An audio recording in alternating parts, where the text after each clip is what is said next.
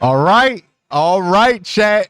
All right, chat. Who said I was late? Because y'all shut up. I'm right on time. Right on time so I don't get the copyright strike for in the air tonight. Yeah. Yeah, G Mitch 23. I see you hating. Already hating. It's game time, baby. Let's go. Hit that like button. Make sure you hit that like button so we get more people in here. 376 people in here. I see no reason why we shouldn't have more than 376 likes in the chat. On time. On time. David Miner with the first super chat of the night says, "You rock." Appreciate you, David.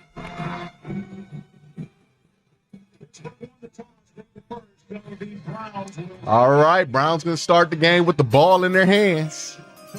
Wait for the kick. With Chris Boswell ready to get rid of it for the Steelers. Glad you're with us tonight.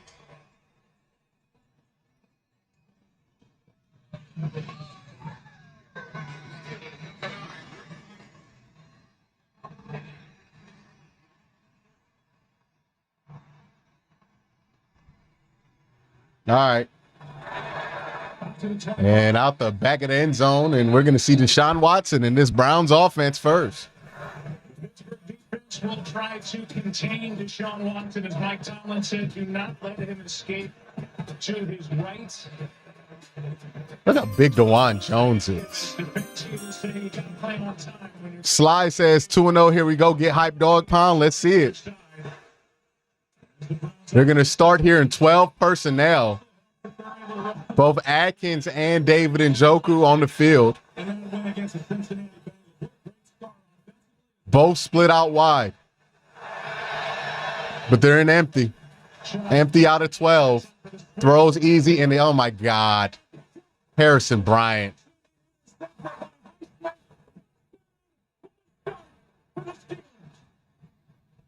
Well, that ball pops out of Harrison Bryant's hands right into somebody who drops it, and it goes right to Alex Highsmith. Are you kidding?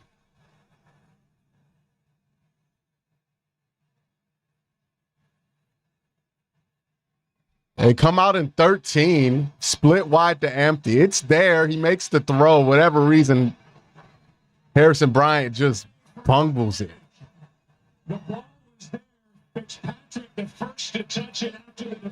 That's not the start you wanted, right? You want to be able to start out ahead, slow him down, but now you just gave him 7 points here. You gotta get some points here on this drive.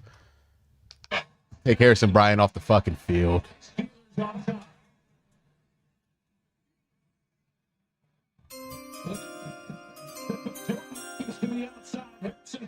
Here we go. Here we go. 25 super chat by It's Austin.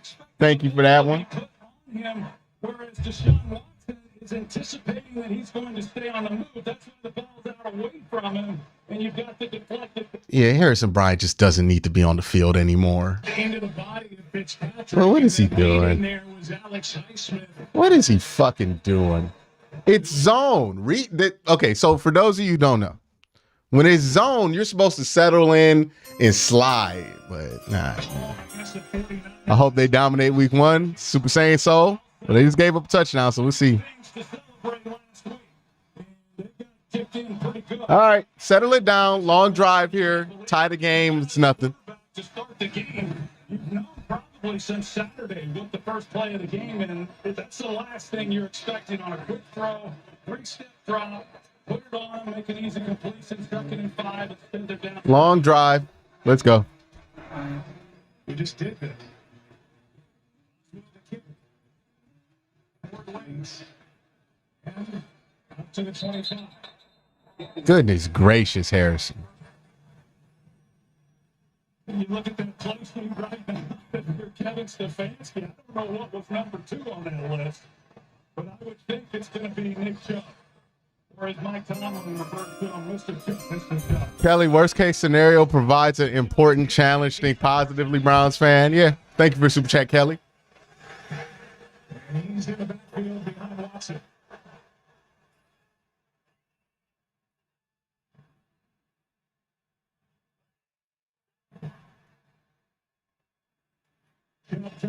There you go.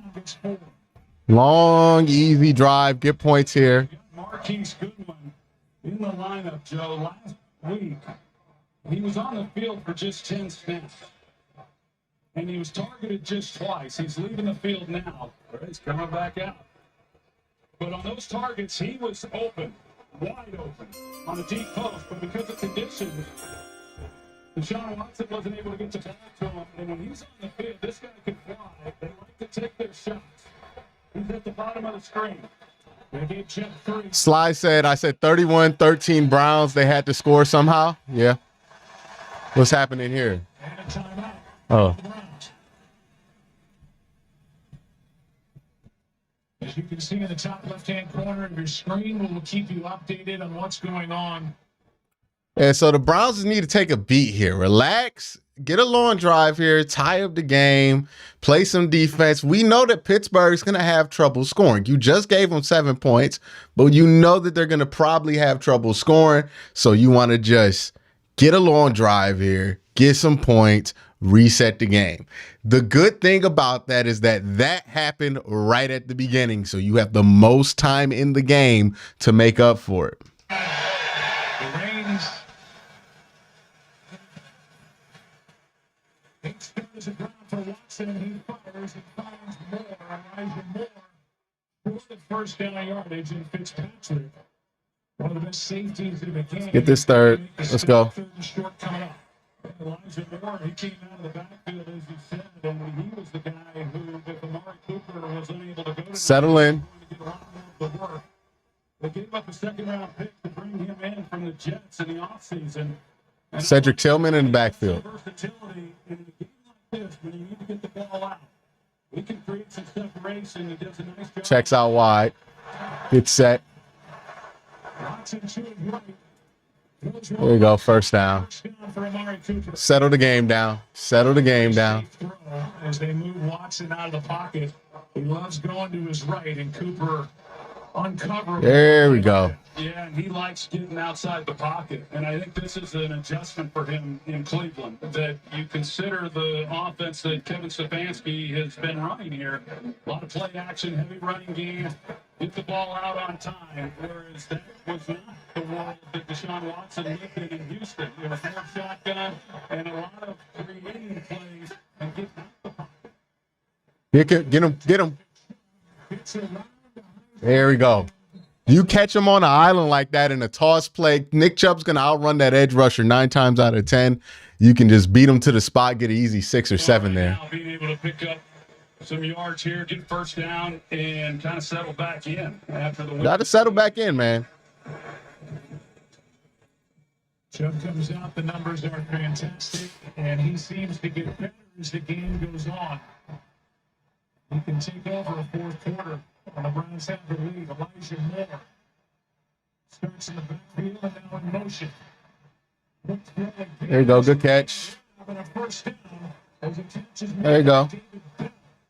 Move the field. Moving the chains. Take what's there. As you see Bell come off the ball, the coverage is pretty soft. And so it's a pretty easy completion. And I mentioned Marquise Goodwin when he was in the game, and some of the things that he's able to do, getting the ball down the field. Part of that, however, to do it, you've got to hang on to the football. And hey, right now, Pittsburgh scored like that on against Kansas City in a playoff game, and it ended up being their only score. So let's not freak out here. There you go. There you go. We're getting our offense in. That's all we want. There we go. There we go. Involved in another tackle and little short. Hey, Browns fans, try not to fold at first opportunity. You know what I mean? Like, that's what I want the goal to be for today. It's Pittsburgh. It's in Pittsburgh. I get it. But we can't just be out here folding the second it gets a little tough.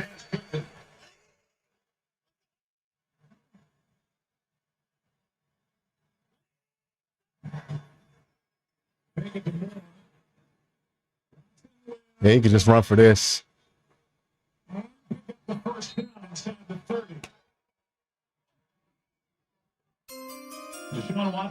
Ray Rag says Bryant made a terrible play, then a great hit on Minka, but Highsmith was right there. Looked like Bryant dogged the route.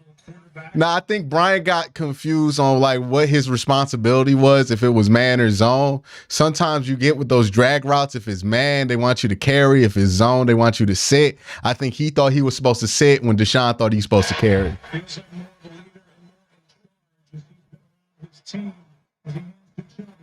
Good run, Chubb.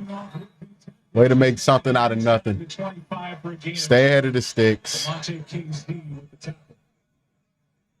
Well, when you look at the Cleveland Browns in this running game, there's really three concepts. And one of the big ones is their little G that they call it. And they'll lead the way here with the all-pro left guard, Patonio. And this offensive way to get out in front, Jed. Powerful and inside between Joel Patonio, Ethan Posick at center, and then Wyatt Teller, the opposite right guard. I mean, they can move some bodies. They take TJ off the field? First down. There you go. This is exactly what's the flag. Please don't be a hold. That's not what we need. Oh, rookie. It's against the rookie DeJuan Jones, the fourth-round pick from Ohio State. He is massive, 6'8", 374 pounds, a former high school basketball star. And he'll have his hands full tonight, no doubt. Yes, he will. And on this play, I mean, he's got good position, good leverage. Once they try to run around him, he's out of the play. And you don't then have to grab. That's just good momentum there. All right, 2nd and 17 here. Let's get a chunk. Hey, they're blitzing. They're blitzing. 9 seconds, though. Get set. Get set. All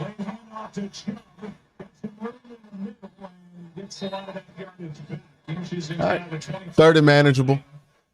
To make it a more manageable 3rd down for Cleveland. Still trying to rebound from that pick 6 he was throwing, or first play from scrimmage on the deflection.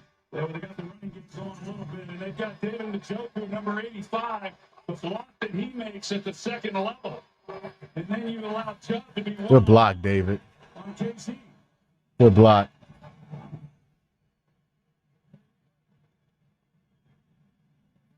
They're not sending that. They're not dumb enough.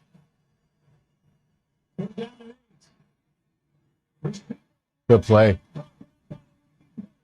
That's a good play by them. They kicked the field goal. Take the points.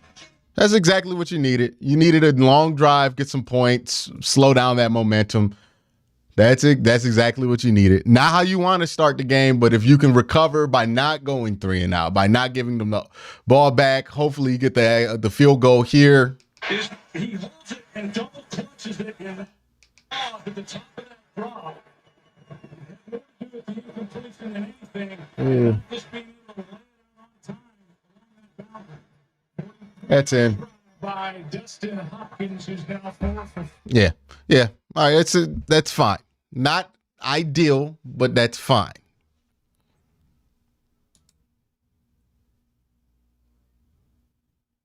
He double clutched it, and you know how they're gonna be with this whole Deshaun thing.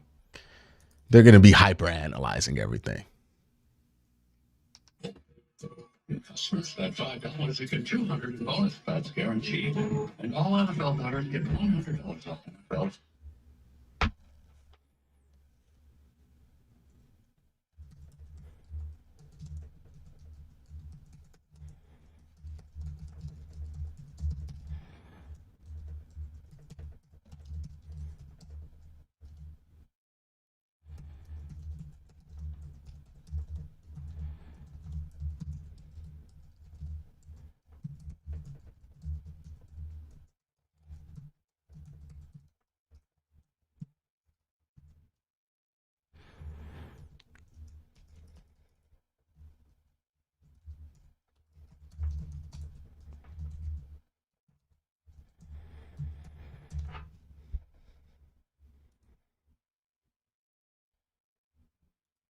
This is what they needed, though. They needed to get those 3.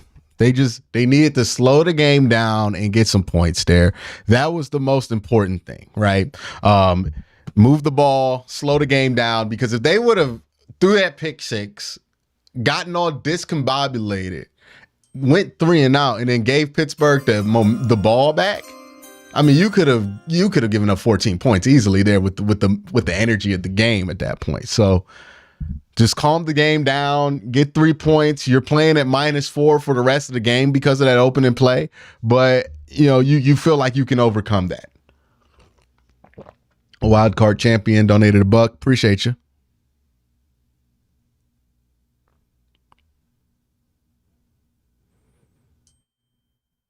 That's it. It's not the end of the world. It's not good, obviously. It's not the end of the world, though. Defense comes out here, gets a 3 and out, and all of a sudden we got the ball in our hands with the chance to go up by 3. So no need to panic. No Cam looked like a problem for the run defense on that drive. Giant holes everywhere. Yeah, they were able to move the ball. Scott, thanks. It's the home debut for Bryce Young. Low-scoring game, 6-3 ball game. Meanwhile, you see that note. First interception return for a touchdown at first play of the game since 2018. And Sam Darnold's debut week 1 against the Lions on Monday Night Football. You're welcome, Sam. You have to watch it like Al, thanks. Appreciate it. He caught it. How they're going to rule this. This was a catch, and they're going to say that Oshetsky was still in bounds. Why did he catch it? When he caught that. Why did he even try to catch it? Wow, why did he catch that? Why would you even try to? On the boundary, the ball's on the 40. Yeah, he got his feet in. Why the fuck did he do that?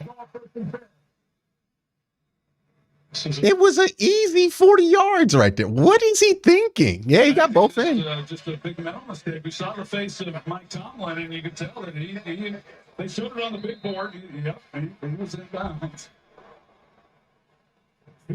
But 2 big mental errors by both teams. Obviously, one cost 7. 11 here, coordinating special teams. Mike Tomlin. First safe throw, Allen Robinson makes the catch as he goes down with a gain of 8. Kenny Pickett finished the year last year. Let's start week 1. See if he can hit the reset button. No doubt. And so you come into this game and you say, okay, how exactly is Matt Canada going to do it? Is he going to try to get Kenny Pickett going a little bit early, or is he going to try to get the running game going? And what might this look like first play for them? Move the pocket a little bit, give him an easy completion. Good play. The target and Denzel Ward about as good as he gets at corner. Two-time Pro Bowler knocked it away. So all right, 3rd and 3. Well, right idea. I think it's a pretty good release. And then Denzel Ward couldn't tell. Great recovery. The ball was maybe a little bit behind because he's got a step. And if he leads him, that's the chance to catch and run. And if you're off the mark with Denzel Ward, when they play man coverage, they were good last year. They played a lot of man last week. And they're really good matching up. Pick it! There we go! Whoa, Grant Delpit! All right, we're back in business. We got the ball on the 20, and all of a sudden, that opening interception matters less. Panic less, Browns fans. Panic less. Let's make that our New Year's resolution in September. Panic just a little less. Bam. There it is. Grant Delpit out here playing as the 3rd linebacker in that slot and just poof, poof, poof, crashes beautifully. David Miner says, pay Grant Delpit. Yes, sir. Yes, sir. That's what plagued Kenny Pickett last week. It's where he has struggled, is from the pocket, really being able to see what the coverage is doing. They confirm that Delpit did consider that ball going. Nah. Yeah, just take the sack. That's fine. Pittsburgh, a loss of 6. We're at the 26 still. We're fine. Well, they're trying to. Yeah, pressure up the middle here. And Teller got beat. Hey, man, DeJuan's winning his battle up there with TJ. That's a nice job. By Ogunjobi getting up the field after that change of possession and make it a play. Johnson setting up the screen. Guys for the check. All right, 3rd and 16. Fitzpatrick was the first. Let's go end zone or go home here. And a game of just one. This defense, after getting taken behind the woodshed last week, they've been reading about that. They've been asking questions about it all week long. Coming back, playing at home again tonight, and They're aggressive here. who they are. 3rd down and 16. Nah, they're going to play quarters.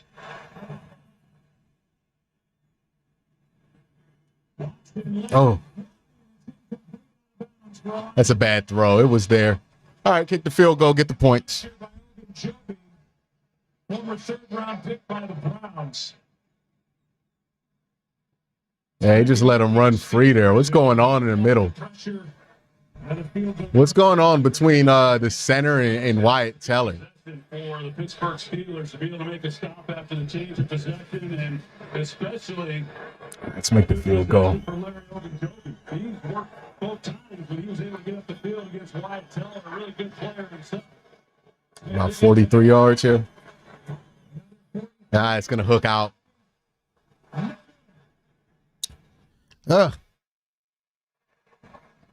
It's a rough fourth quarter. It's a rough first quarter here.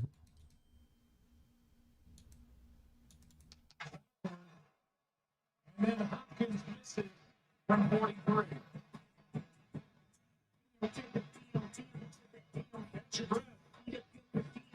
Still 7-3.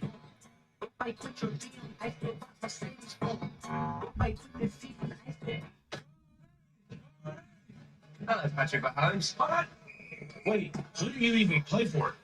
Yeah. Would like to get points there. They missed the field goal. Oh my gosh, you guys are already crying and panicking. Guys, it's the first fucking quarter. Let's relax. Hey, take a deep breath with me. Breathe in, breathe out. We got 3 quarters of football left. The Browns are only down 4 points. They can win this game. They're the better team. Relax. They can win this game. Game's got to settle in. It's been a chaotic first quarter. But guess what? It's only the first quarter. There's only 3 and 7 points on the board. And what? Pittsburgh's only getting the ball after a missed field goal attempt at the 35 or something like that. Let me shut this group text down because I am getting too many notifications.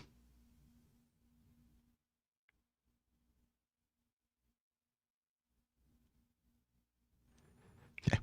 But yeah, let's take a deep breath. Let's relax. It's only 7-3. I know Pittsburgh. First quarter. Let the game settle in. We'll see what's going on in the second quarter. We'll see what's going on with the rest of this game. Right now, it's a chaotic first quarter. You just want to get out of it without it being a big deal.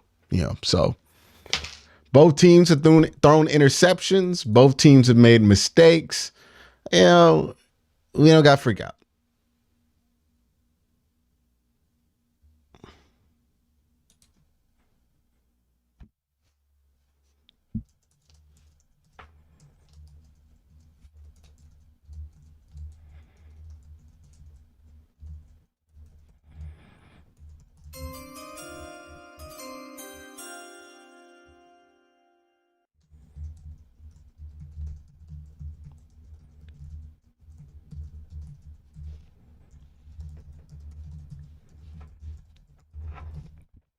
KD says, fans, calm down. No, we're freaking out. Like, we can't make mistakes versus this team like they have Pat Mahomes.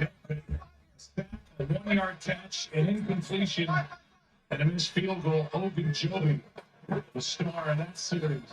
Good run stop. There we go. Just tuned in how the offense looking. They had a good first drive. The second drive, they got it on a short field. Didn't really move the ball. So only 2 possessions. Way to get them behind. Well, they are.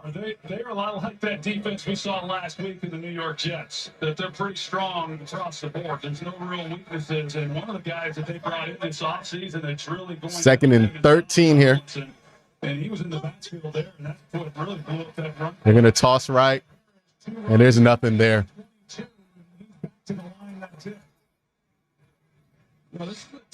You're not going to beat the Browns to any edges. You're just not.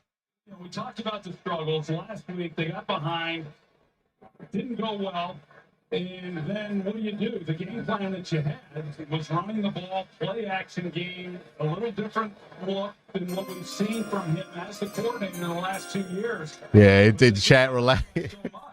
It's all right. They're not able to run that. Third and 13 here. They're pretty much faced with the same thing tonight against a really good defense. Ah, shit. They're going to shut this play down before it starts. There's movement at the line. Are they calling it on the offense? And Garrett for Cleveland and somebody. False start. False start. Right tackle. There you go. Aggie Fury, we're all amped up. Yeah, there's a lot of excess energy in chat right now. There really is. And we're letting it all spill out at any moment. Don't need that energy, y'all. It's only 8 o'clock. This game's going to last till like 11:30. What you're saying then is that Darius Smith did not get into the neutral zone, but you could see when Wild 4-4 was moving when he did. Absolutely. That's short. Into the caution 40 with a gain of 16. But short of first down yardage, and the punt team will come on for the Steelers as Ward and Delpit combined on the stops. And this defense under Jim Schwartz, a little different look than what we've seen from them in prior years. And he is doing things a little differently than he did the last time he was defensive coordinator with Philadelphia. Of course, they had the big defensive front in Philadelphia, but they were only a 4-man rush. Didn't see a lot of blitzing. They came after Cincinnati last week. Decent run here by Tarkin. Lucas Jones lets it go over his head, and that will check out inside. Hey, they touched it. Nice work by Presley Harbin, a 55-yard punt. ESPN's Monday Night Football, brought to you by Progressive Insurance. All right. Getting the ball at the 4. Probably going to run Chubb. If we can get a first down here with Chubb, we could reset this drive and get going. All right. Preston Hunter says, honestly, if we're able to win tonight, that goes to speak to how much team culture has changed. The old Browns team would have folded. The old Browns teams would fold not because the culture was bad, but because the teams couldn't overcome anything bad happening. That's what we need to take away from it. Good football teams have bad shit happen to them all the time, man. All the time. And what makes them good teams is that they're not defined by the bad things that happen to them. If you're a good football team, something unfortunate can happen on the first play of the game and you will be fine because you're calm, cool, collected, and you know you can execute at a high level. That's all I'm saying. Moose Gentry with the $20 super chat says, go Browns, my dude, QSPN. Appreciate you. But that's why the old Browns teams would have folded, because those teams sucked. They needed every advantage, everything to swing their way in order to have a minuscule lead. But think about all the teams that those Browns teams played in the past where everything went the Browns' way and they still lost because they were sorry at the end of the day. We're not in that position tonight. So let's relax. Ben Thompson says, I'll tell you what, this defense looks damn good. Yeah. So that's all I'm saying.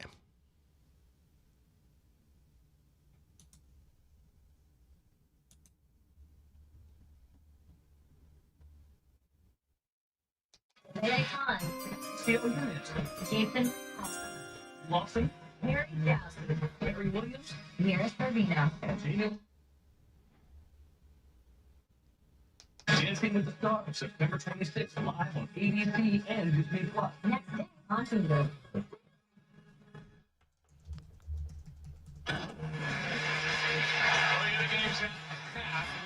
Bit of recap.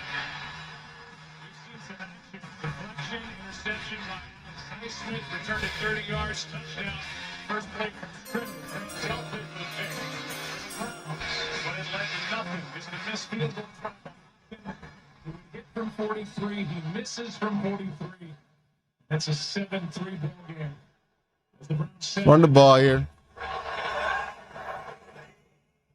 They rely on Chubb a little bit more here. On this possession, they hand to him. Runs into his guard. Good run. Play right into the back of Antonio. And they got 7. Well, that's a great job by the offensive line. Everyone's anticipating running to be able to get the ball off the 5-yard line like that because we talked about coming in. DeJuan Jones making his first NFL start. You're on the road and you're going up against T.J. Watt. He lines up to the offense. Nick Rose says, RQ, I take my volume now. It's something, dog. Y'all are amped up a little bit, too. This is not a playoff game. We're a little too amped right now.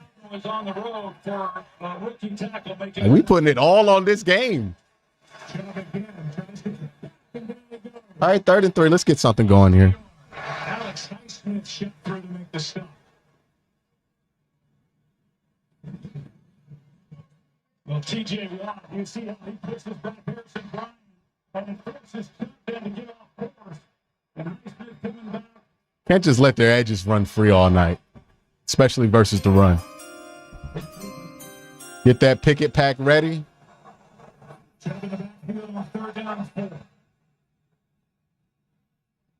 We're not sending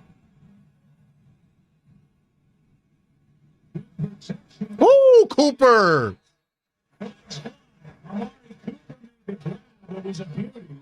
Working against the 33-year-old corner Patrick Peterson.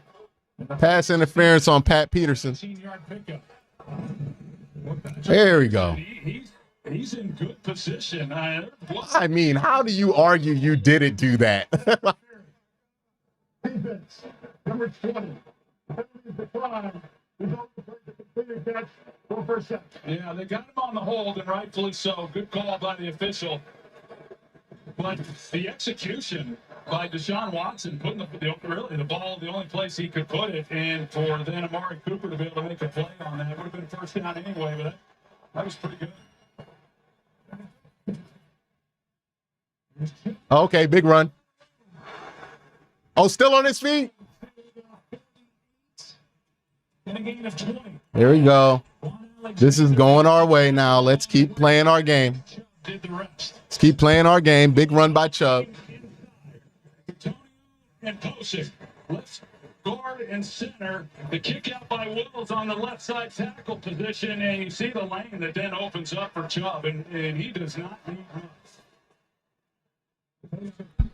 There you go. They're settling the game down. Between his guards, he really does. He's one of the more athletic guys. They pulled him a lot as well. Oh, Chubb, baby. Chubb. He just ran through T.J. Watt. He just ran through T.J. Watt. Why not? I'm going to start calling him Mr. Chubb, too, just like Mike Tomlin. Highest yards per rush in the Super Bowl era. He is number 3 on the list. Bo Jackson, Jamal Charles, and there's Chubb. Mighty Mulatto says there's not a little bit of a hold. That was mugging. Yeah, I mean, the whole technique there was hold him. Like, that was the defensive technique that he played, was hold him. Second and 1. Ford gets it. And he drives the pile forward. Back to They're going to give him forward progress? Nope. 3rd and 1 coming. Just sneak it. The Browns, by the way, in case you're wondering what the uniforms are all about, throwback uniforms to the 1946 kit. Born in the All-American Football Conference, Paul Brown's first team, coached in that conference for 4 years and lost a total of 4 games. Went to the NFL in 1950, won 7 titles over 10 years. That stretch, he got to the finals. Whole 10 seasons. Third down in the yard. Got it.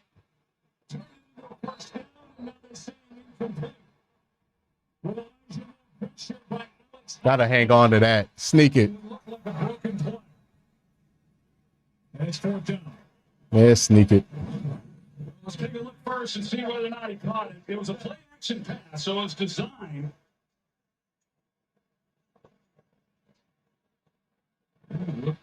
No, the ball's out. Yep, ball comes out. Does he make a football move? Here on 4th down. So I like the idea. I was just going to say. Yeah, that's a good play. They're going for it on 4th. But 3rd down, you think, rather than play it to the flat, you'd maybe take a shot down the field. But knowing that we're going to come back on 4th down, here it is. Good way to get that because it wasn't there. Oh, it was not there. Good adjustment by Watson. He's playing, knocking it out. And Deshaun Watson picks up the first down, and that should end the quarter number 1. It's just 10 points on the board, but man. All right.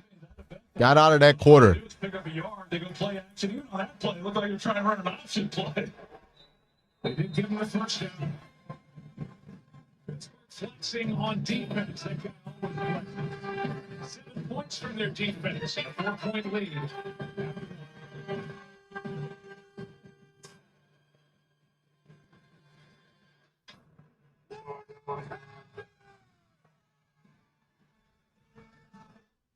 A touchdown here on this drive will be huge. If you can get a touchdown on this drive, I think that will really change the energy of the game. Right now, Pittsburgh's getting a lot of energy energy plays. You know what I mean? Like their breakups are even energy ones where we're getting there. They're just making the hustle play. That stuff tends to die down once you start to get more points on the board, right?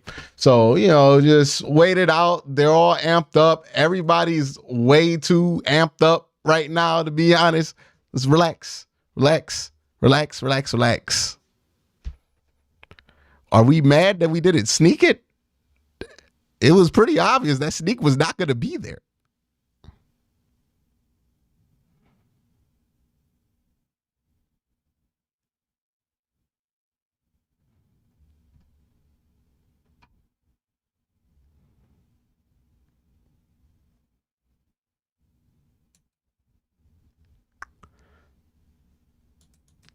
Let's settle in here.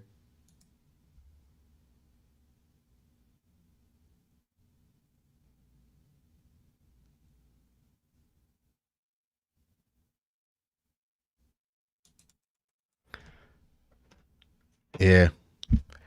Y'all weren't this amped in 2020 during the playoffs, during the pandemic. Why are y'all this amped? Like, I was excited for the game, Monday Night Football and everything, but we acting like this is when are you in right now? Like, this is a important game for sure, but the season is not on the line. We do not have to be at this level of anxiety right now. We can calm it down just a little bit, man. Like, just a little bit.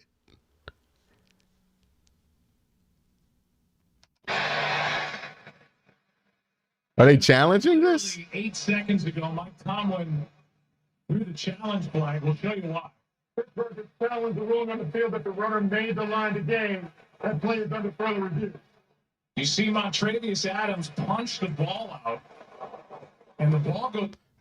Deshaun Watson ends up on the ball, but the question is, by the time he corrals it, is it still enough for a first down? That ball goes all the way back about half a yard, and they didn't get it by much. The line to gain is, just outside the 42. It's there. Not panicking, but get Harrison Bryant off this team. I'm tired of seeing him. Much closer because of Adams punching it out of the right arm of Deshaun Watson. Just trying to take a look and see if you can tell where the ball is then when it's recovered. I don't know how they overturn this. It recovers, but the question is, and why Tomlin's challenging is it then a first down?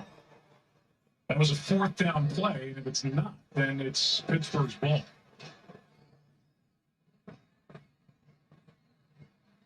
Ron Torbert will go over to the sideline, talk to New York, and they will have to try and piece things together here. Yeah, I have no idea what they're going to do with that. That could go either way.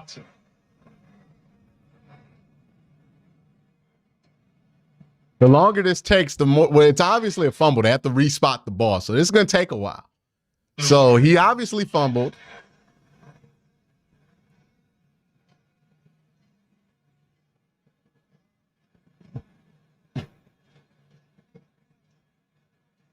Well, where do you spot it? He's working both games for us. John, that ball gets punched out. And then I guess the question becomes, you see it go back there inside the yellow line where it is when Watson gets back on it. Yeah, I think as a referee, you take a look at this. There's not forward progress. The ball gets punched out. You can see that he Yeah, I just don't know if they can get a definitive spot. Move the ball back, and if they need to, take a measurement. Can they get a spot? Obviously, as we have said, since those first down lines popped up on television screens during football games, that's an unofficial look. Now you look and you say, go back and measure, John. They've already moved the sticks. They've already moved the chains on the sidelines. Yeah, but there's several clips on that chain crew that they can go back and put the chains where they need to put them to take a measurement if they choose to do that after moving the ball maybe a half a yard back. You see Ogunjobi with the ball, but I think the question is more Watson was on it when it came down. He was cradling it, but the ball went backward.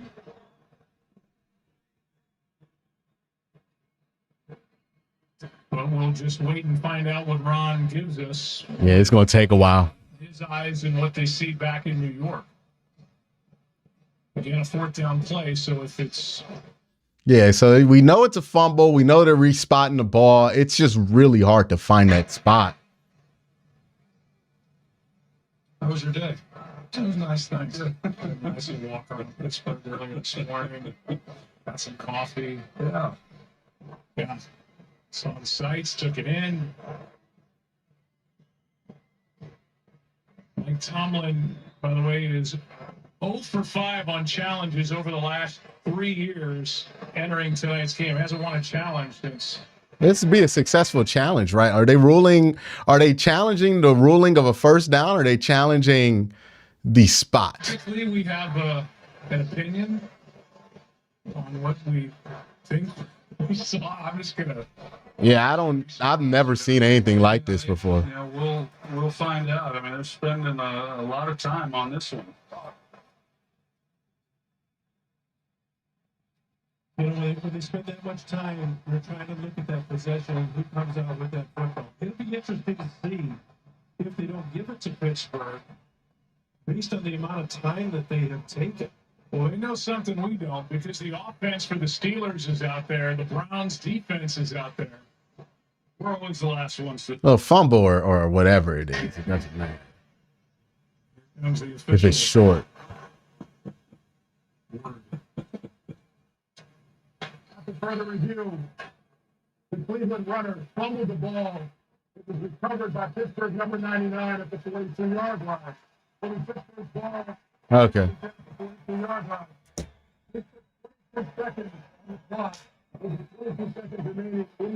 Oh, we got to do another quarter break? That's the worst part of that whole challenge. We got to do another quarter break now?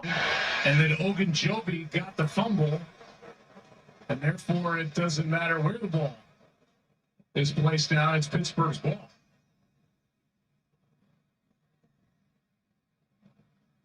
And they're going to put 22 seconds. Hopefully we don't got to do another quarter break. We're going back in time. We're now back in the first quarter. So it's under his gun. And magically, Larry Ogunjobi, who's already had a great start to this game, comes up with the ball. And it's a takeaway by the Steelers defense. Well, the start that Larry Ogunjobi has had here in this first quarter, he ought to keep that one as a game ball. Let's give it to himself. Exactly, I would. I guess the ball went through the legs of Deshaun Watson, and that's how Ogunjobi took it away. Okay. Back to the first quarter we go, and 22 seconds left, and the ball to Pittsburgh 42, and a false start by Okorafor.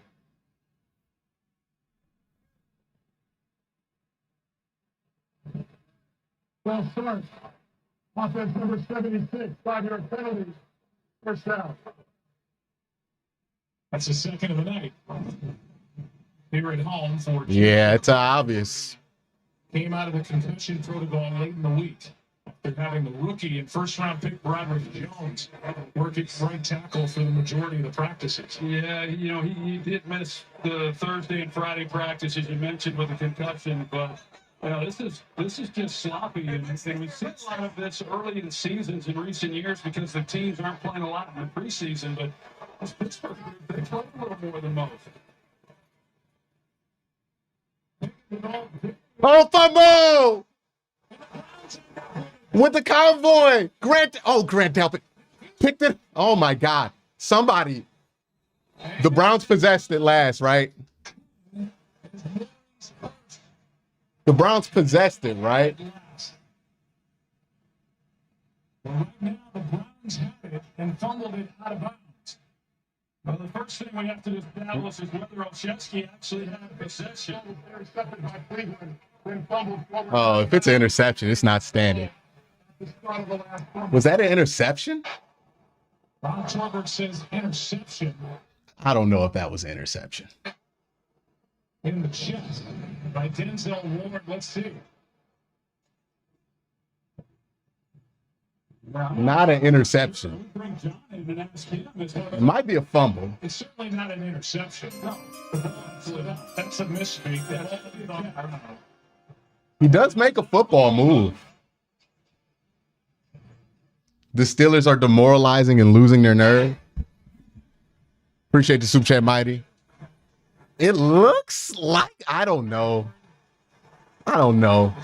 It's definitely not an interception. It might just be an incomplete pass. They'll review it, of course, change of possession. They'll be looking at it upstairs. They're reviewing. They have to look at it. And it would be catch and fumble. Recovered by Delpit, who then later fumbled it out of bounds. And they're marking it at the 23. And there have been 4 turnovers in this quarter and a missed field goal. In one of the crazier quarters we've seen in a long time. But they, at least right now, are showing no indication of giving that any further look with regard to the catch.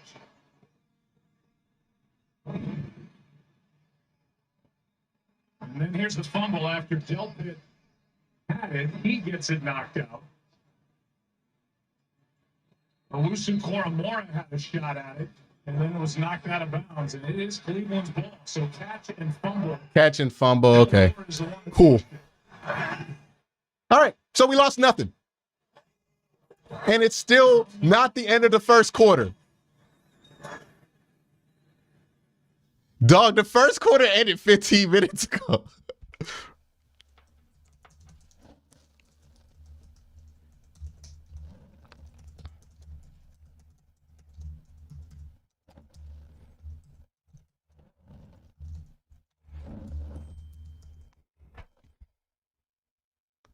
All right, this is a weird game for both teams.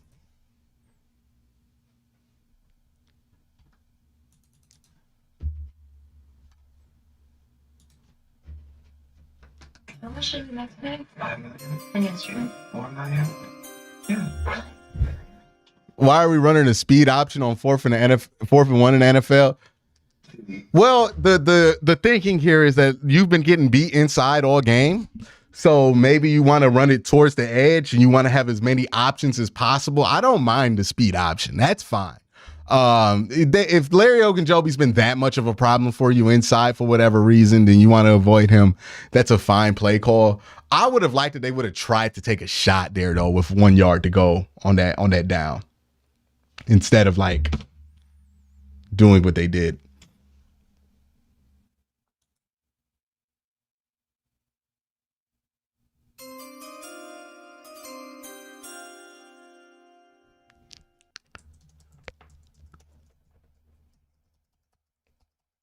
You think we don't have these players last year? You think we didn't have these players last year?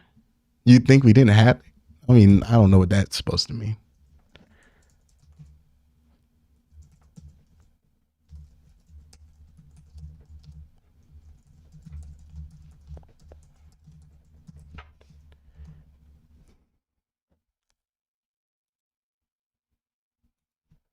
That was a hilarious quarter of football. So like, well, what happened?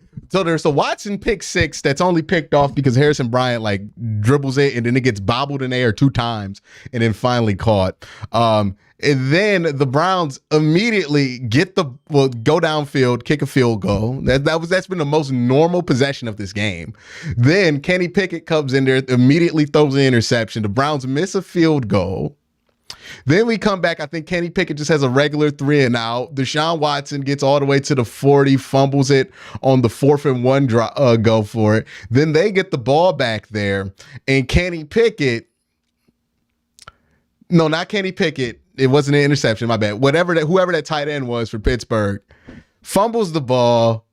The Browns pick it up and then fumble it again, but we had possession. So. What a wacky. It's down for the Browns, down 7-3. There you go. So much for the back groin, a gain of 11. And he sets up 1st and goal at the 8. Well, we know coming in, Amari Cooper, he's dealing with that groin injury that he had late in the week, and he's coming off the ball. He looks fine. I mean, he's a tough guy. He's played through a lot, hasn't missed much time, but he was questionable coming in. And I know that Deshaun Watson was happy to have him in the Strangest first quarter I've seen in a long time. Yeah. wide receiver. He's done some good things here in this game. He's trying to pick Ooh. the 5 and does. Oh, he got hit in his knee at an odd angle there. But he was down. Minka Fitzpatrick He's hurt. with a gain of 5. And It looked like when he went over somebody hit him in the side of his knee. I think the same thing happened to Saquon. Minka Fitzpatrick. And Minka's down. Having a capable defense is crazy. It's been so long. I don't even know if this has anything to do with the defense being good or just craziness. But yes, in general, I agree with that statement. That the replay of Nick Chubb getting injured is to be seen. Yeah, we're not going to show it. It's He's out for the year. as bad as you can imagine. They just showed it on the big screen here in Pittsburgh, and the crowd. All right, now this is not good. Nick Chubb is in. I was saying the way that Delpit and Denzel are playing this year, you'd think they were new players on the team. Yeah, they're utilized a lot better. I mean, this Nick Chubb thing looks serious. Yeah, it looks serious. I saw the hyperextension from the broadcast angle, and when the hyperextension is one thing, but when you see somebody forcibly contact on the side of the knee during a hyperextension, that usually is an ACL tear at the very least. I mean, he's lucky if it's just an ACL tear, but it looks bad. They're not showing it on TV. It looks bad.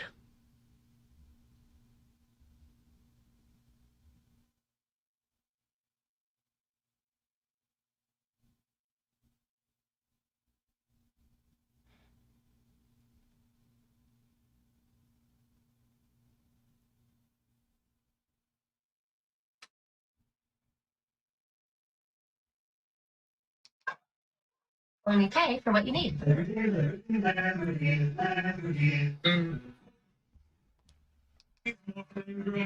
We'll see what happens. I'm hearing the cart's out. Yeah, the cart's out.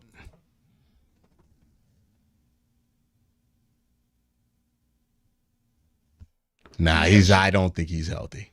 I don't think he's walking out of that one clean. Yeah, I didn't see the close up, and I don't want to, but you could tell by the way it looked from the broadcast angle that was not good.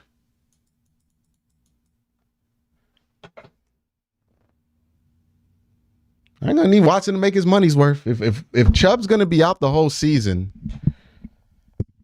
you're gonna need Watson to be that guy.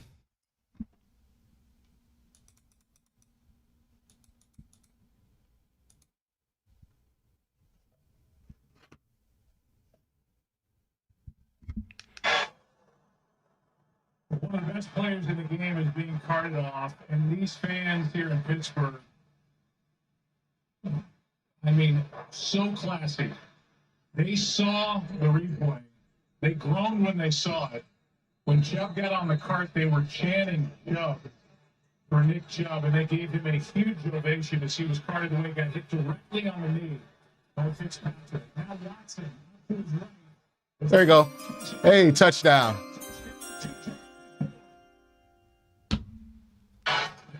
To Nick Chubb, I hope you can get better for next season. Yeah, I mean, sometimes it looks that bad and it can be like a major strain. But yeah, let's set our expectations for he's out for a year, and then if it's not that bad, then it's not. But hey, gonna need guys to step up. Scramble out to his right, buy some time, and Jerome Ford, who comes into the lineup with Chubb out, he sees his quarterbacks. Went low straight. I don't know if it was a dirty hit. I think we use that. I think we use the term dirty hit too often in football. Like, it's just a dirty sport, man. Like, yeah, he made that. Shut that play down. Offside call. Patrick Peterson came across. The kick was good. See if they shut it down or if that holds. And if it holds, they may try for two. Offside. Defense, number 20.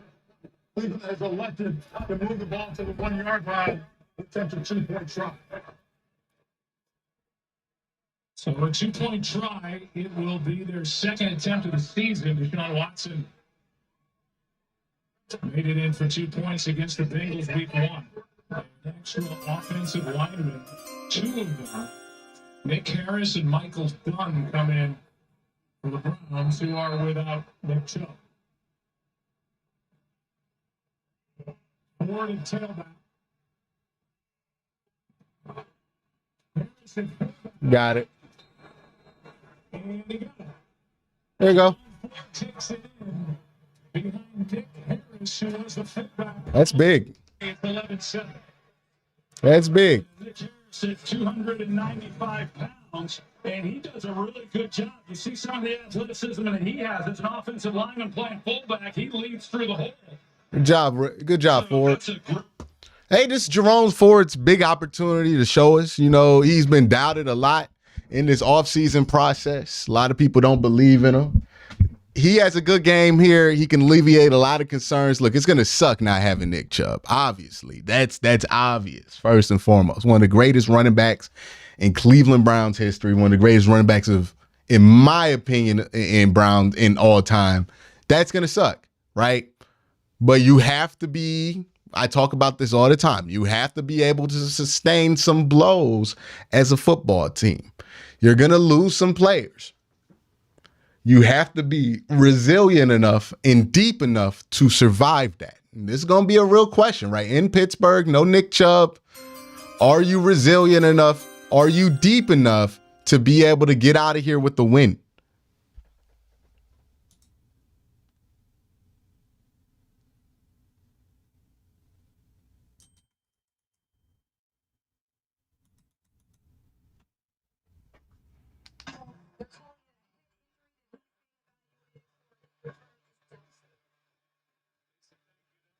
From Denzel Ward that forced the turnover and ended up. Yeah, it's probably season ending.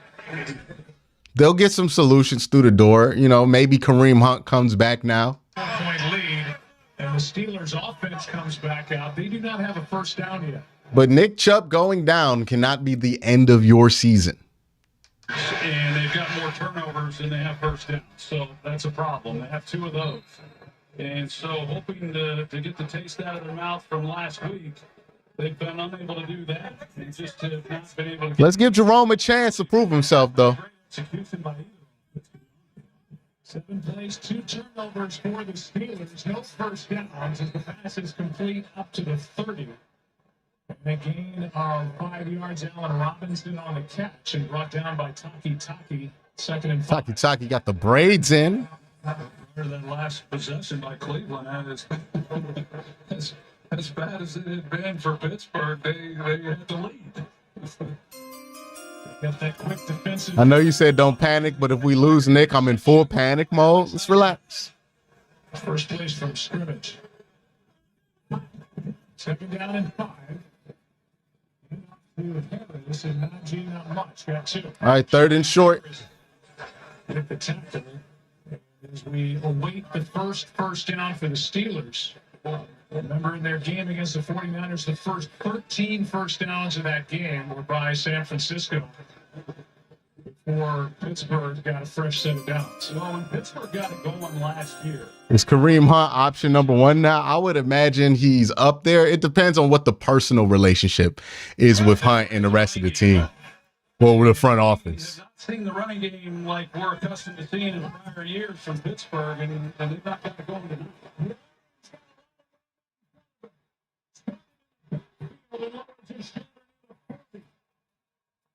Stop him here.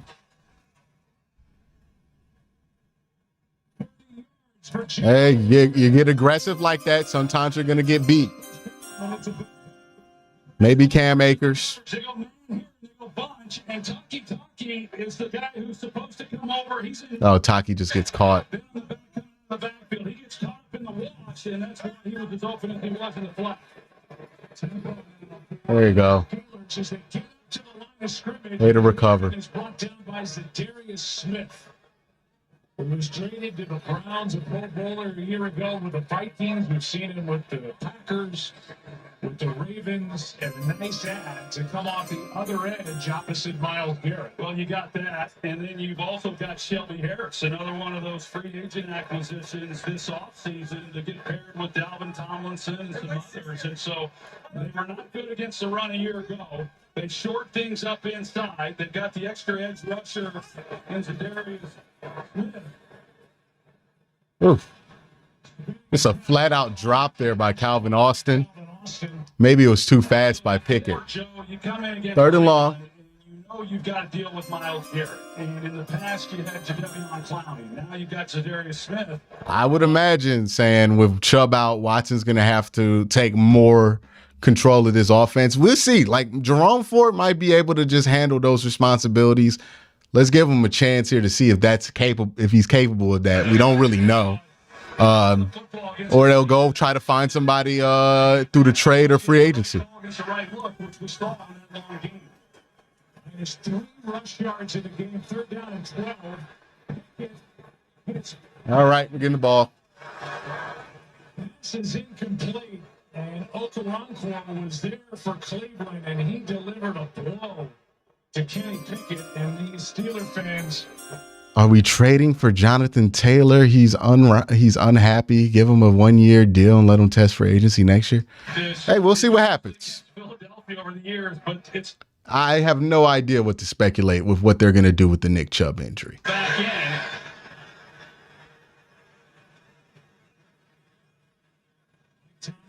Passes on a 58-yard field goal attempt. Yep. And Harvin punts it down inside the 10 to 9.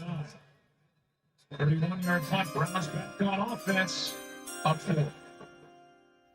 Stay up to date? Just tell Siri. Show me football scores.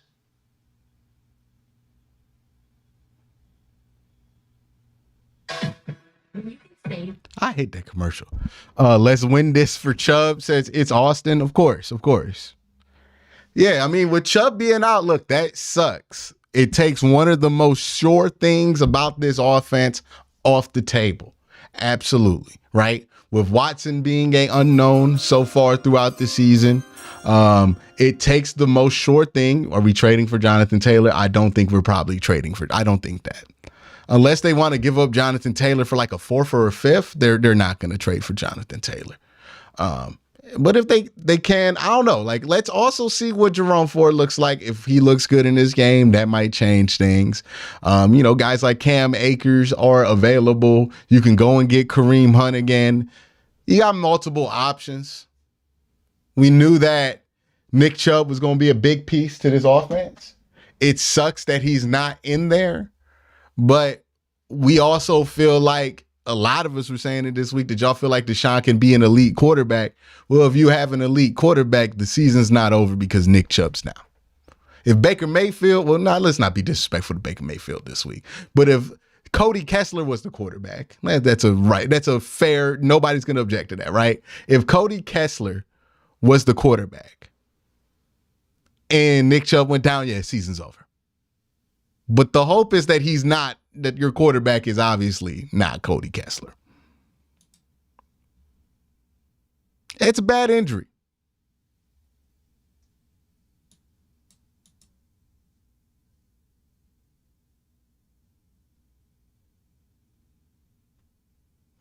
Well, okay, y'all talking about Nick Chubb like he's a dog about to get put down. He's not dying, y'all. Somebody just said, we need to get drugs. We need to make sure he's drugged so he's happy. Like, can we not, dog? What are you talking about? Like, Nick Chubb's not dead. He's just hurt. It's okay, y'all.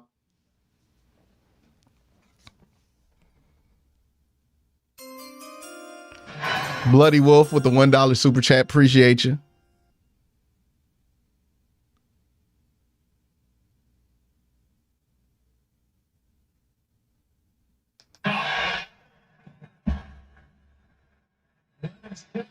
Goodness gracious. Harrison Bryant, get off the field.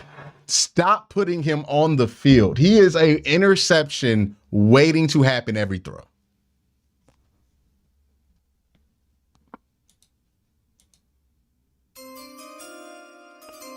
What's new, a dirty play? I don't know if it was, I didn't get to see the replay, so I don't know if it's dirty. By Minka Fitzpatrick. Planted that leg right into the knee, and his knee just completely collapsed. Had to get carted off for the rest of the night. Who knows how long? 2nd and 10. Face mask. Face mask. And a flag back inside the 5.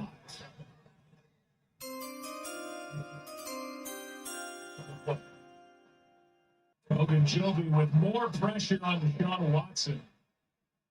Here's a call. Holding.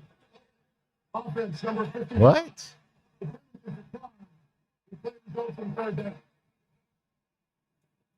We wipe away the hold against Ethan Posick. Moving on along, coming up. You're going to see right here in the middle, Ethan Posick, the center, that he gets beat. And he gets called then for the hold. That's the initial pressure, just right up the gut. And then Leal comes off of his man and it gets. That's a face mask. Then up to Deshaun Watson. This defense is special, though. It's like this now. Hold on.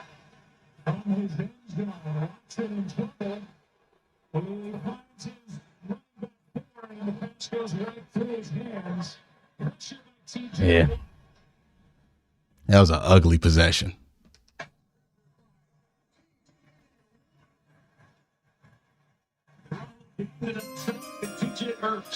TJ Watt comes inside.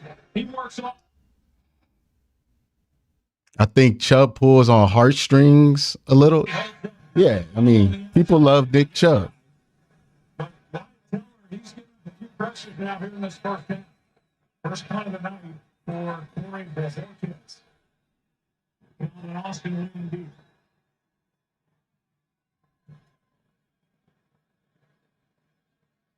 Got a short punt.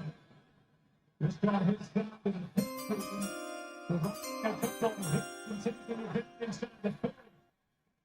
Can't have that. The boys suck so much we have to score for them. Oh, the Pittsburgh.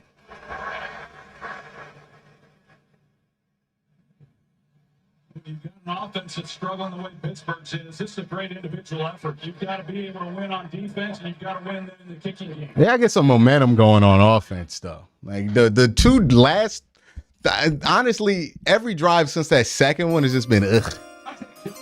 Their number one receiver's not up. He's on IR. Can we please stop playing around with the Steelers? They're not good. Yeah. Here's Harris trying to bounce it. It's around Newsom. Good technique by Newsom to string that out as long as possible. Their best starting field position of the night, a gain of 5. Well, that's a good start. And where I was going is they have no Deontay Johnson. He's invaluable. Get this split screen off the when thing. You need to get the ball out quick and a guy who can get open for you. But George Pickens is now the best guy for Kenny. Is it possible it's not that bad? It just looks bad? Nah, I'm not going to fool you with false hope. He screamed after it happened. We don't ever see Nick Chubb scream. We don't ever see Nick Chubb scream. So I think it's bad. There's no doubt that it's bad. So far for Pickens, 1 target, no catches. Well, this is one that you come out and you throw him the football. He's got an off corner. He's 1-on-1. Jordan Atkins supposed to be and hopefully catches it. third on the depth chart. He makes a big game, but I don't know. I think they thought that they can get Pittsburgh in a lot of base looks and spread them out here with that 3 tight end look. It's not happening.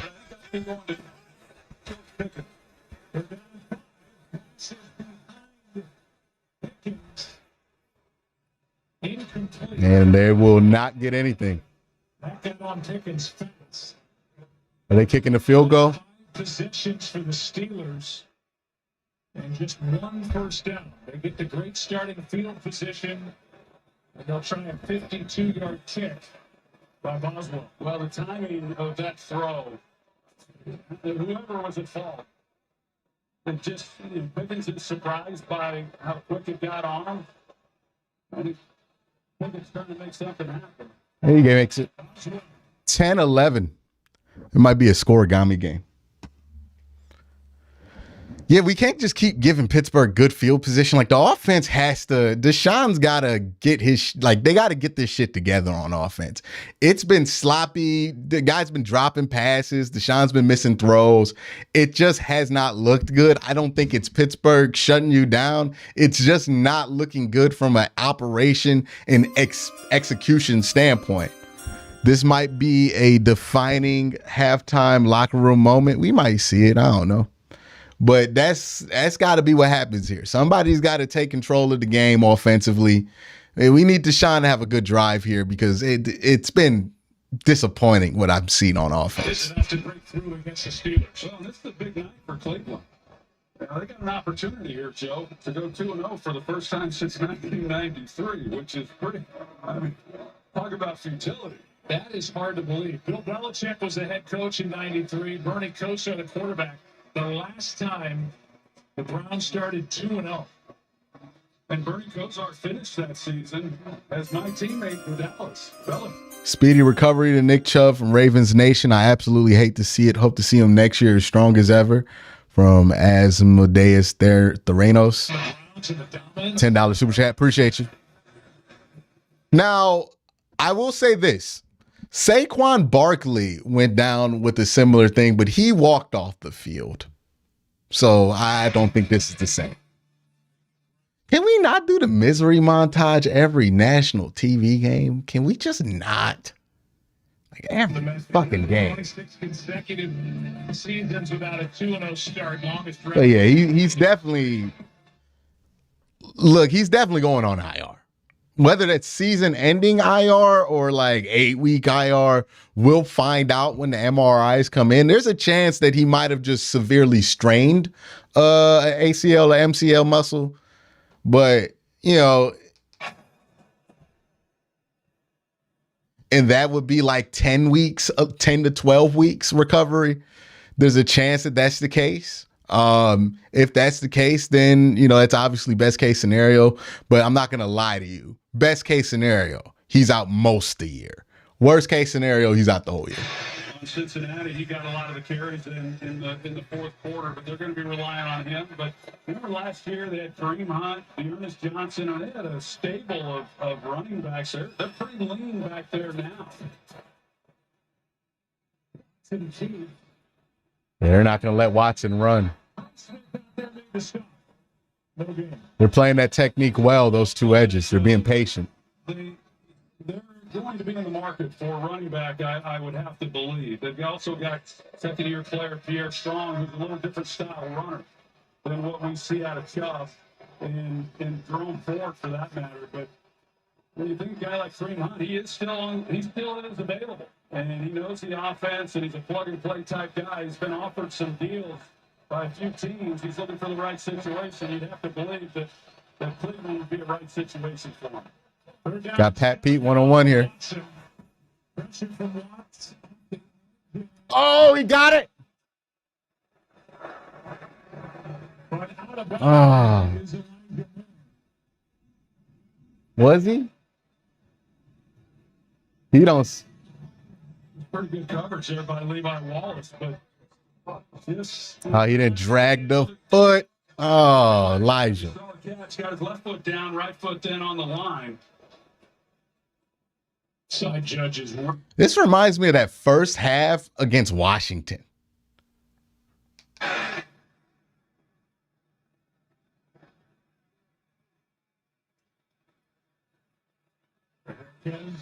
Second punt.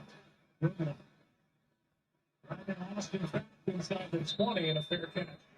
In the 1855-yard punt. On the AFC North. Browns on top of the line.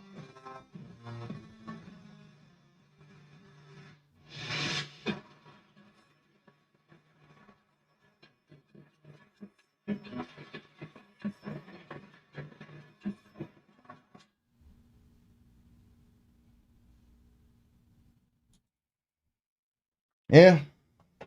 We'll see what they do to replace Chubb. Obviously, losing Chubb's going to take a lot of energy out. They need to. It seems like the offense is bummed out too that Nick Chubb's hurt. But like at some point, we got to play the fucking game. Like, you know what I mean? I get it. We'll have time to be sad about it tomorrow. But they need to play a game right now. And they're down. What? It's 11-10. The offense has been. Ugh. It's been ugh. Yeah.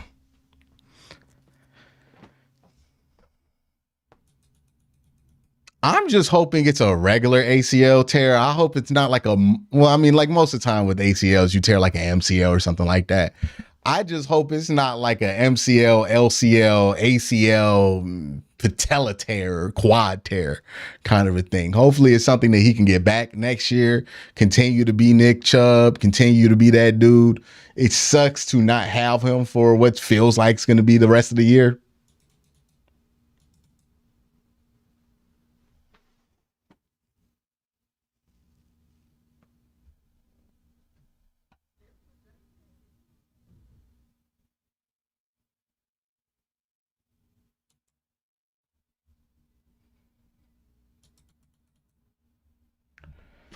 Yeah, the executions is outside of the Nick Chubb injury, outside of the obvious.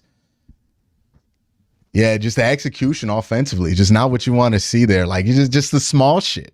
Honestly, that's what's frustrating about this first half of football for the Cleveland Browns is that, you know, Elijah Moore catches the ball right there, good thrown ball, but for whatever reason, doesn't have the presence of mind to keep his foot in bounds. You know, it would have took like a toe tap. Not saying it's easy, but we're expecting him to make plays like that. So is Deshaun. So, you know, it's small stuff like that. Punt return. We let them get plus 15, 20 yards on a punt return. That puts them in field goal range. All of Pittsburgh's points to this point have been without the aid of their offense. Special teams in the Browns offense has given them 10 points. From the 18. Can't find anywhere to go and has to fight to get back to the line of scrimmage. Garrett in there. There's not a lot for that guy, Jim Schwartz. Well, Jim Schwartz is doing a great job with this defense. And you look at this, they've got 10 guys within 5 yards of the ball. And you look at how much improved this team. It's early. I understand that. But that was good offense they faced last week in Cincinnati. I know conditions were not conducive to throwing the football. But when you talk to defensive players, they talk about Jim Schwartz and what he has brought to that room. And it's a swagger. And you can see it on the field in the way in which they play. Oh, drops it. 3rd and long here. And here's some of that swagger. He wants his defensive players to celebrate after plays for 4 plays. In fact, the players reported today saying on film, if he doesn't see you celebrate after making a big play, He calls it a loaf. I love it. And it's, it looks a lot like what we're seeing in Boulder, Colorado from Deion Sanders as well. There's an energy about this group, and they're having fun playing. Someone said he tore his MCL.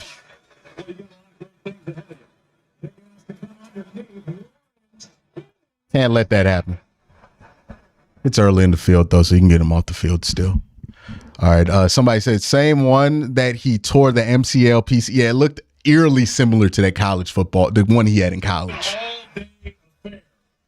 And if that's the same leg, it's not great. And Kenny Pickett, he's able to get outside the pocket and get the ball to Jalen Warren. And when you're trying to complete a pass, everything is an absolute challenge for Kenny Pickett tonight. And I've been there when you're getting harassed in the pocket and you're just trying to find somewhere to throw the football, and to have a guy like Warren make a play for you to move the chains, that's huge. Wide there.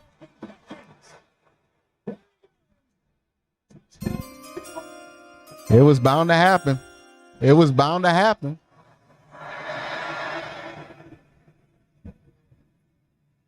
Appreciate the super chat, Mighty.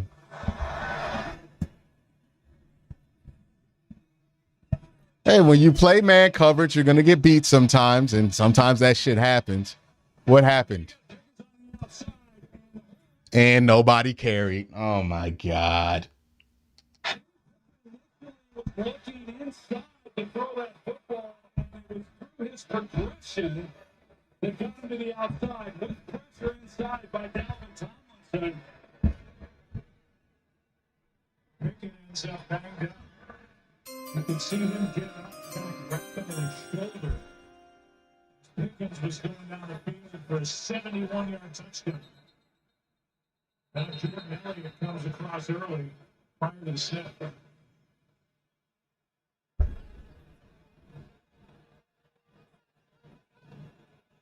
They cursed us to comparing him to Bo Jackson. This the other one. Now the Steelers are going to go for 2.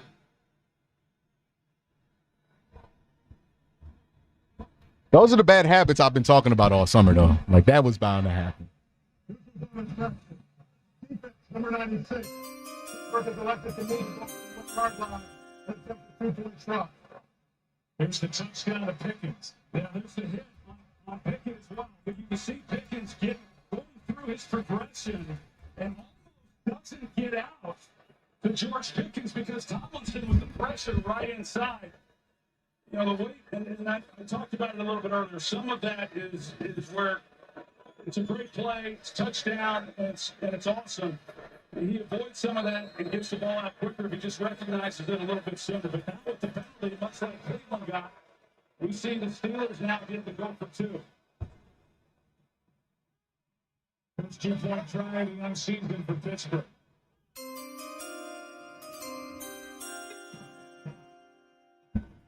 Nope.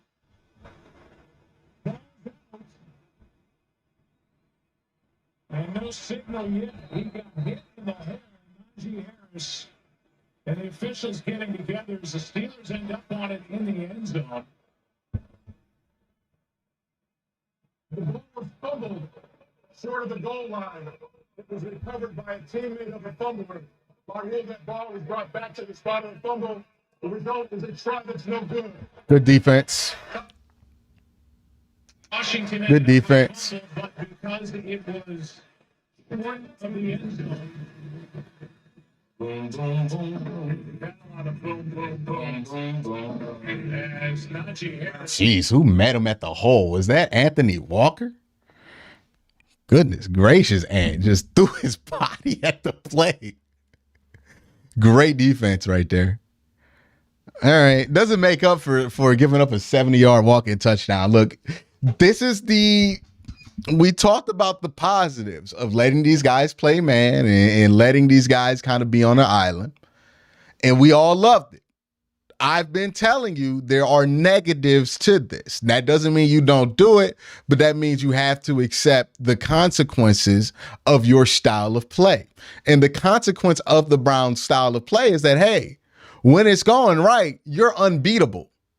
But if somebody makes one error, nobody's there, right? So they have to be more clean on that. I think there was a miscommunication between Denzel and the free safety. Unfortunately, nothing new with Denzel. There seems to always be an issue there with him and whoever the free safety is. Juan Thornhill came down. He thought he was passing off or delivering Pickens to Juan. Juan thought he was coming up to crash, or maybe Juan tried to make a play. Well, who knows who's at fault there? I'm not, all 22 is not even going to be able to tell you who's at fault.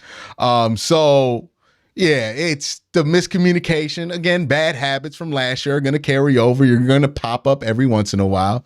And the offense had not been helping the defense out so much that something like that was bound to happen, right? You keep sending this defense out after 3 and out, after 3 and out, after 3 and out. Something like that was bound to happen. So I'm going to need the offense here to just flat out be better than this. Like, I know Nick Chubb's not there. I know it sucks that he's hurt, but Nick Chubb's not the only guy that makes money on that offense. We need some guys to step up. Where's Amari Cooper? Well, Amari Cooper's been all right, but Elijah Moore, he's dropped a couple passes today. Deshaun Watson has not looked great at all today.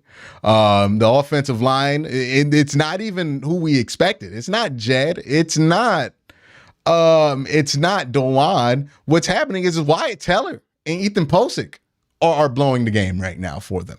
So whatever is going on, they need to find a way to fix that in order to have some decent offensive drives here, because this is just lackluster. They lead this by 5, 16-11.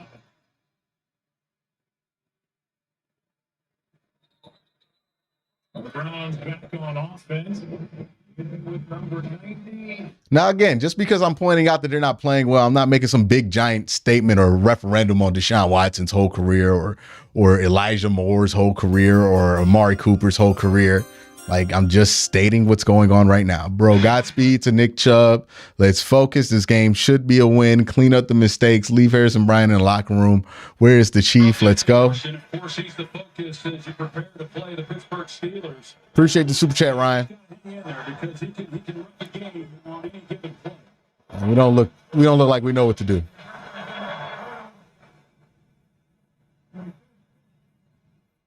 And Dewan.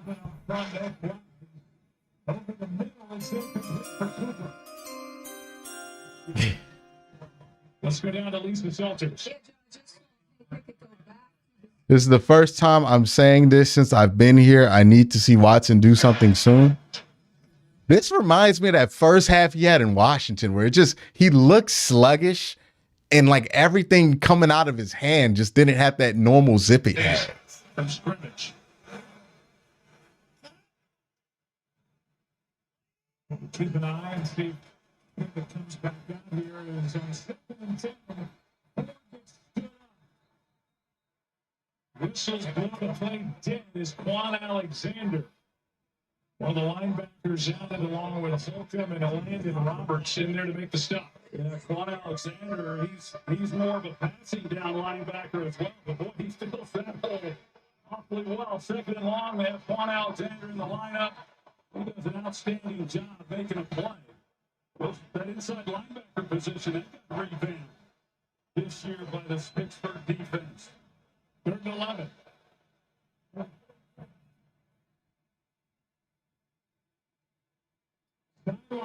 Got it. Elijah Moore the target.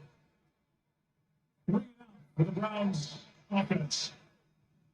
That's Elijah Moore with another almost 3rd down conversion. off the edge. And you see DeJuan Jones, he's trying to run him up the field off of Watson. It forces Watson then to have to step up and just let's on the throw and allow that underneath defender to be able to get underneath it more than he otherwise would have. Marquez hits it high with Austin.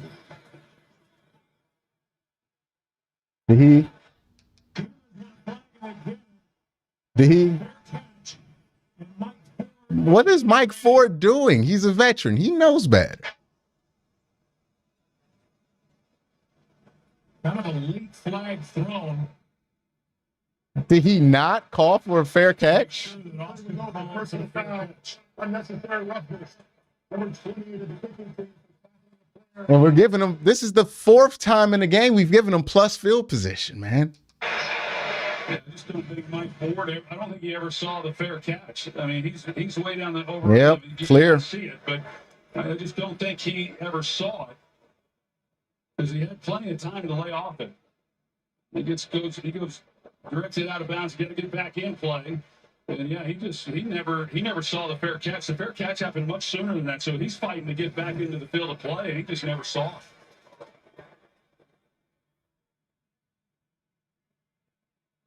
Steelers on offense have 3 first downs. They've turned it over twice and have a 5-point lead with the ball with 5:08 left at their own 47. How did he not see that? I guess he was out of bounds. I don't know.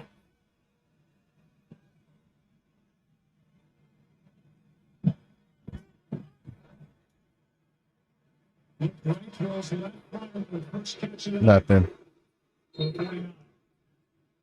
Gain of just 2.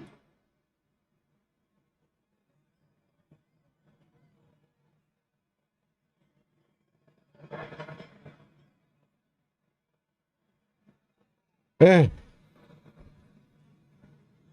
Second down and 8. Taking Martin off the field.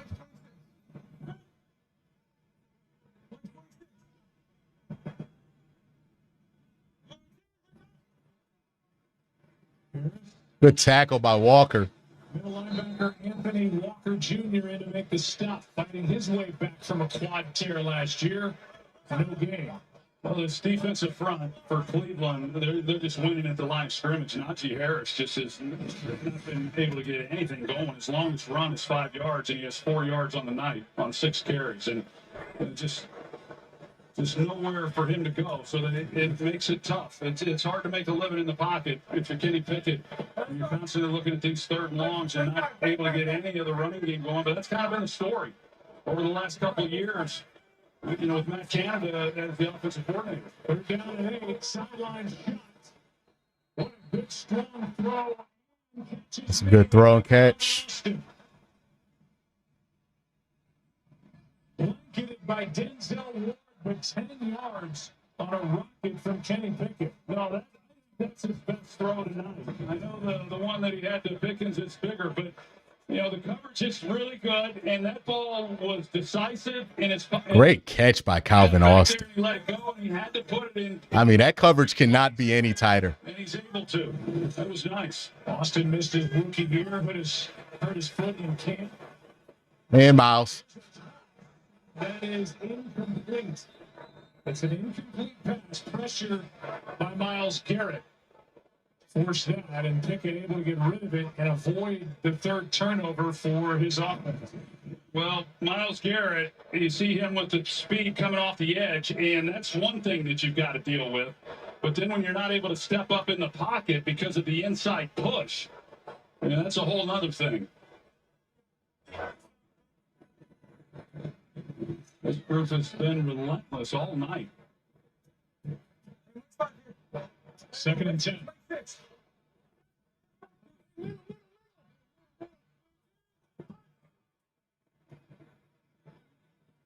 Incomplete out of the reach of Pickens. 3rd and 10. Get him off the field. The throw that he made to that boundary to Austin was awfully good, and then this is one where he knows where he's going with the football. It's excellent, and he's got good protection, and you just got to be able to put that on him. He's a big target, but that was just a miss. And that's what I'm pretty sure they're going to go back to that curl, aren't they? With the interception that he had early, but we've seen some times when he's had open throws, and like I've always said, Joe, that's a big part of playing quarterback and being successful. 1, decision making, and then 2, you've got to be accurate throwing. 3rd down and 10. For the shoulder fake. Out to his left. Pickens incomplete. But Pickens the target. That's the 5th time the Steelers have had 3rd and 8 or longer. All right, get him off the field. So they can't. All right, offense, man. We need something from you. Like, come on, Deshaun. Looks up. Yeah, and like I said, for a quarterback, that's really hard. And that's why you've got to then be able to hit those easy ones like he just missed. I don't know if this is something where it's going to take halftime for these guys to rally after that Chubb injury, but it definitely took the air out. Because since that Chubb injury, I think they've went 3 and out every possession because they just, you could tell they don't have the same energy right now. Now Harvin knocks it into the end zone, so the ball will come back to the 20. Flag is down at the 24. On the plus side, the D is playing a lot of man, not getting a lot of PI calls. Yeah, that's good. Get the call, and then we'll talk about start for some of the teams around the NFL after 2 weeks.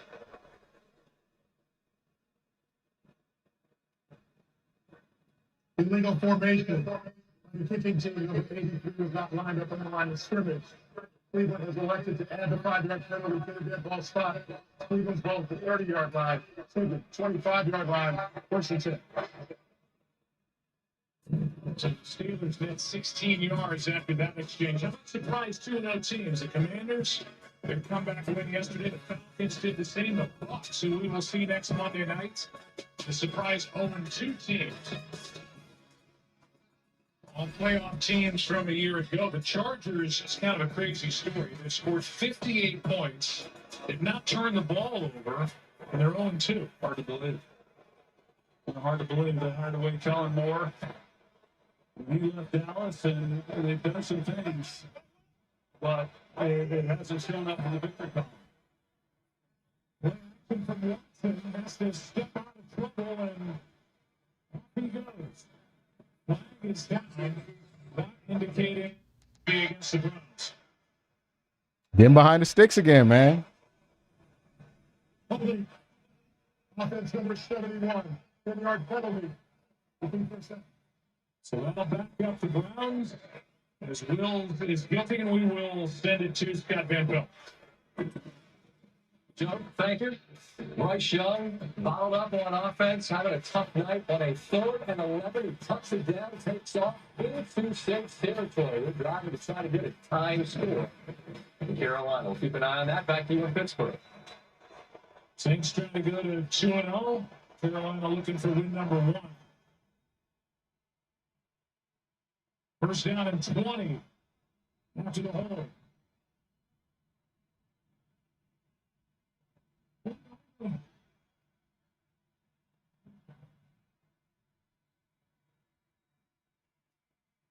Underneath, Njoku. Oh, Njoku, he's loose. That's exactly what this offense needed, a play, a spark. And here's David Njoku with one. We're going to take that to the 2. Great catch and run for 29 yards. And a little life for this Browns on offense after 3 straight 3-and-outs, and we're at the 2-minute warning. Njoku gets involved. Ball is up near the 45 for the Browns. Trailing by 5.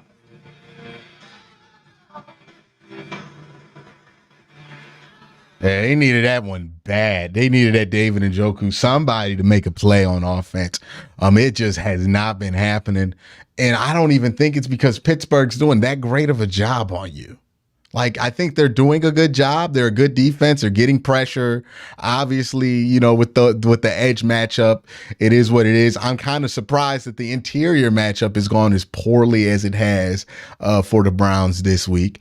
But, you know, maybe they figure that one out in the second half. But yeah, it's just been 3-and-out after 3-and-out after 3-and-out ever since that Chubb injury. It feels like the energy from the offensive players especially just isn't the same.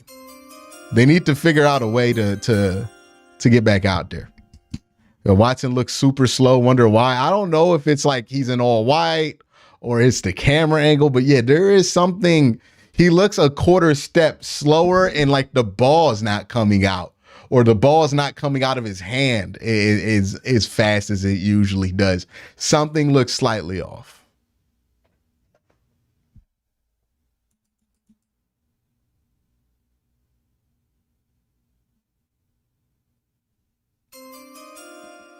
Need to see more of Njoku. Again, it's just like that first half in that Washington game last year.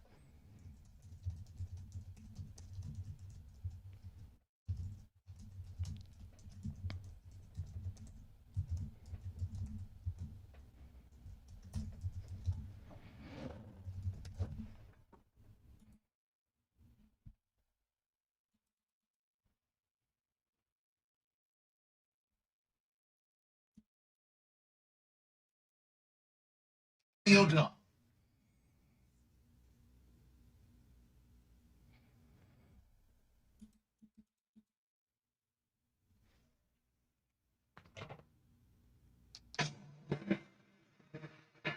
From the All-State halftime, Saints and Panthers highlights. Adam Schefter will have an insider update on Nick Chubb. Suffered a gruesome knee injury in this first half. Until that last throw to Njoku for that big game, they had gone 3 possessions since that injury with 3 and outs, and they had really had nothing going offensively. That was big. Remember, Pittsburgh deferred to start the game, so they'll get the ball.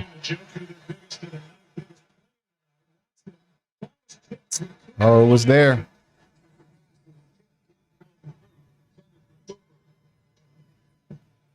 Something all night, man. Sullivan in the middle of it may have gotten a hand on it. Amari Cooper was wide open. Obviously, early pickings. What is Barry seeing in Ford over Hunt? It just can't be a money thing. Help me understand this. It's a youth thing.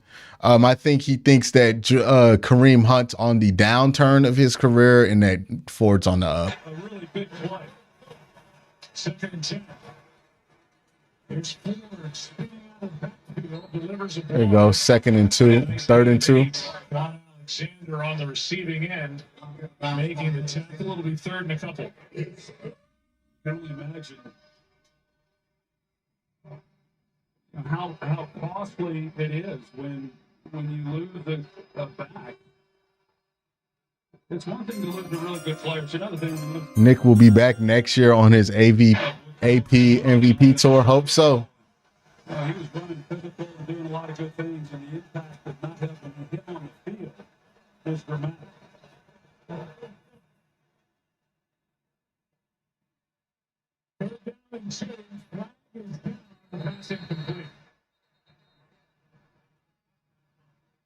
Each side indicating it's against the other team. Pittsburgh had made 4 straight 3rd down stops prior to that play. Personal foul. Face mask. Defense number 34. All right. 15-yard penalty. As Motor says, I'm calling it. Y'all getting Jonathan Taylor. Who is flagged for the face mask. I didn't see a face mask. There in the Oh. That's where they got him when he was coming. Cooper was coming off the line of scrimmage is where he got him. But once Deshaun Watson right there, Deshaun Watson, once he got outside the pocket, surprised he didn't just keep it and run for the first down. He had plenty of field in front of him to do it.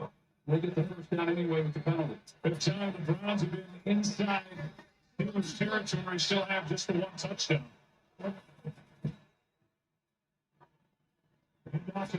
He spins to the 30. Get back to the line. Come on. Browns have 2 timeouts. Steelers have 3. A minute and a half to go in the half. Got plenty of time. They're even huddling up, so there's just no rush or urgency on their part. Nor should they be with as much time in the timeouts that they have.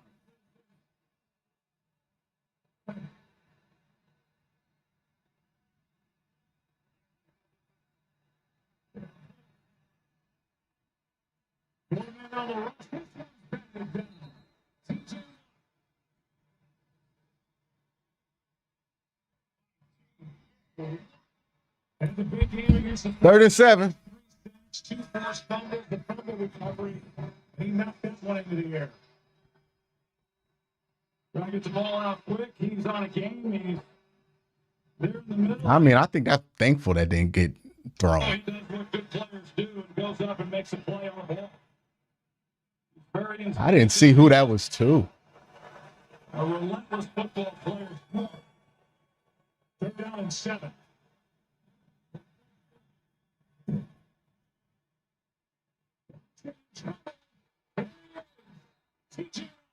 He's down.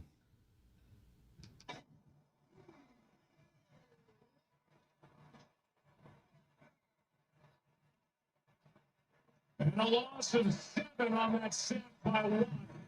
And he is now the Steelers franchise all-time leader in that category all by himself. Well, you see how he's able to just bend and get around the edge on a big man, Dewan Jones, and because there's just nowhere else in for Watson to go, there's also pressure coming out the other side as well.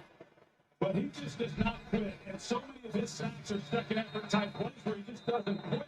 And a big game last week opened up in another big one tonight. It's punt, right? That is taken prior to the 55-yard field goal try by Hopkins. Man, this would be a good makeup if he can get it. It's a tough field goal, though. 55 in Hines, that's tough. I know he was making them from 60 during warmups, but 55 is tough.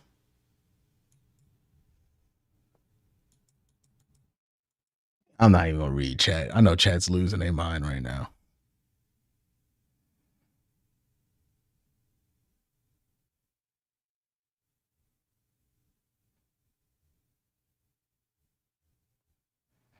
Going to want to do. Yeah, it's a rough first half. I mean, they've had these rough first halves before, come out in the second half, fine. It's a rough first half. Defensive performance really here in this first half by both units. Tough field goal. He got it. All right. Made up for the miss. Got points. Hit from 43, missed from 43, and now made from 55. And this is a 2-point game with 22 seconds left in the half. Well, let's check in with Scott Van Pelt. Down in Carolina, Rashid Shaheed is quickly developing. That's his new quarterback. Deep threat. Big time game. 4-point lead. Saints trying to get the score that would put this second victory to bed. Back to you. Well, in the South, you've got Atlanta 2-0. First time since 2017 they can say that. That 12-point fourth quarter comeback. Tampa Bay's 2-0. Baker Mayfield, 4-time Tampa Bay quarterback, has started his time with the Bucs at 2-0. He's played well. Protected the football, and now the Saints and Derek Carr trying to join those two teams at the top of the NFC South from the Panthers record to 0-2.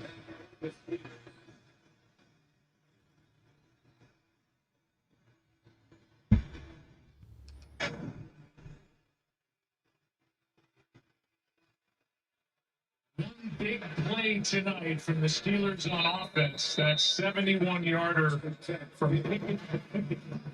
night for Kenny. Yeah, it's been a bit of an up and down night. Of course, when you come out first play for scrimmage and you have an interception like that. Yeah, when was the last time both quarterbacks threw interceptions on their first play from scrimmage?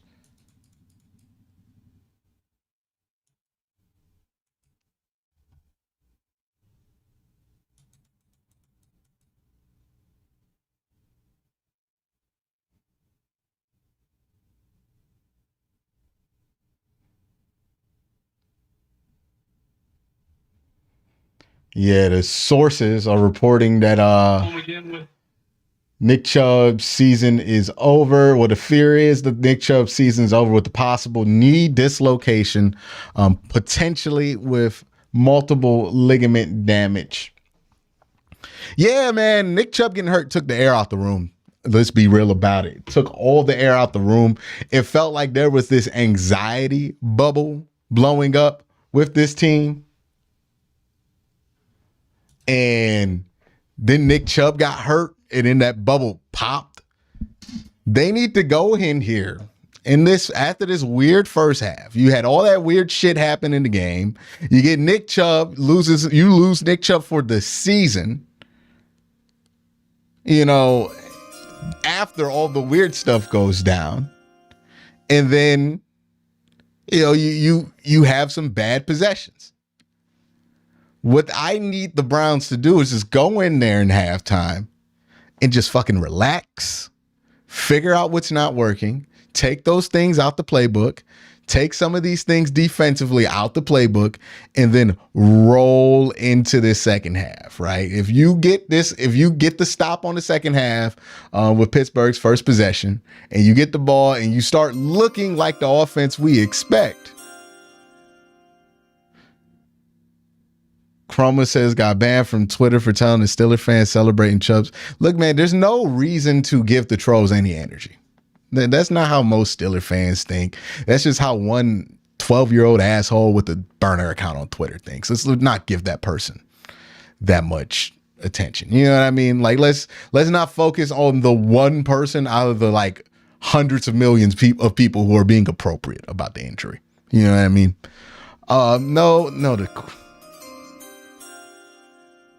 Where's the intensity? We're only down 2. Hey, Nick Chubb went down, man. Like that hurt the team has not had the same energy since Nick Chubb got carted off the field. That's a hard thing to come back and play after. They were going to be what it was for the rest of this first half. They need to come in here in this halftime, rally together, and find a way to get that energy back going. Because if they don't, they're going to lose this game. So it sucks. Nick Chubb's down, but the season's not over. Nick Chubb is not your whole season. He shouldn't be. This team is supposed to be better than just Nick Chubb and this running offense, right? It's why you trade for Deshaun Watson. It's why you trade for Elijah Moore. It's why you trade for Amari Cooper. So you're more than just Nick Chubb. It's why you drafted Jerome Ford and traded for Pierre Strong. Because you hope to have a run game outside of Nick Chubb. They have to rally together in this locker room and figure out a way to refocus that energy towards this game. Because right now, this energy, it just doesn't feel focused, right? Like it doesn't feel like everybody's focused. It feels like everybody's just kind of out of it right now. They got to figure it out.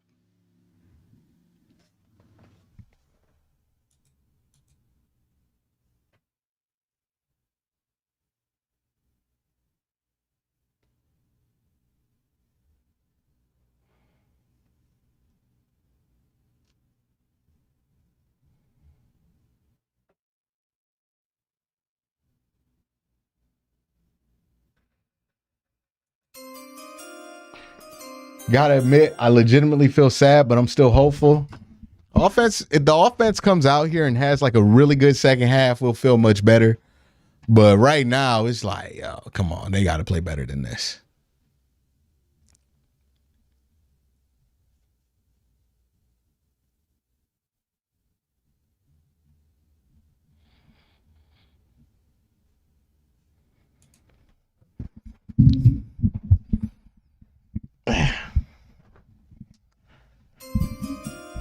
JT or Hunt?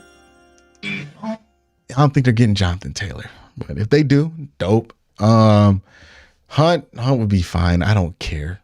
Like whoever they get. All bets are off at this point.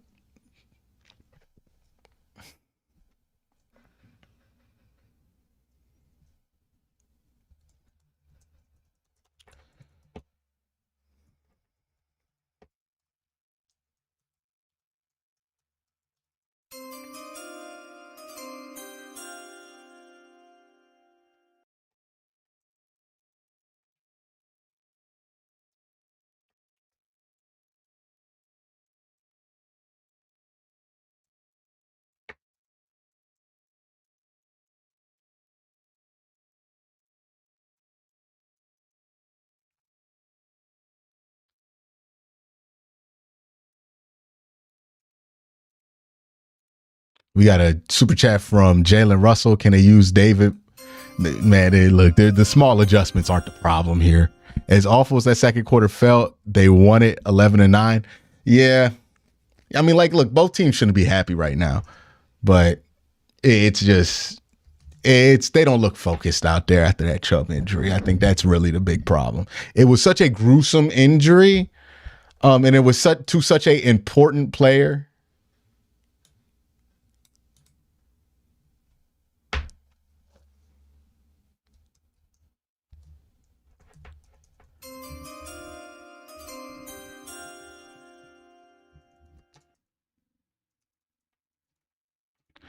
Damian Frederick says, I'm feeling the type of way. I can only imagine how the players feel. Halftime definitely needed a reset.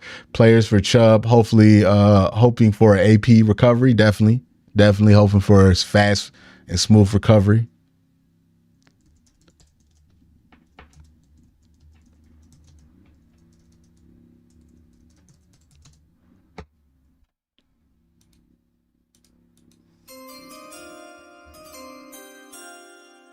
Got another super chat from Yorgi. Appreciate it.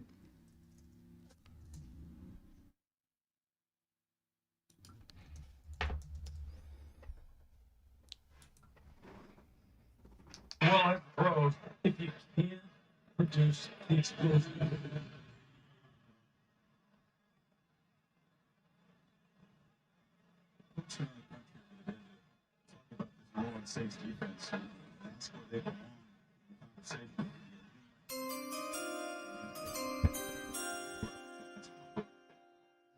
Need to keep the pocket clean so the receivers can get separation. That said, Watsy probably has one of those crazy plays in him before the end.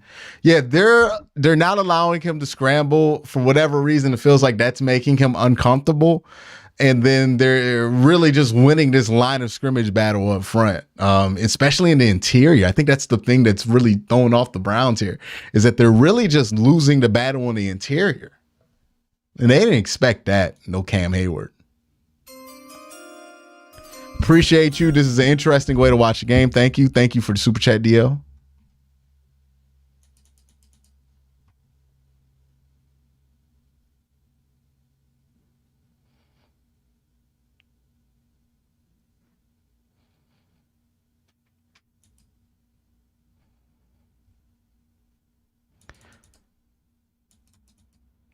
Yeah, I mean, they're human. They're about as unfocused as we are. I mean, since that injury, we haven't been focused on the game. You guys been asking me trade rumors.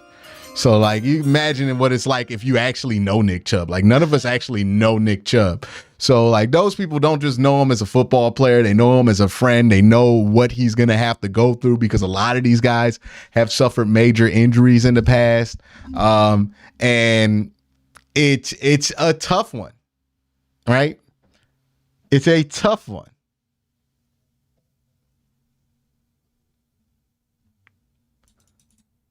But the good news is that Nick Chubb is not dead. He's just hurt. He just won't be able to play football. Everything else, like, he's still alive and kicking it. He's still there. But it is scary. It is kind of shaking when that kind of a thing happens. So again, they need to focus. And why are we?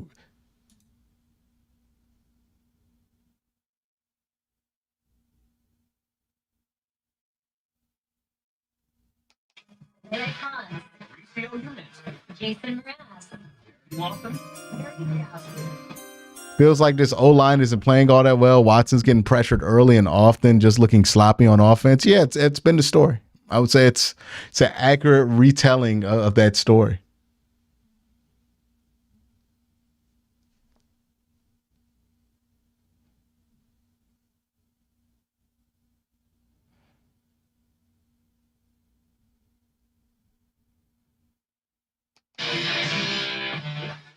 We never just see the numbers. We see the people. Detroit is. Can we sign Dearness Johnson? What's up with him? Yeah, they might be able to get him. I don't know. Is he on Dearness's? Is he on Jacksonville's practice squad? Let me see. Right now, he is on Jacksonville's roster. Nope, practice. No, he's on the roster. He's on the active roster. So he's not available unless you want to trade for him.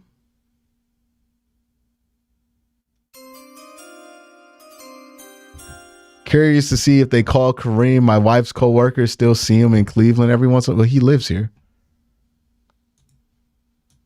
Yeah, he lives here.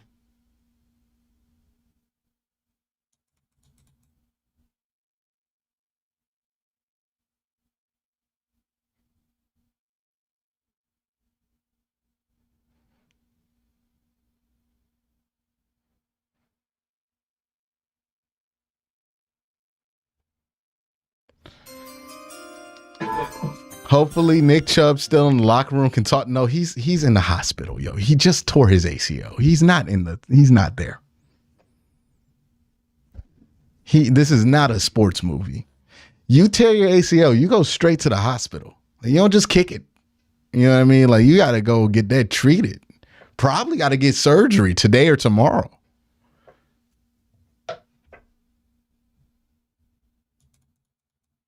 But yeah, I mean, like, they just have to have some time to look at each other and go, okay, that happened. Let's process it, right? Let's process the injury. Let's talk about it. It sucks.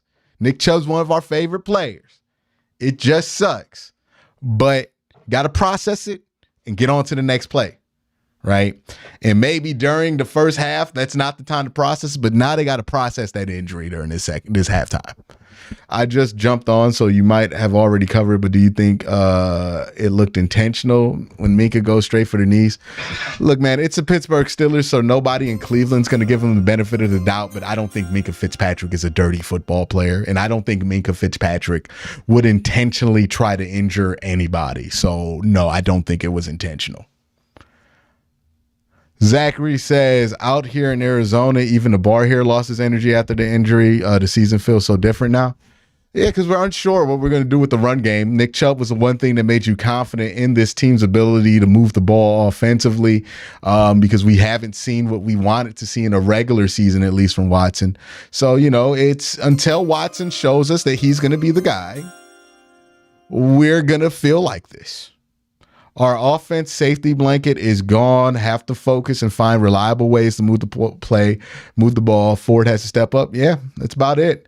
We need to play better offensively. Again, I think a lot of this misexecution, especially the last 3 or 4 drives, have been because this team just is not focused. They needed to process what happened to Nick Chubb. They needed to be able to sit there and go, damn, that sucks. And then get that out of their system for the moment so they can play football again, and then they can go on and support their brother and his endeavors to get back to playing football or just to be healthy. You know what I mean?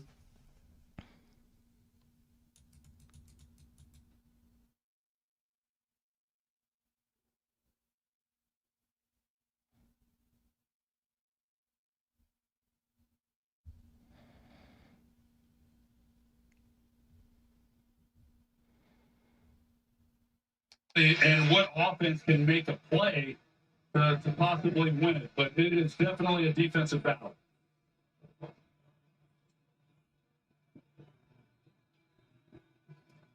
John Austin is waiting for the kick.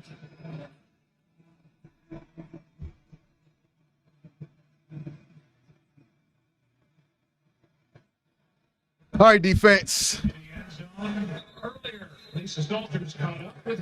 I don't think anybody wanted to see Nick Chubb go down like that.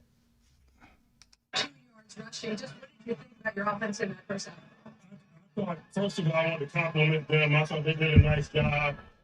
They put a lot of 5 defensive linemen trying to quell the line of scrimmage. And so we had some adjustment discussions at the half. We'll see what it looks like. But we got to do better. But I'd be remiss if I didn't say they did a nice job. Thank you, Coach. Tomlin in his 17th year. Pickett starts out to his right, looking for somewhere to go with it. He dropped it. Looked like he was trying to throw it away, and Rodney McLeod ended up getting his hands on it. With Allen Robinson in the neighborhood, it was nearly a big mistake by Pickett. Yeah, I'm not so sure he was trying to throw that away. It looked like he's trying to fit one into Najee Harris, and if you're throwing it away, you throw it away. And this was almost a huge mistake to start this second half. Rodney McLeod, who former Philadelphia Eagle, had Jim Schwartz as his coordinator there. Same story in Cleveland, now a veteran. Pickett airs it out. On the sideline, that is not even close to being complete to Calvin Austin. All right, get him off the field here. And this offense for the Steelers, except for one Yo, play, this game looks more like a rain game than the rain game that they played in. He's running a go route, and I thought if Pickett was going to throw it, it was really late. to try to get it out there, and instead it looked like he's hoping that maybe Austin will recognize that he's going to come back. But yeah, just for an offense that, and I know this defense is good, and we've talked about it, but for an offense that really looks so good in preseason, they just have had a hard time getting it going.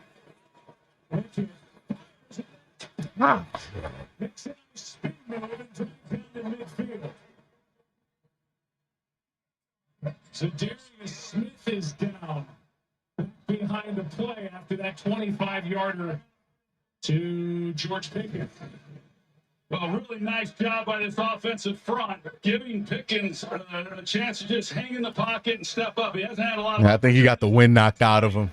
But boy, he sees it. He gets through. It looked like Zadarius just got the wind knocked out of him. Good ball to George Pickens on the in route.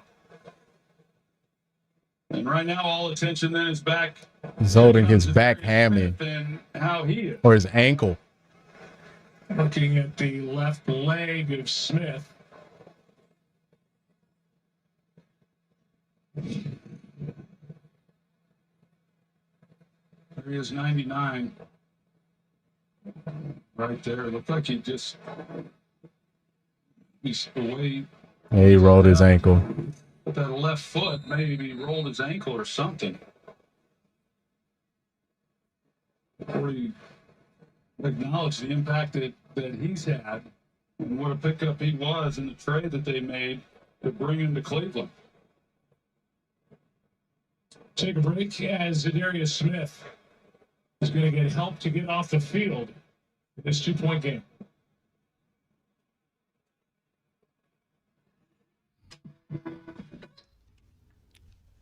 Tell him, man, it's something. This is something. It is something.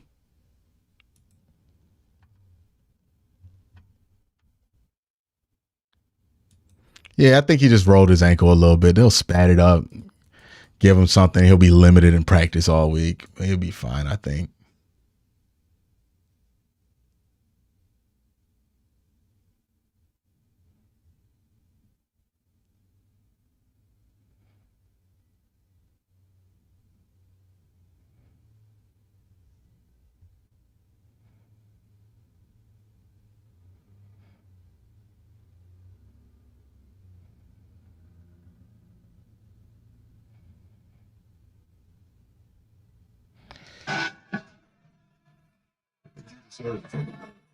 But that's the mark of a fighter.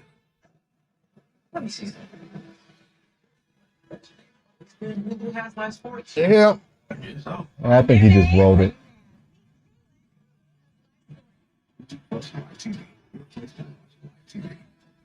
It's been so long since I've seen you. You guys should come over and watch the game again this Sunday. We would love that. Here's something to watch.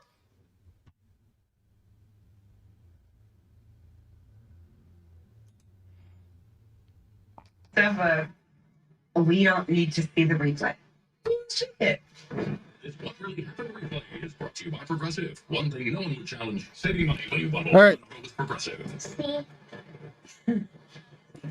Where is that bus? Celebrity Jeopardy is back. Yeah. It's the by me, Ken Jennings. Celebrities compete to win $1 million. What is that show? What is the incorrect answer to this question? Celebrity Jeopardy premieres September 27th on ABC. Well, by way cap, here's the first play from scrimmage. Deflected ball. Returned by Alex Highsmith for a 30-yard touchdown right out of the gate. Nick Chubb with a severe left knee injury. Is it an issue with the field? This is all rather freakish. I mean, like, here, early season football is just filled with injuries. Like, the first 4 weeks of the football season is just going to be filled with a ton of injuries because it's football. Like, it's unpleasant. It was 5'8", 215. It's 5 yards right up the middle. Well, that's a good start. Haven't had many positive things happen when they've tried running the football and to do on first down and pick up 5 yards. That's good. That playbook opens up a whole lot for Matt Canada. Matt, like you said earlier, I mean, Pretty tough when you're constantly looking at third and long, especially hard on Kenny Pickett. Second and 5. There is one. Got to stop him here if you don't want to give up points now. Got to move him back. 5-yard run and a 6-yard run and a first down. Got a good block from the rookie tight end, Darnell Washington. Last week against the 49ers and their good defense. Tonight, 12 yards, averaging less than 1.5 yards per carry. Yeah, that's not Steeler football. And I know a couple of years ago, in fact, that's why they Yeah, so Darius is ready to go back out there. back in 2021 was trying to get that running game going. Right over the right side, and he's knocked down by Denzel Ward. Congratulations. Another game is a final. Congrats to the New Orleans Saints, who climbed to 2-0 with a win in Carolina tonight. Final of 20-17. Here a 16-14 Steelers lead, trying to deny the Browns their first 2-0 start since 1993.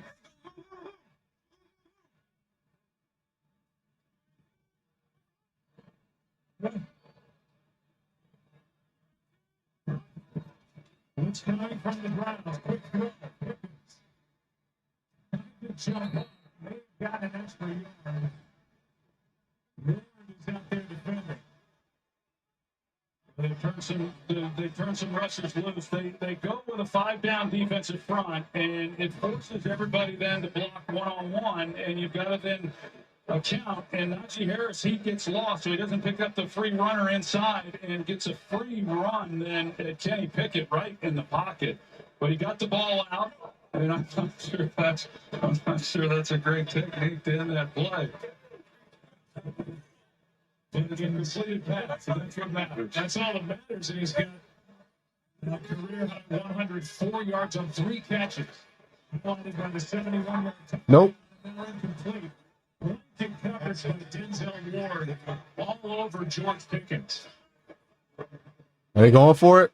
Denzel Ward coming into this game last year.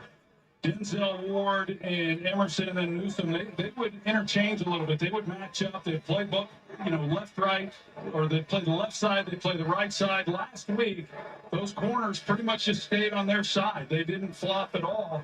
And that's been the case here tonight. Denzel Ward's been manning that left corner position for most of the evening, and what a pickup he was when they drafted him 2 years back. That's in. All right. Not what you wanted there, but you held them to 3.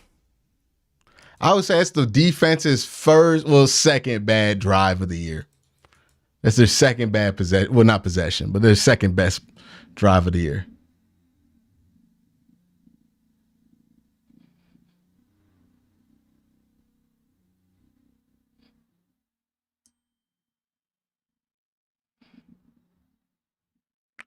All right, but we all know, look, the defense could have made them go 3 and out. We need this offense. If this offense does not show signs of improvement in this half, man, then we know what the result's going to be.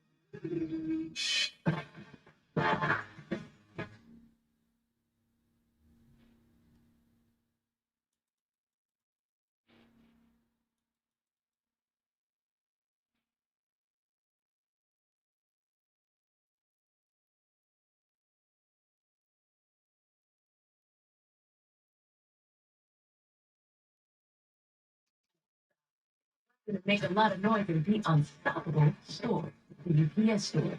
Chipotle's Garnet Tada is back. It's our most tender cuts of steak, grilled and seasoned with cumin, oregano, and coriander.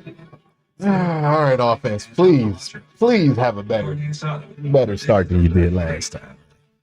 It's fine.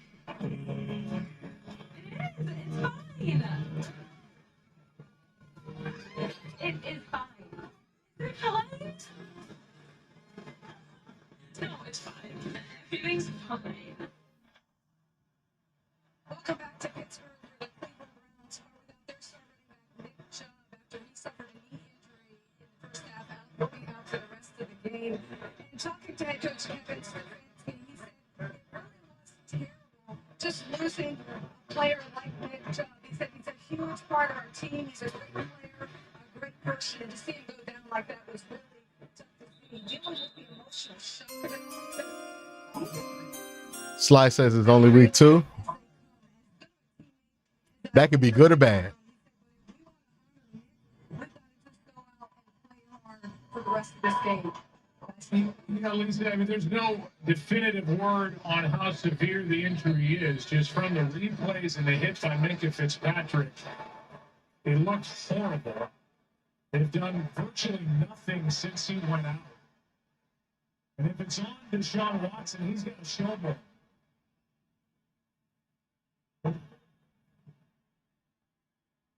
Watson. There you go. To Njoku for 5. And all these different reinventions the Browns have been through since they came back. Need DW to step up, put the team on his back. He doesn't even have to put the team on his back. He just has to take what's there, be patient. It'll come. Brady Quinn, Brandon Wheaton, It'll come. Baker Mayfield is now in Tampa Bay, and they give a king's ransom, 3 first-round picks in Houston. They give all the guaranteed money to Deshaun Watson. He's worked his way back into shape after the 11-game suspension. And he hasn't shown much so far here tonight. Second down and 5. Forward over the right side. Next change of direction. Oh, keep going. Keep going. Keep going, Jerome. He's gone. He's gone. Stay on your feet. Touchdown.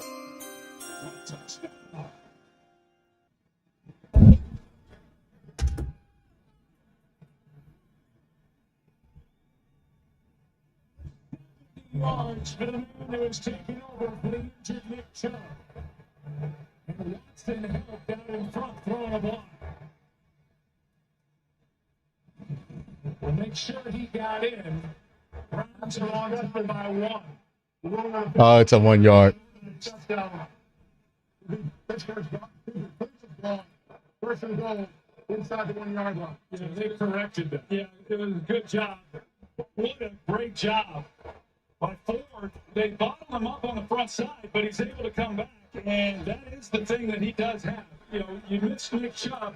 Jerome Ford brings a little bit more speed. They get him there at the end, but when you're looking for a big play so you can score some points, they've been hard to come by.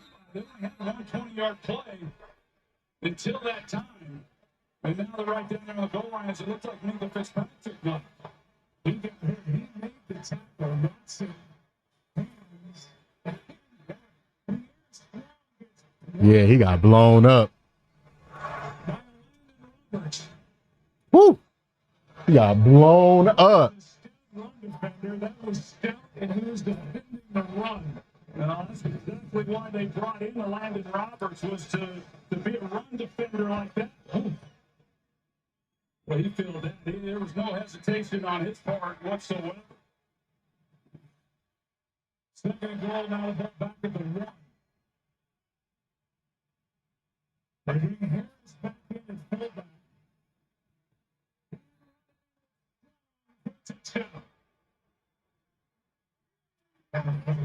Do they go for 2 here?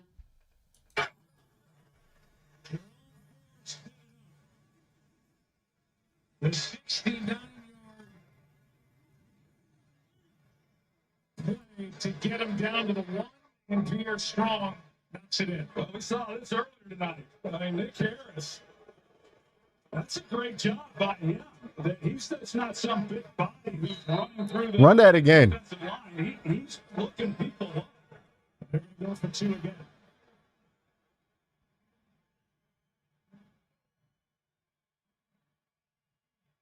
second try of the night. He made the first one. That's a tut. There we go. Get comfy. Get comfy. That's exactly what they needed. This is a 3-point game.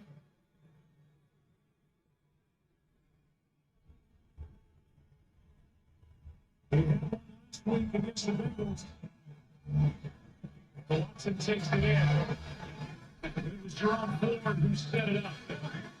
69 The getaway speed from Jerome Ford to get that, that's incredible. I mean, that's incredible by Jerome Ford. Can we talk about Jerome Ford now? Can we talk about Jerome Ford?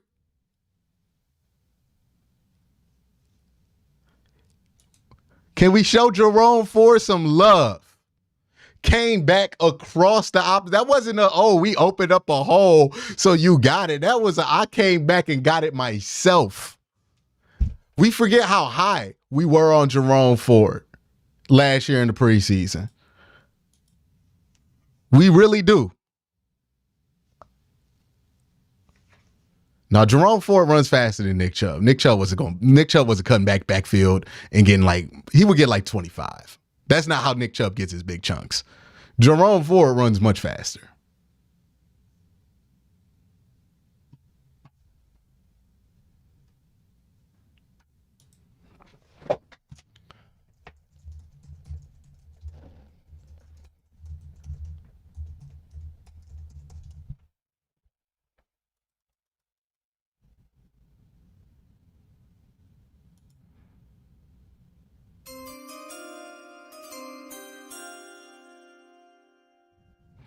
All love for Stefanski holding this team together. Yes, sir.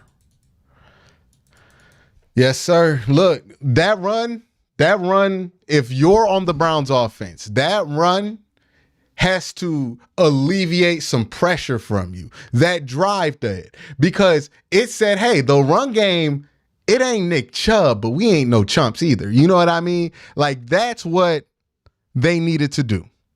Because everybody's sitting there worried about Nick Chubb and worried about what's going to happen to Nick Chubb. And Jerome Ford says, hey, look, I know it sucks. Nick's that guy, but I might not be that bad either. You know what I mean? I'm worth giving a shot. This is why. This is why you want me to get the ball a little bit more often. So they needed that. 3-point lead for the visiting Browns here tonight in Pittsburgh. They needed that. 10 minutes left in the third quarter. Keep the plods along. It's been a fun night. Jerome Ford with his longest rush since December 2021 against Houston. It's the Cougars, not the Texans. He was with the Cincinnati Bearcats. Set up the go-ahead score. We take a look at our total replay brought to you by KFC. The biggest play of the night for the Browns. Look, it's stuffed up. They've been overly aggressive all game. And then look at the Watson springs them loose. Jerome Ford saying, sign this. When it happened, and he was able to get out there and get out in front of Minka Fitzpatrick. It allowed him to get on the edge, but then it was Minka Fitzpatrick who worked through that and was able to. Good block. Has it batted down by Shelby Harris. Good play, Shelby. Here's that block by the quarterback, Deshaun Watson. It was a good job by him, but yes, didn't quite stay with it enough. Great effort then. Yeah. What does Troy Aikman want him to do? Completely block Minka Fitzpatrick? What the fuck? Give him credit. If that were any other quarterback, he would give him credit. Come on. Passes at under 50%. Goodness gracious. That's why they're okay with Ford as the backup now. If the O-line will block like they do for Chubb, will be okay. Yeah.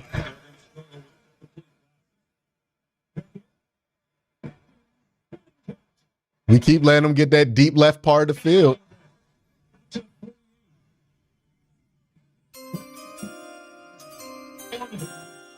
New Cleveland Brown, a former Chief, made the stop. Well, there's a window there that Pickett has to put it in. So when Pickett comes out of that break, he's got to fit it in before the corner to get there and make a play on it. It's a nice Jerome Ford trying to put the offense on his back. Damn, call a hold. There we go. Interior pressure. And the blocking for the Steelers breaks down up front. And a loss of 11 on that set. Sometimes you just need one spark. Hopefully we can carry that energy forward. Big spike from DW on that conversion. The chip on the edge, but it's in the inside. Big dog. Big dog. Mo Hurst.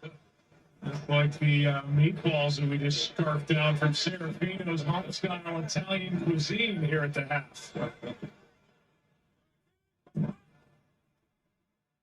First will love the pass is blocked. Not much in the game to Miles Boykin, his first catch of the year, gain of just 5, and now another Browns player is down. I think Newsom hurt his elbow. Is it Newsom? He might have hurt his elbow going in on the ball there. Newsom is grabbing his arm. A lot of injuries today, man. Called him the best nickel, in his opinion, in the NFL. That is a big piece to the back-end puzzle for Schwartz. Newsom is down. And injured on the tackle. He got caught in the arm bar. Open YouTube TV. Opening YouTube TV.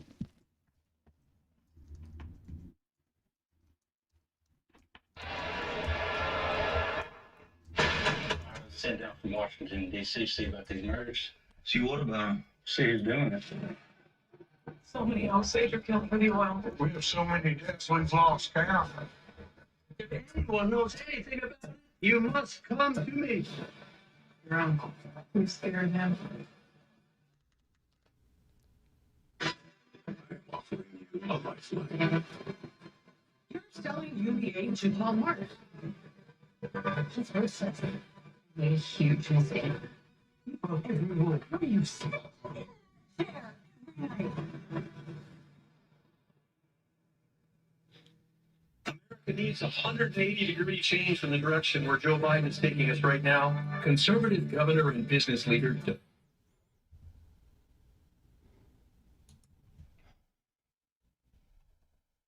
Yeah, it looked like he was going after the ball, and then he got caught in an arm bar, which obviously not great. I don't think that's that might be like a sprain or something like that. Well, Baltimore has their own injuries going on right now too. Again, it's just the beginning of the season, man. Injuries just happen at the beginning of the season.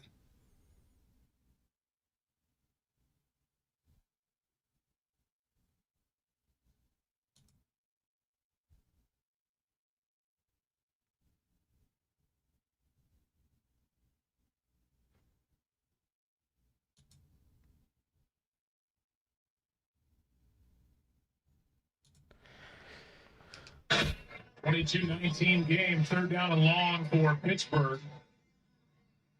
3rd and 6. So what happened to Denzel Ward? Why is he out? In just the third quarter. Rick Newsom has gone into the medical tent. We saw Denzel Ward jog off a minute ago. Hey, they're going to attack Mike Ford here. He's on George Pickens. Mike Ford Jr. and Martin Emerson. 16 underneath his long way to go. We'll get there. Hopefully we get a bad punt here. You get some good field position. Gain of 10, 4th down for the Steelers. Well, we'll find out exactly. We saw Newsom, the injury to Newsom, but then Ward was going in as well. And yeah, with 2 of their best 3 corners not on the field, will Pittsburgh be able to take advantage of it if they're unable to return?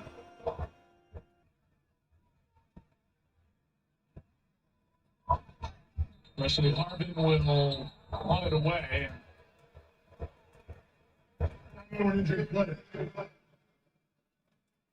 Somebody's injured up along the offensive line for the Steelers.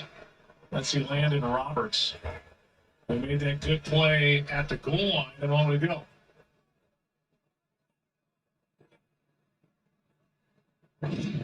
So he's getting ready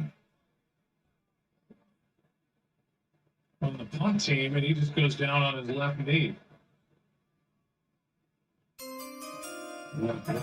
Oh, you mentioned the hit. That was a big collision. I don't know what.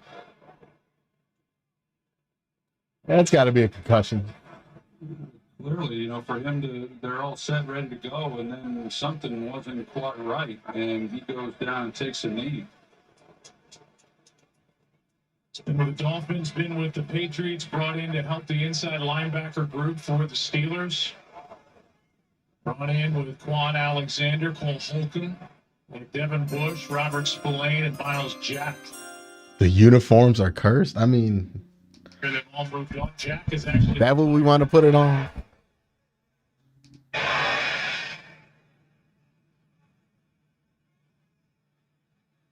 Quickly to Lisa. Minka Fitzpatrick now being ruled out for the rest of the game. So Minka's out for Pittsburgh. To the Steelers locker room and into the X-ray room. We were told he was being evaluated for an injury to his chest. Another defense. Let it drop, let it drop, let it drop, let it drop. There we go. Finally. Call out Tomlin on the next podcast. Dirty hit. Mike Tomlin is not a dirty coach. He's not. There's no history there. Everybody says that in a rivalry game. Everybody says that when there's injuries. I'm pretty sure someone's saying we went dirty on Minka. It's never that. These dudes don't go out there to try to injure each other.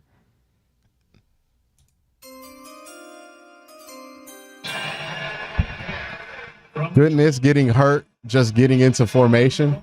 Well, he was probably hurt before that. Elijah Moore here. Former Jet gets 4 yards. We've seen him in the backfield a few times. I like what the versatility that he brings and the way that they are kind of utilizing some of that versatility by putting him in the backfield, getting the ball to him quick. But I think he's been a really solid season. 2nd and 5. Well, it's got to be a hold, right? Just take off and pick up the first down. Getting a nice block from David Bell out on the edge, and so he adds to the run, gets 12. No Minka Fitzpatrick, as we heard from Lisa. Devontae KZ delivers a hit along the sideline.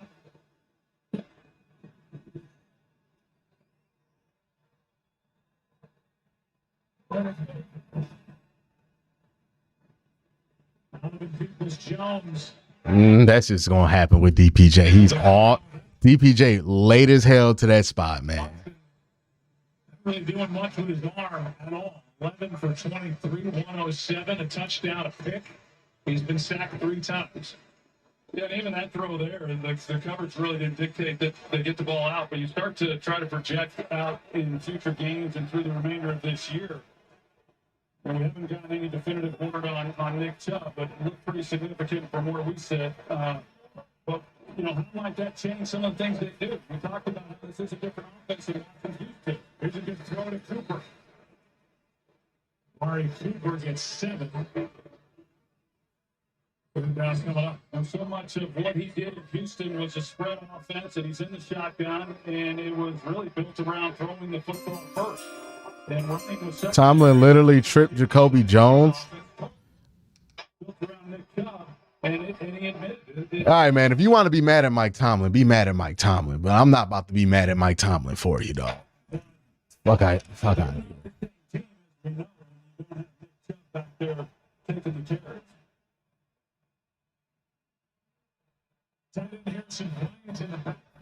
You got it. There you go, David.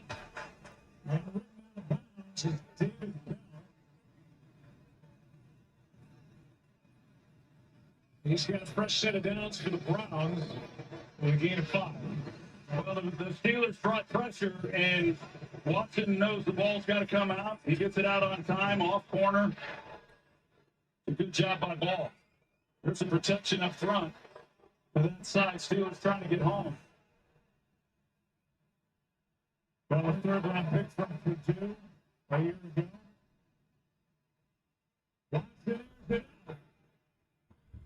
Oh, thank God he dropped that. With Marquise Goodwin, the intended target, it was nowhere near number 3. Now, I don't know if Marquise Goodwin, if he got a little He must have slipped. confused or not as to where the ball might be thrown. There was really not much of a chance for Watson to get the ball to him, but he is the deep threat. Talked about it earlier in this game when he's on the field. Oh, yeah, look, he takes that turn, and he's not where he's supposed to be at there. Trying to give him a chance. That's an area where they haven't gotten those big plays. That's what Watson was really known for during those years with the top.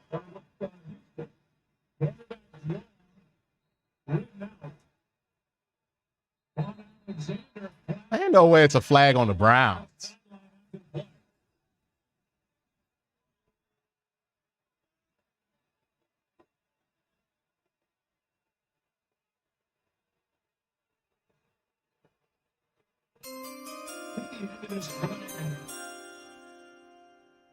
See who's going to be guilty of the infraction as the officials talk it over.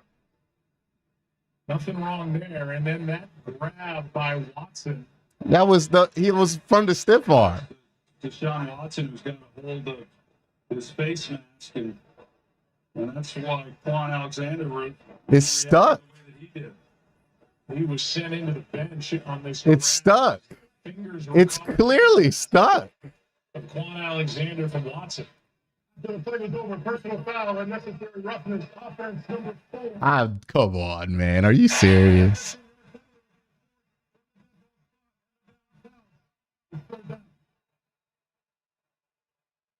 That puts the brakes on this drive for the Browns. The down counts. They're going to move the football back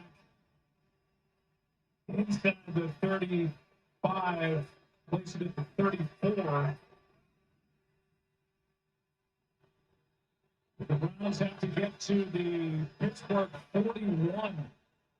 25. Yeah, this is where Deshaun Watson just has to be smart with the football. Comes underneath. Hillard is brought to the ground by Fourth down, the punt team comes on for Cleveland. Yeah, that's the right thing. Good call by Kevin Stefanski. Good job then by Deshaun Watson, just checking it down, playing a field position game, and just add that to this punt here, try to pin Pittsburgh as deep as possible. But yeah, a costly penalty there, and once you get to third and long against this group, you're going to have a hard time. Marquez to punt.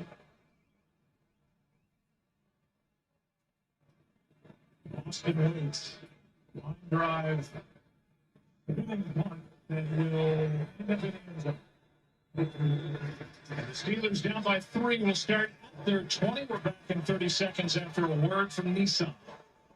I used to watch the Hazmat every year on TV.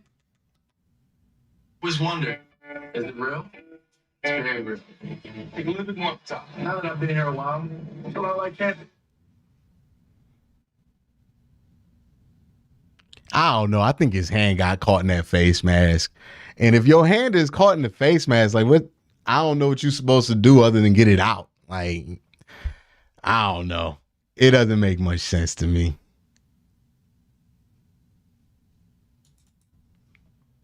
He's in his 17th year as head coach. We talked to him. Said, I feel like I've gone from older brother to players like James Ferrier to uncle to dad. He was the second longest tenured head coach in the NFL to Bill Belichick.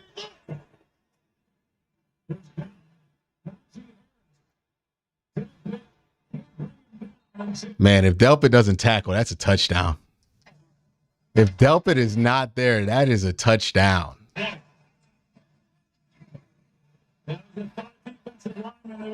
They all crashed inside. But he gets kind of caught up inside and not was able to get out where he can contain Harris and keep him in the middle. Gets a hold of that long hair. Anything he can get a hold of, trying to get him to the ground. With an illegal tackle, he brings him down that way. Here's Harris.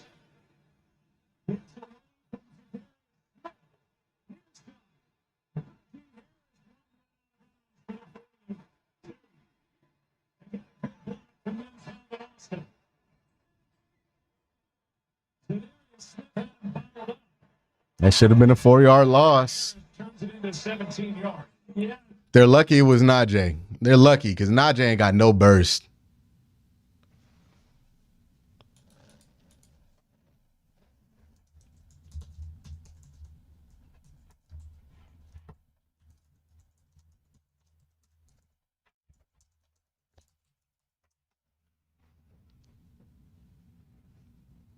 Is Jalen Warren carries.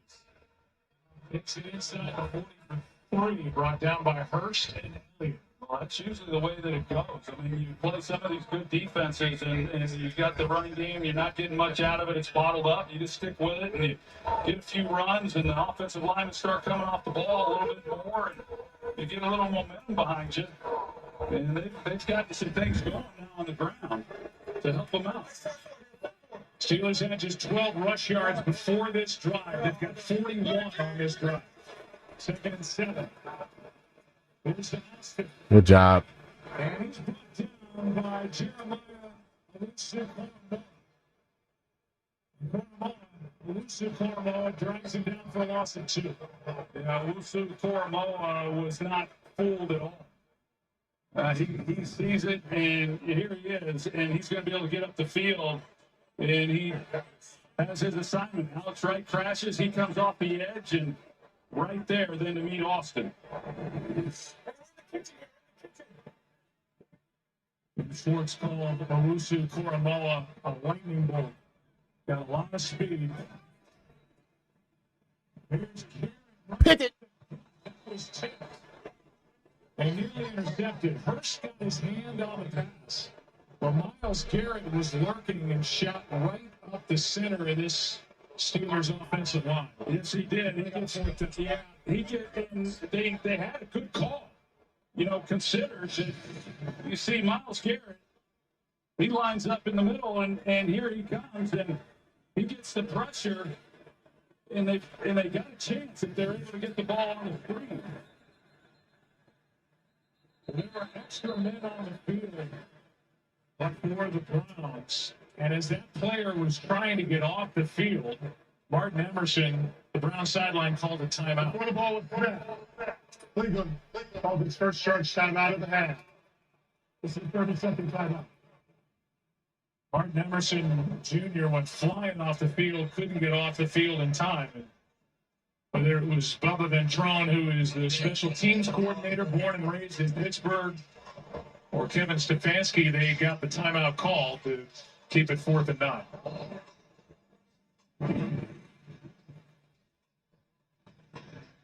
He's sitting trying to get off the field. And Stefanski was the one that went down to the official and called timeout.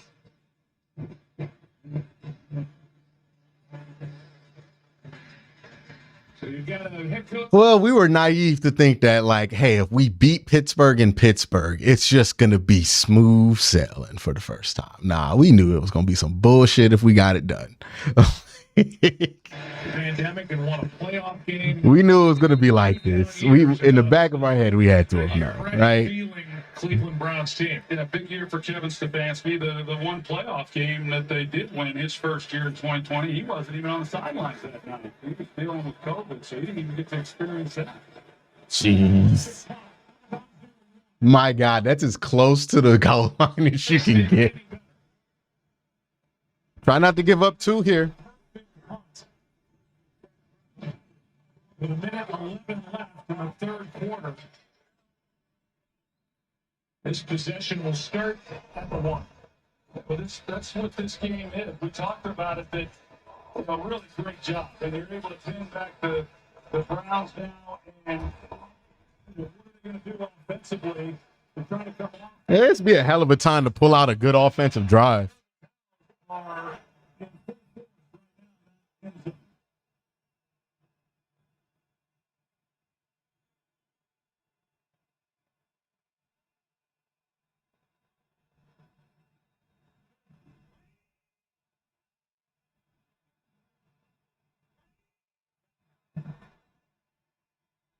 Gets it.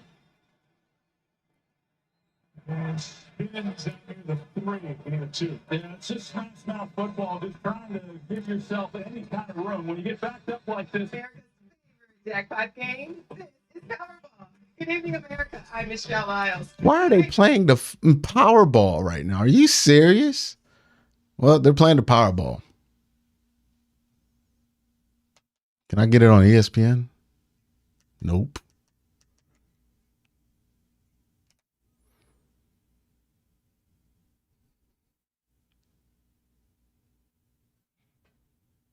All right, 3rd and 8. Why do they choose to? Is it Monday? They just play the Powerball on Monday? Everyone, it is 9, and your power play multiplier is 3. Now let's take the 3rd quarter. And the fans now on the other end of the field will get a chance to make noise on 3rd down and 6. The start of the 4th. This battle on the AFC North. 22-19 Browns on the road. On top. Go to 2-0 for the first time since 1993.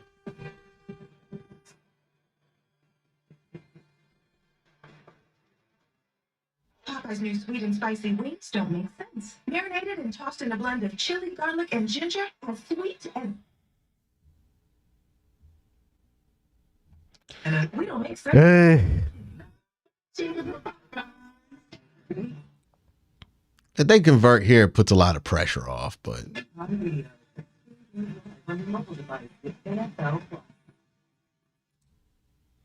Southern weather is unpredictable. You've seen a thing or two. I mean, the thing is that it looks more like last year than it does like any of the offenses that Deshaun's been in before.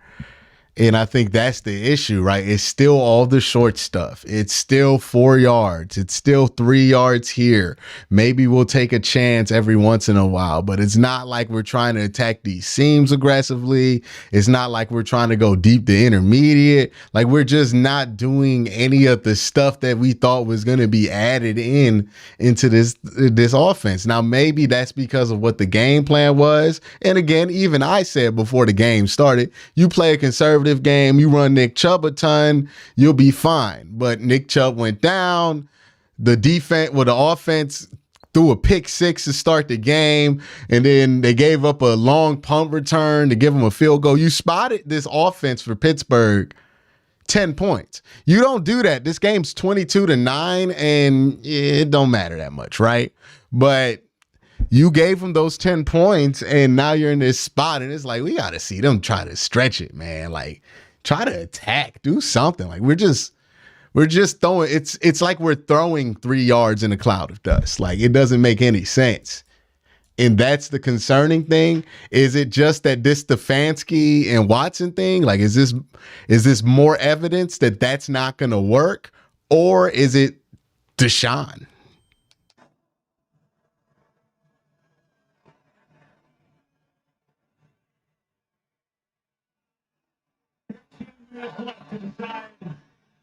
If the Steelers set the season 1-1, the Browns get 2-0. 3rd down and 6.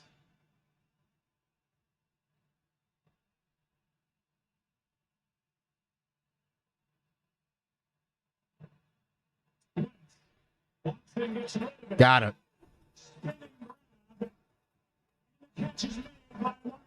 Got it. There we go. Good throw by Watson, too. Woo!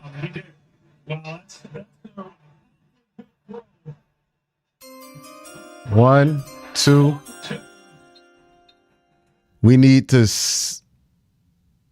we need more sift in the wide receiver room, no separation. Are they gonna challenge that? Members of his defense were watching on the screen and said incomplete. They didn't see the beginning of that play. He got 2 in.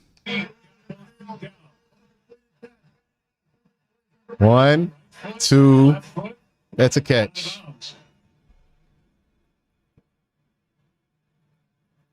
A closer look at the catch. Right foot down left foot.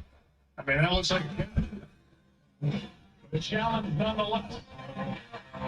We'll get the call when we come back. What a throw and catch that one.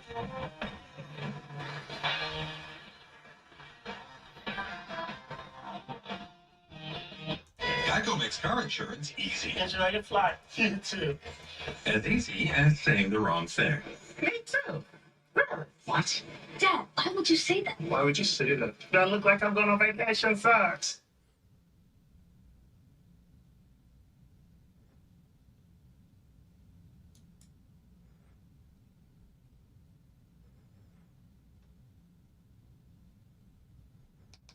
You're not wearing socks. Get a grip, man. Introducing new buttermilk biscuits in sweet and savory flavors. So everyone can have their perfect biscuit. Gotta say, Dewan is fighting out there. Yeah, Dewan's been fine out there. He's been about, I would say he's been about as good as you could expect. It's $25 a line. Now, for a limited time, get a free Samsung. Yeah, the ruling stood. 5G when you switch. Only at Total by Verizon.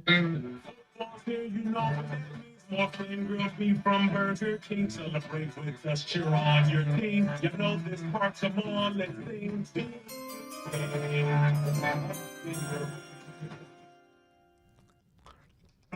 Yeah, I think what happened there was like, because when I first looked at it, I didn't know if he got in because the last 2 steps he didn't get in bounds.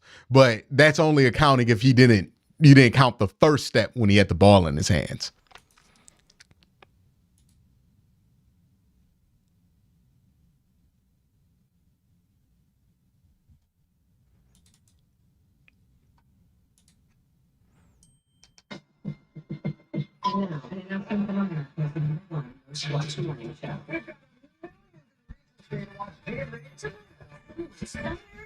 Is about to get $1 million live on GMA. See how I did that? All right, let's get back to the game. During the break, Corbett told the crowd that this is indeed a catch. Pittsburgh's charged a timeout as they challenged. It was 3rd and 6 from the 5. And then 18-yard completion from Deshaun Watson to Amari Cooper was clutch. And for a guy who came in with a bad groin, Amari Cooper now has 3 third-down catches for a first down in the game. That was a big-time catch. It was really a big-time throw. I mean, under pressure there, and Levi Bell, he was in coverage, did a good job as well. Great execution. For Jerome Ford. How about those two? Amari Cooper tonight, he was iffy. Had a groin injury this weekend. Yesterday, that maybe it was just scar tissue after he had 4 muscle surgery that is broken loose, and he's broken loose tonight. Been good. He's a really good player. It was a good pickup by them. He led the team in receiving last year. He had 1,100 yards as well. And he can do a lot of good things. He can beat you deep, but he's one of the better route runners in all of football. There we go. For the tackle to 23 yards for the 9th-year pro from Alabama. Haven't seen a lot of throws into that deeper intermediate area, but this is a really good. There we go. You finally get him in the area where he's comfortable. He's able to get Levi Wallace moving a little bit and create all that space then for Deshaun Watson. But in order to hit those 20, 25-yard throws, you've got to have really solid protection inside. And this time Watson gets it, and that's a big chunk play, and they've had a hard time getting those tonight. That's more in motion. Handoff is to Jerome Ford. Marvin Watts, who was inactive last Good run. former Viking. Get ahead of the sticks. A gain of 4. We came in talking about the rookie right tackle, 4th round pick, DeJuan Jones, making the start for the 2-time All-pro and injured Jack Conklin. How has he held up tonight? He's done a good job. I mean, this is a tough assignment for him. They tried to help him out as much as he can, but I've been impressed. Jerome Ford, good run. I think he's going to be quite fine, Joe. I really do. When you're talking about a guy that size, and for as big as he is, at 375 pounds, he moves pretty well. And he got a lot of playing time in the preseason as well. He had over 200 snaps, played 50 snaps last week. So for the injury to Jack Conklin, you hate that it happens, but at least this is a guy who had gotten a lot of work coming into the game. Oh. We talked about the size of DeJuan Jones, 6'8", 374. He cheesing in that picture. My goodness. Davis High School. You see what he did as a football player. As a basketball player, he averaged 17 points per game, 9 rebounds. Was an Indiana All-Star in high school. His four bottom up. I mean, this is a big man. He's got good feet, as they say. For somebody this big, to be able to move the way he can move. And there was some question for a while as to whether he wanted to go all in with football. Slid to the fourth round, and man, the Browns glad they got him. So, baby Shaq. Good run. Good run, Jerome, man. Flag at the end of the play. Jerome Ford for the first down count. Ethan posted. So this would be after the first down.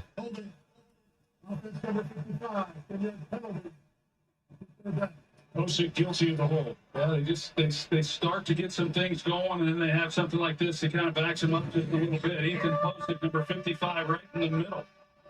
And as he works up to hold him in the. Yeah, come on. Him. It's the fourth offensive holding call against the Browns in the game. 3 have been accepted, and that takes it up to the 45. They're down in 12. The penalty takes him in the field goal range as well. I've been impressed with Jerome Ford and the way he's run here in the second half. He's out. Pierre Strong is in. Over on the right side. Good protection. Runs out. Flag on the play. Deshaun Watson is short of first down yardage. There has to be something illegal happen back there. Steve Deshaun Watson grabbed a handful of face masks as he was being pursued. Well, it sure looked that way. I mean, as soon as he gave the stiff arm, that's when the laundry came out. Offense number 4. Second time he's been called for a face mask. This is Nick Herbig that he gets a hold of, and of course the official right there watching it. Well, they're going the wrong direction. The holding call now to face mask. It's third down and a mile.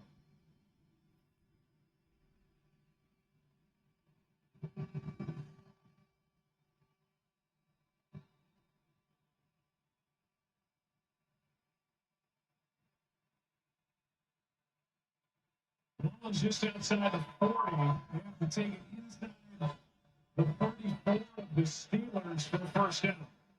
Third and 26.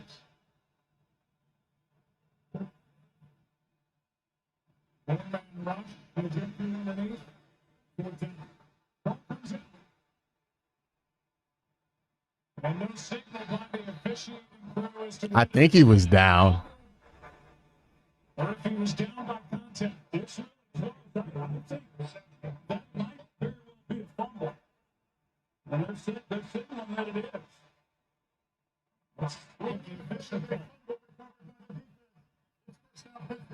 And it is a fumble as they make the call. Recovered by KZ. The third takeaway by the Steelers in the game. They hit by Keanu Neal. And then Yeah, it's a fumble. By Cole Holcomb. That's a fumble. Well, Keanu Neal We've been giving Pittsburgh the field position game all day, like with ease, man. just with ease.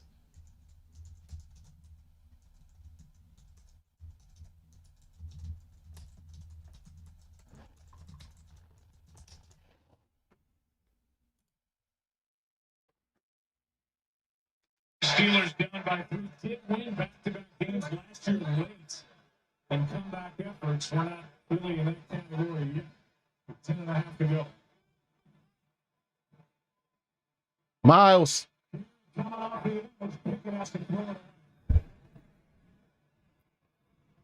What's that not grounding? And Miles is coming up limping.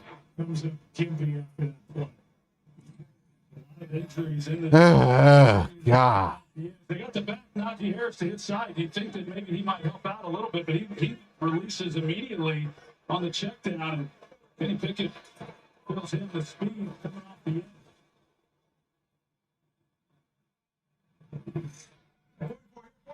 Harris does not check out.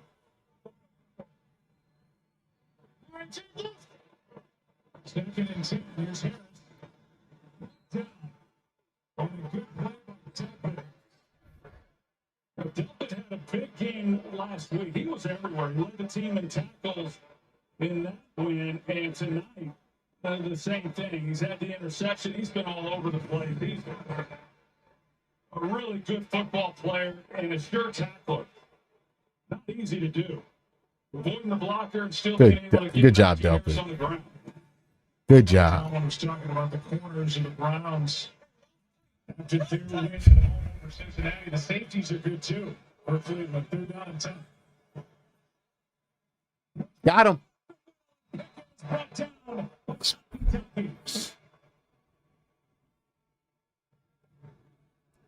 Both sacks, interior pressure today. Big. 11. Jalen Warren, they're turn protecting up front here. They're working this way, so he's got to step up and take him. And yet, Jalen Warren, you see, he just totally loses sight. He's the guy who has to be able to protect him, and so just an easy sack. Marvin hits it. It gets past Jones. And it'll be tapped. He didn't touch it. He didn't touch it. Hey, he didn't touch it. Come on, man. That punter been kicking our ass. Oh, my God. From a 20, they're happy to have him this first of the year.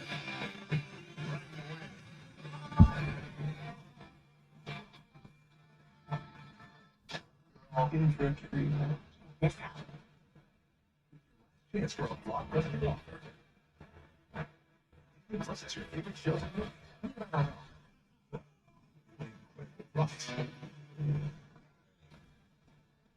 What's a Disney Plus with ads for just one thing?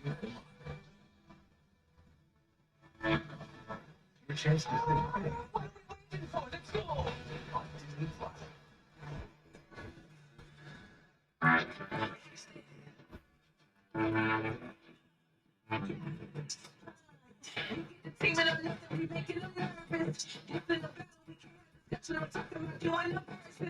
Oh, God.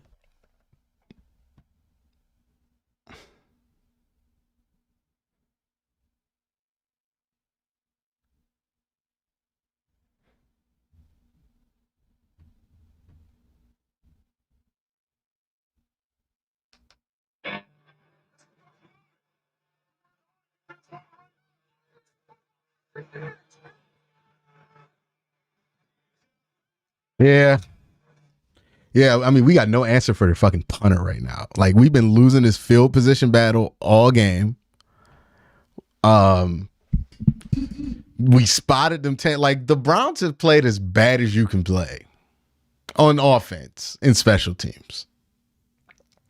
Defensively, I mean, they're the only reason this team's in this game. Honestly, if the offense and special teams just got out their own way, this is a 22-9 game. Football. Joe Burrow and the Bengals welcome LA to the jungle. But Aaron Donald on the rim.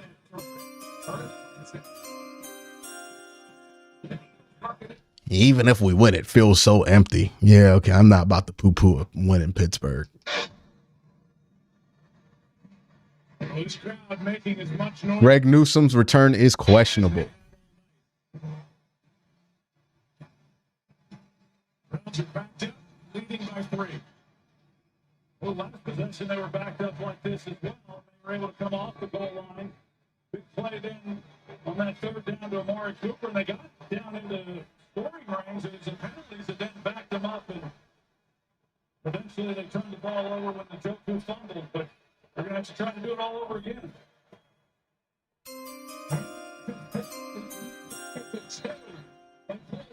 And he was not alone. Can we please make it a 2-possession game? Yeah, man, I don't know if that's happening tonight. He has really come alive. In the game last week, you really didn't notice those linebackers, didn't notice anybody for that matter, but you didn't get those plays. That's what they were looking for when those changes were made. But Cole Holcomb, he's had himself a game. Come on, look at that tight coverage we got on both wide receivers. Second and 13, Watson down the sideline, leads Cooper out of bounds. Third down and 13.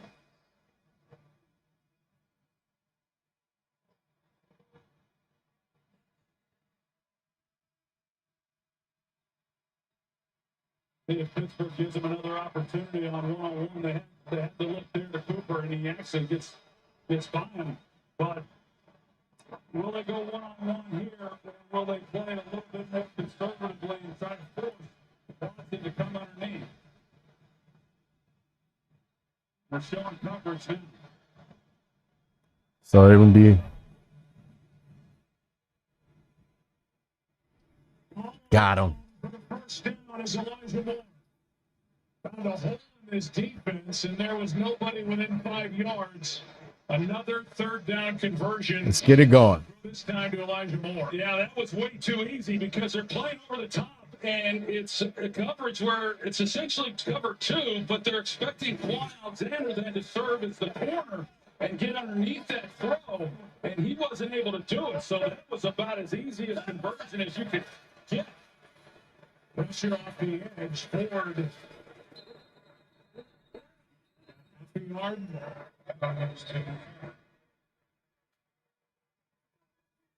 7.5 to go in this interesting, kind of crazy game in the AFC North. Well, that third down play, third down coverage that Terrell Austin called the defensive coordinator for Pittsburgh, he's going to be thinking about that one tonight, depending on what happens on this drive, because that was an unusual look. You're not running again. You just would not allow someone to just run off the ball like that and turn around and catch the football.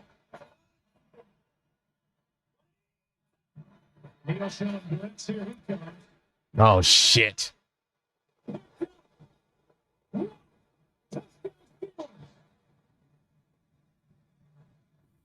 Been that kind of night? Yeah, been that kind of night.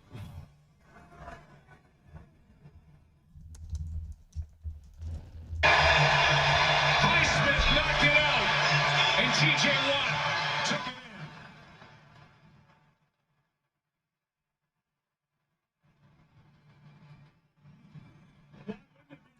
in. Been that kind of night, man.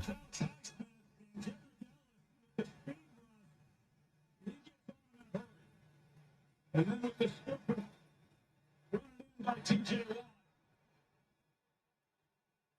They needed every bit of this defense to make these. I told you I was worried about that Jed Wills Highsmith matchup. Finally came to bite us in the ass. Been that kind of a night.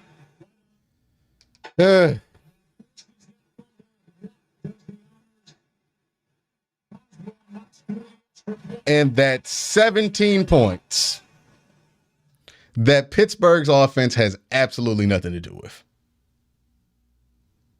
7-year career. The fourth lead change of the night has Pittsburgh on top. Turnovers. First play from scrimmage. It's Patrick, 30 yards and a touchdown. This one forced by Montrevious Adams. recovered by Ogunjobi. Another forced fumble on Njoku. And then moments ago, Smith did the honors.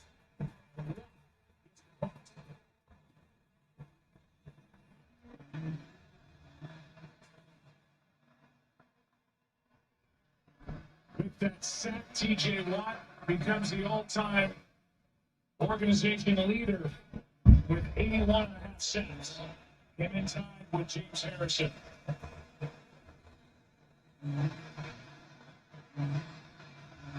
For Smith.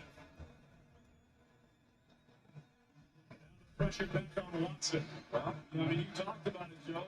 What was given up, what he's been paid, and what the expectations are in a moment like this right here. So as bad as it's been, and as much adversity as he's faced, I mean, Deshaun's got to hold on to the fucking ball. Like, we could blame Jed Wills for getting beat, and yeah, if that was a sack, blame Jed Wills City. But the fumble return for a touchdown, I mean, like, dog. Both of those touchdowns. He's half from the 25, and an extra offensive lineman, Michael Dunn, who's been out there a lot tonight for the Browns in there. Well, at least we're not backed up on the 10.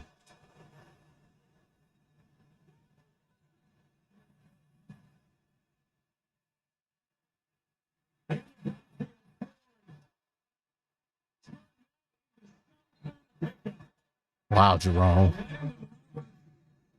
Elijah Riley with missed tackles, and somehow Jerome Ford gets in. Yeah, and they come in with 6 offensive linemen and then 2 tight ends. So there is no disguising what they're going to do. They're going to run the football, and it just took an individual effort by Jerome Ford in order to turn what should have been a 3 or 4 yard loss into a positive gain and a big play.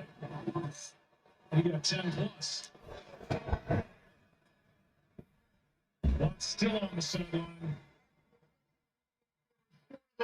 Yeah, I didn't see how he got a first down there.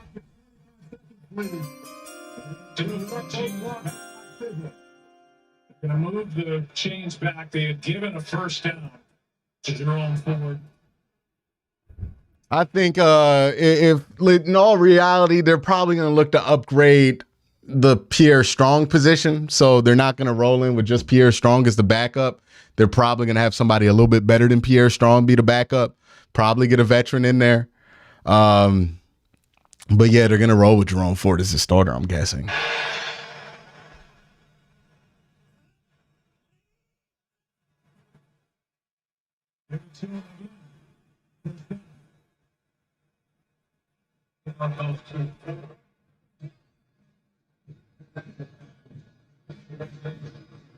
Before the game, we saw Deshaun Watson. He's over on the sidelines. That's a member of his performance team that's sitting next to him. He's doing some visualization, maybe a little meditation, but definitely was going through the visualization part of it. And it seems that pays dividends for him on this drive now. First down from the 36.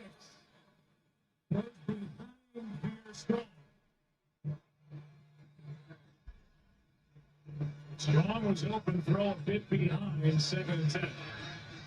The chance just not on target with the throw.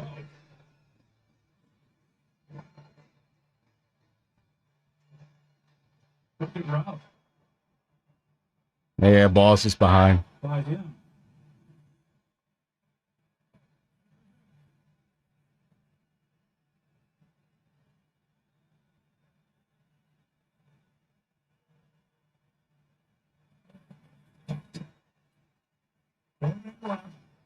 No. And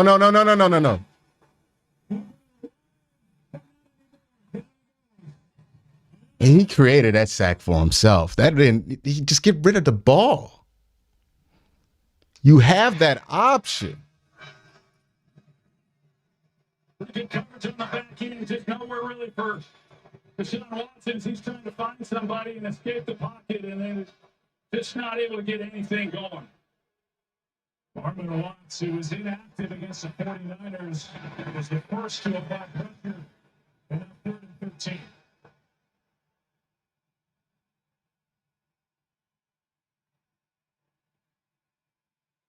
fires it.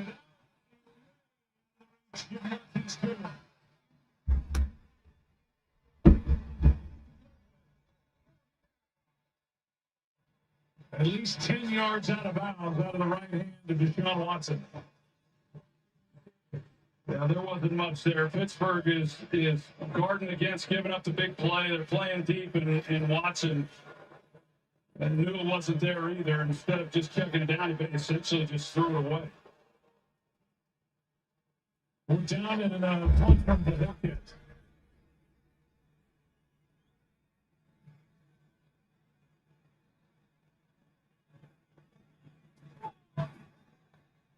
And that punt led Calvin Austin out of bounds. You call for a fair catch. Got hit a bit along the sideline. Tonight's aerial coverage is brought to you by Goodyear. Mike Tomlin talked about getting back to Steeler football. Week 1, talk about running the ball. They ran it only 10 times. Time for the fewest. They're going to talk about that one, rightfully so. Second time in the last 5 years that's happened. They're going to talk about that one. 13 first downs in a game. His defense, a different story tonight. Here's Harris over the right side. If you're Pittsburgh, you're looking at this and you just want to make sure that you don't give the ball back to Cleveland with a chance to go win the game. And then for Cleveland, we've seen Pittsburgh be able to do it with their defense. They've created the takeaways and scores, and it just kind of feels like this Jim Schwartz defense that has been so good that they're going to have to do the same thing. 2 timeouts left each side. Play clock is at 8.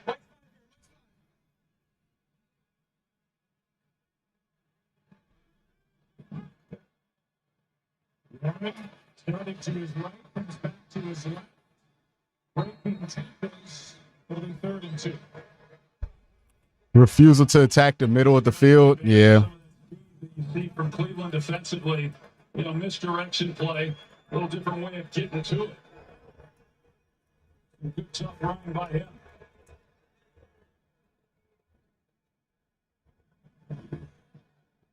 Third down and a long one.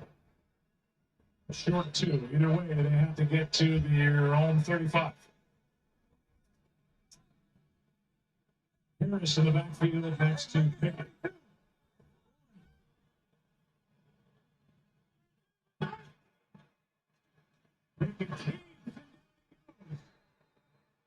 Defense makes the play. And nothing developed there on that 3rd down call for Matt Canada and the Steelers offense. Boy, that didn't fool anybody. As soon as it pulls it, I mean, there are white jerseys all over him. Toronto was there, Anthony Walker. That's the first time in a bad time for Kenny Pickett to be stopped in his very young career on a 3rd or 4th and 1. It's 4th down and 4, and the Browns use their second timeout. And that defense has played so well tonight, is asking for something.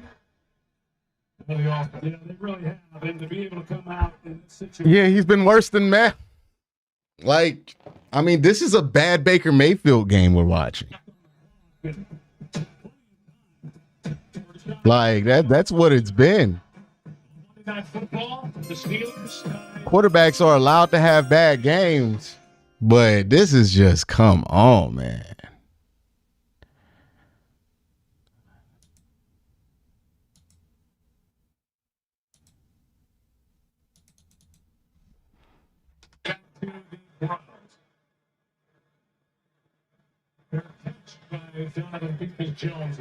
About time.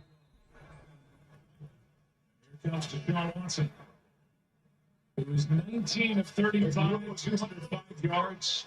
It's been sacked 5 times, 1 touchdown, 1 pick. It just has not gotten any real rhythm whatsoever. Last week did not. And Tony Schmidt says Deshaun has looked awful since he's been back. Maybe we shouldn't have given up on Baker so early. Nah, dog. We're not about to do this bullshit again.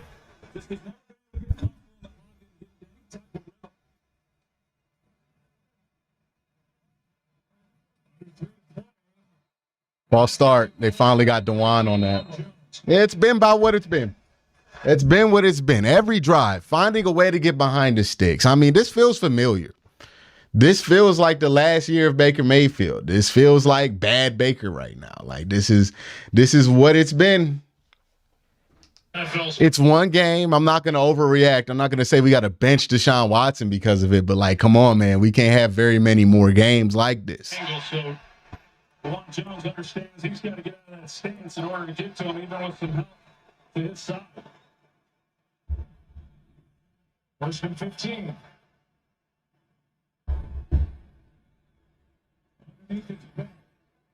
David Bell outside the bounds.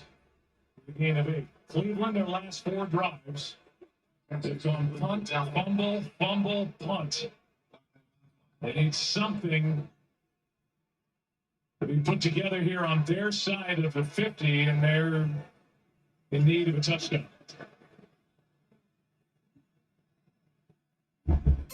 Pittsburgh's defense in this game, 5 sacks, 4 takeaways. All right, Deshaun. 2 touchdowns.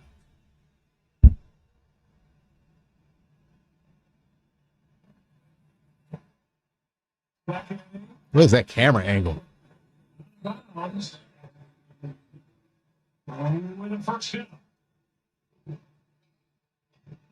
Yeah, the Steelers are going with a 4-man rush, and so they're playing pretty soft right now. They're going to give those throws and just force Watson to take them, if he will, and not give up anything deep. You see these safeties back here. First down. Woo! Brought down in midfield. Good throw from Deshaun Watson for 14. You know what is like the starkest difference between the offense I saw Watson in Texas with Houston versus what I see now? They barely ever get the ball in motion to these wide receivers. All right, take it to the 2. We're coming up on the 2. Yeah, that's been the biggest difference.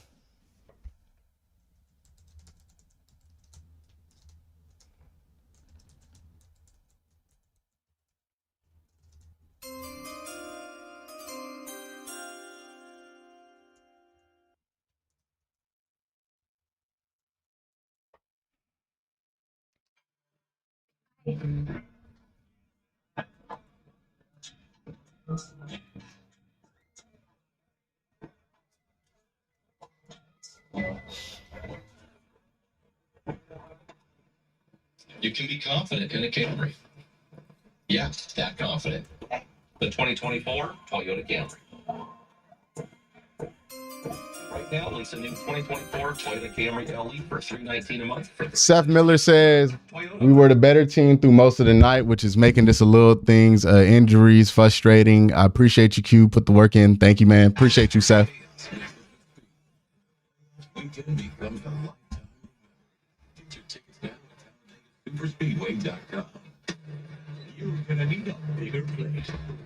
The Disney Crispy Jumbo Fish Tenders, Jumbo Meal, all prices. Yeah, like when Watson was in Houston, you would see him hit these wide receivers, and they'd always be moving. But if you ever notice, every play he hits a wide receiver, it's somebody not in motion, like somebody stopped. And it's like, is this still heavily predicated on timing, this offense? Because didn't we learn that wasn't a good idea with him? I don't know. Like, you have an offense with Watson, you want that thing to be in motion, but I don't know, man. Something don't look right.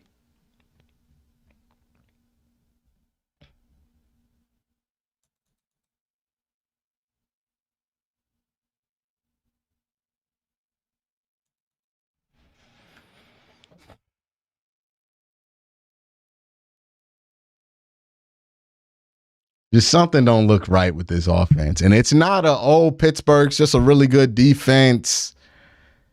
You're just going to have nights like that, bad night on offense. It's one of those like, no, something looks broken on offense. Like either it's Deshaun that's broken or it's this offense schematically that's broken with Deshaun in it.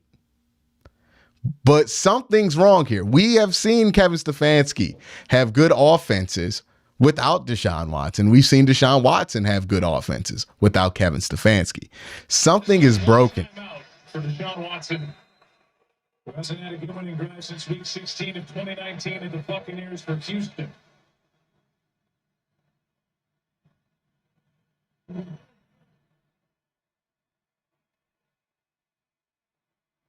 Watson avoids this and is able to throw it away. That is about time he did that. Coming in with pressure. Do you think Kevin has opened up the playbook? This isn't a question of if the playbook's opened up. Of course the playbook's opened up. It's the question of just like if the structure of this offense is a fit. He drops out underneath. They bring the pressure there to the left side of the three-man rush. It's a four-man rush overall, but it's that look that you're trying to decipher your way through that as an offensive line, a four-man rush, and yet they're really effective with it, and Watson has to get rid of the ball. Third down. Watson stays on his feet.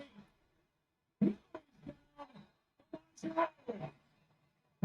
to go but gets him. With the pressure and a loss of 3. Fourth and game here. We saw early on this drive, they're going to give some things up and underneath throws and let them complete some passes. And then once they start getting down the field, they tighten everything up. 5-man rush and just nowhere for Watson to go. As he gets out of the pocket, he's looking, trying to find somebody. There's just no separation anywhere for him to throw it. In the coverage by the Steelers. We're down to 10. This is the game for Cleveland if they want any chance. Watson. No flag.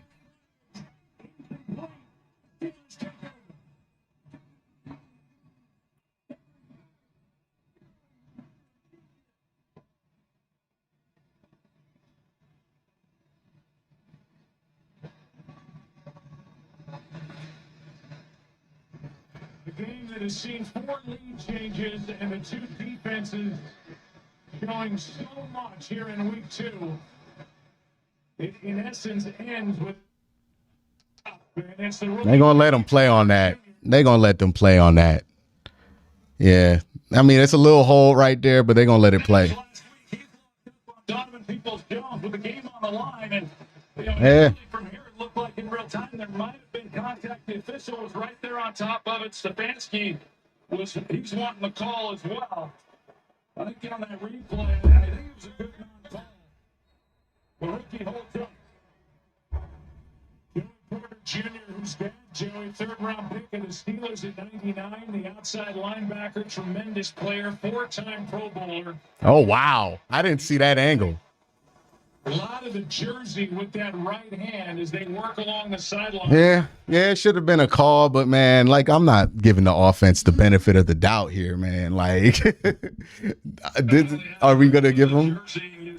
Yeah, he's got both hands, and that's what I saw when it was happening. I thought we might get a call. You know, maybe the official from where he was, he doesn't catch it, or is it deemed an uncatchable? I don't know, but this one's in the books, and the Steelers win. Yeah. About what it's been. About what it's been.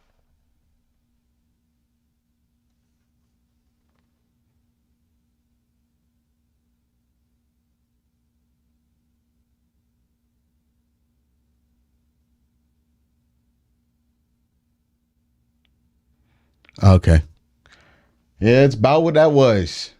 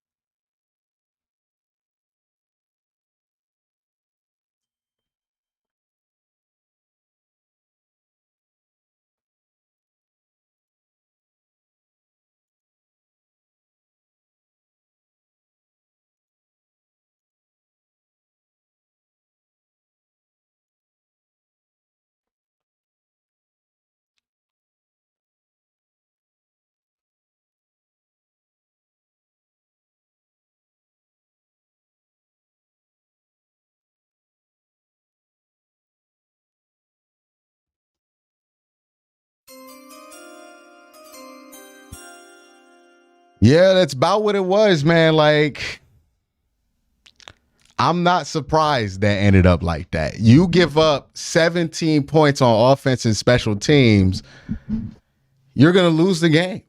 This is why Mike Tomlin doesn't go under 500, right? Like, if you've ever wondered how in the world does Mike Tomlin stay from getting under 500, this is how. Because his teams don't give up 17 points on turnovers and on special teams. Like, that's really what it is. A lot of people are going to have their hot takes about Deshaun after this, rightfully so. He played terrible. It's one game. The same way we would react to if he had one good game and not overreact to it in one way. It's the same way I want to not overreact to this in the other direction. But it's still not good.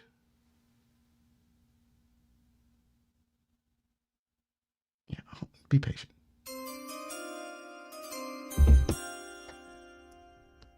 I really don't want to be negative. I know Pittsburgh is a good defense, but geez, I'm sorry, no sympathy for Deshaun. Yeah, I mean, he's not going to have sympathy for that.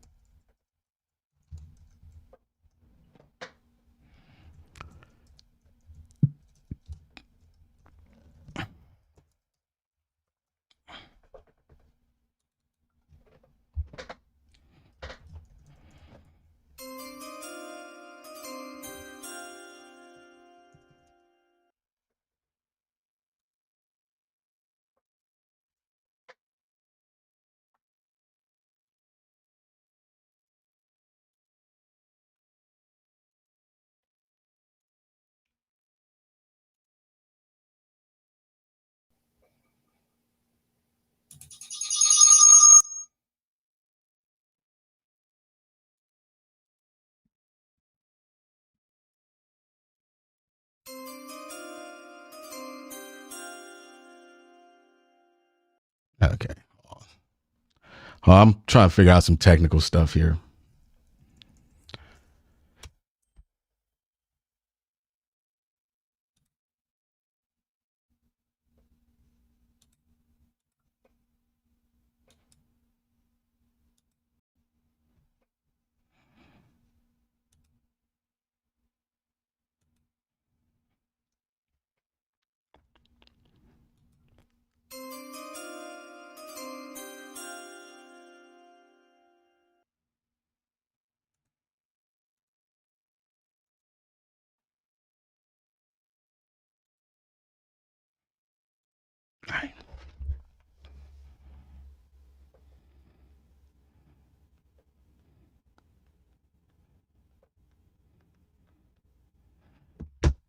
Yeah, that win is about as bad as it could go.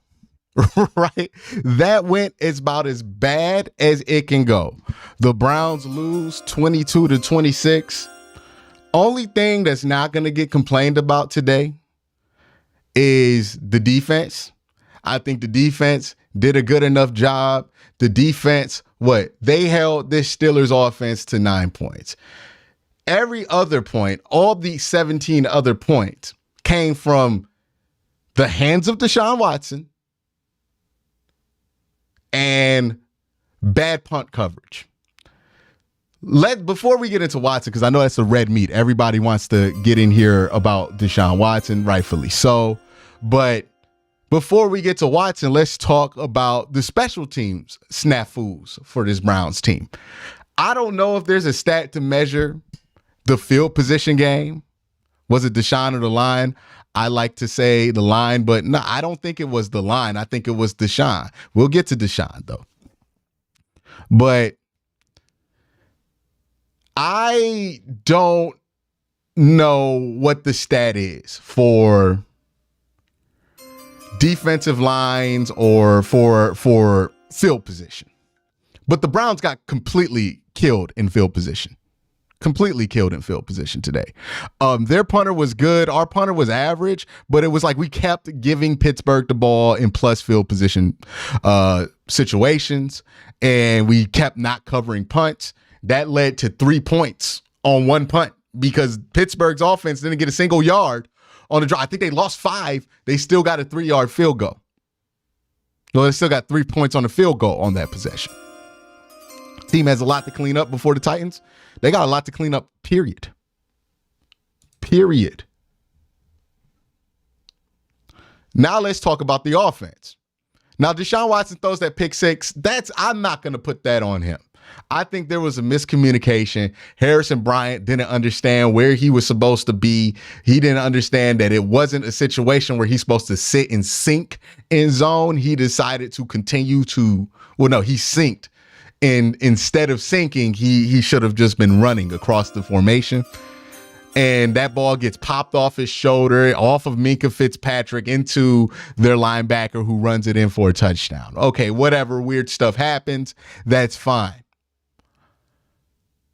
The fumble, look, Jed Wills blew his assignment with Alex Highsmith. You know what I mean? It is what it is. And then Deshaun, he's been careless with the football. That's his second fumble in the game. And he fumbled that ball again. They scoop it for a score, and that was the only way that Pittsburgh can beat you. The frustrating thing for this game is that the only way Pittsburgh could have beat you is if you shot yourself in the foot. I remember saying that earlier this week on my videos. The only way Pittsburgh can beat the Cleveland Browns this week is if the Browns shoot themselves in the foot. And they must have heard that and decided, hey, let's get a 12 gauge and pump that thing into our foot. Because I have never seen a team decide to shoot themselves in the foot time after time after time after time, like they did in this game. It wasn't just Watson. It was the whole offense, other than the running backs. Nick Chubb did nothing wrong. Unfortunately, he's probably out for the year. Jerome Ford came in and filled in beautifully for Nick Chubb. Beautifully. He scored both touchdowns, I believe, after Nick Chubb went out. But Deshaun, for whatever reason, that was worse than any, people say he was terrible in those 6 games. He wasn't as bad in those 6 games as he looked today. He looked worse today than he's ever looked as a Cleveland Brown. And it's not like it's been a great history of great play. Appreciate that, Father. But it's not like it was a great play. It was not like he's played a bunch of great games in Cleveland. It was a borderline unacceptable offensive performance. If you continue to play like that offensively, a diagnosis is going to need to be made and somebody's going to have to be moved. And what I mean by that is now it's just one game. That's one thing to keep in mind. We couldn't see the back end. Did the receivers not get any separation, or was Watson just holding on to the ball? Pray for Chubb. I got to look at the tape, but I'm going to be honest with you. I think it was a combination of both. The receivers weren't getting separation and Deshaun wasn't getting the ball out in time. I think it's a combination of both. Point blank, period. It's not a mystery what went down there. But Watson always looked bad versus the Steelers. Check history. Look, man, it's not that he looked bad that I'm concerned about. And I think people need to understand this. I wouldn't be sitting here, and you guys know, if you followed me for a little bit, if you've watched me before, you guys would know I don't just rip quarterbacks because they have a bad game. I rip them because of how they have a bad game. Because that's more concerning than if they had a bad game. Sometimes quarterbacks miss throws. Sometimes quarterbacks are just late. Sometimes they're just not having a good game. It's a hard position to play. This was not one of those games. Week 1 was one of those games where I was willing to write off because it looked like there was a bunch of problems there that weren't just specifically Deshaun Watson related. This is not oh, well, maybe he plays better. This is a, hey, something looks broken. Minka Woo Buddy. Thank you for that. But this is not just a something is off or maybe he just needs to play better. This is a flat out, like, this looks broken, man. Like, I hate to say it, but it looks broken. This is exactly how it felt with Baker Mayfield in 2019 and 2021. This is how it felt with Jacoby Brissett at times. This just looks broken. Is it Kevin? I don't know. Is it Deshaun? I don't know, because to be honest with you, Deshaun has looked good before he played with Kevin, and Kevin has looked good before he had Deshaun. This feels like another Odell Beckham, Baker Mayfield situation where we feel like we have two good things. We add those two good things together and we discover, oh, those two good things can't be two good things together at the same time. That's what it feels like. I don't know if it's the play calling. I'm gonna be honest. Nobody in the chat, nobody on Twitter, like very few people on Twitter are qualified enough to actually talk about play calling. Most of us are just guessing, and we base our guesses off of stuff we saw on Madden. So I don't know if it was play calling. What I do know is when I watch this offense, it doesn't look like it's working. It doesn't look like it looks broken. That's the only way I can describe it, is that something looks broken. Is it Deshaun Watson? Is it this offense? Is it Deshaun Watson in this offense? Something looks broken. When I saw Deshaun Watson play in Houston and he was a Pro Bowl elite level quarterback, he was hitting guys in stride all the time. He was attacking downfield. Tell me if that's what this has looked like to you. We need an actual OC scheme. It's terrible. Watson needs to get more playmakers in the wide receiver room with no speed. Here's the thing. We've seen Watson have good years with Chad Hansen. None of this makes sense from the standpoint of, we know this all. Like, say what you want about Kevin. And I know people are going to say whatever they want after this game. Kevin's been a fine offensive coordinator. Say what you want about Deshaun Watson. We know what he's been before he got to Cleveland. He's been a really good quarterback, and he's 27. Look, like, something isn't working here. That's what I'm concerned about. It's not that he just looked bad. It's not that the numbers weren't great. It's not all the other stuff that people are going to focus on. It's that when you watch the operation of this offense, it looks broken. All the wide receivers we hit have to be standing still in order to get the ball.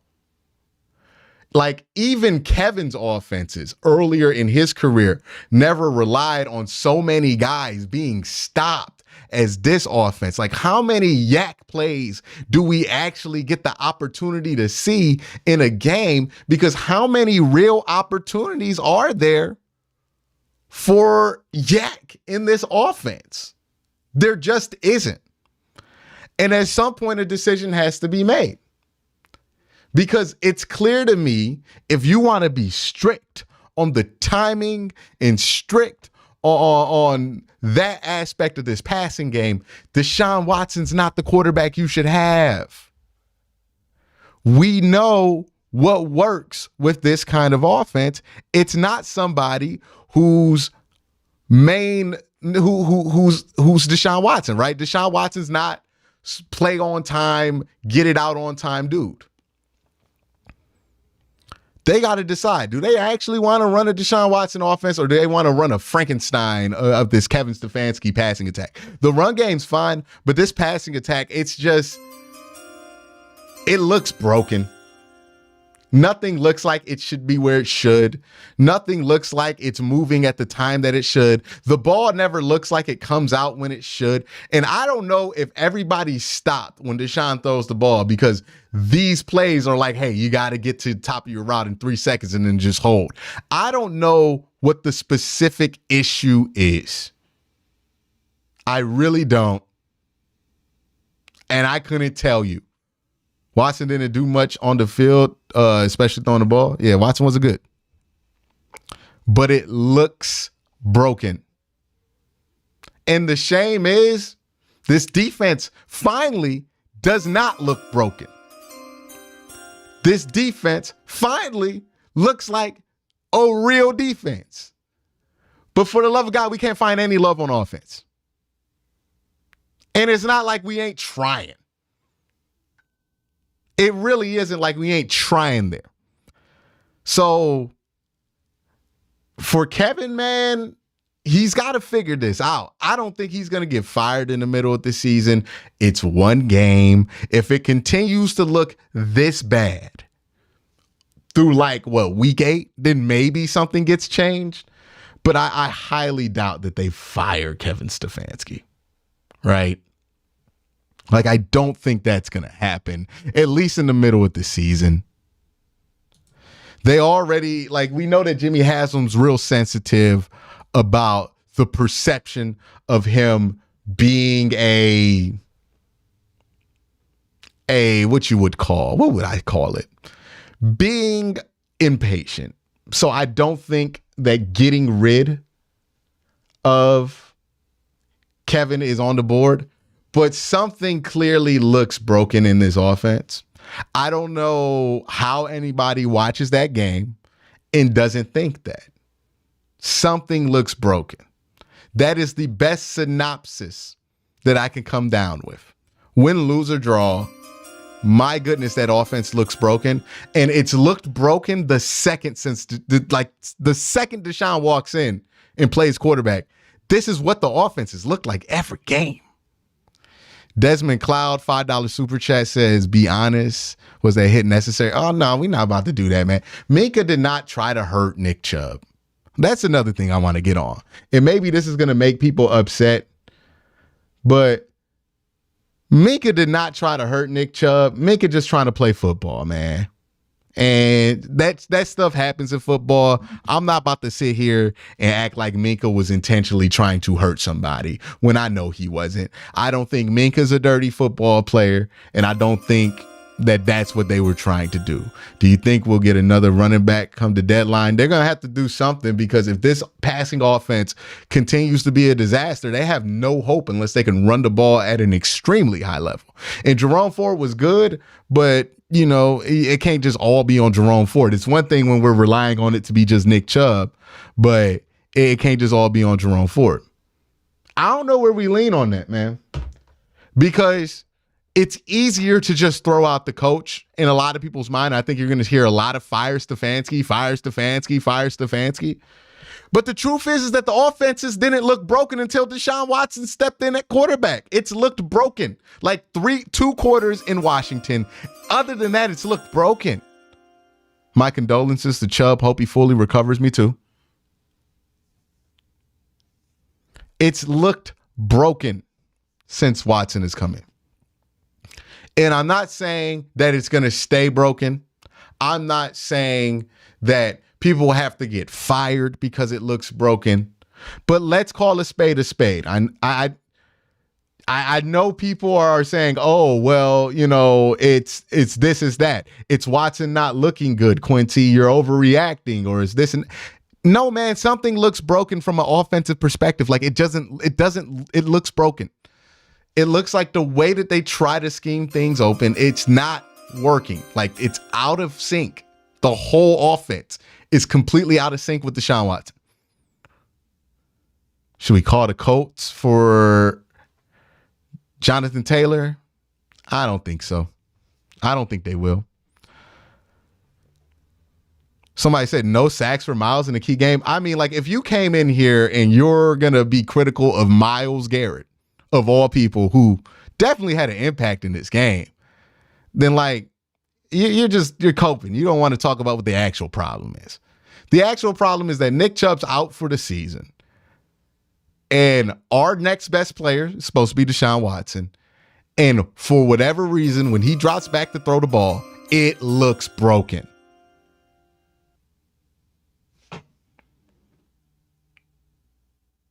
Don't know what you want me to do about that.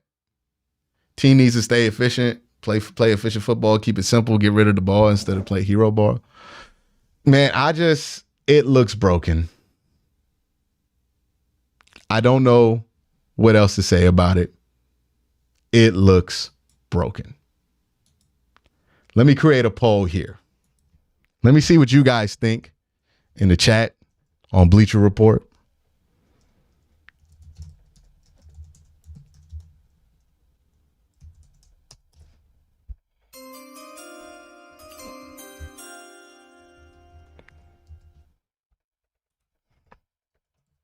Because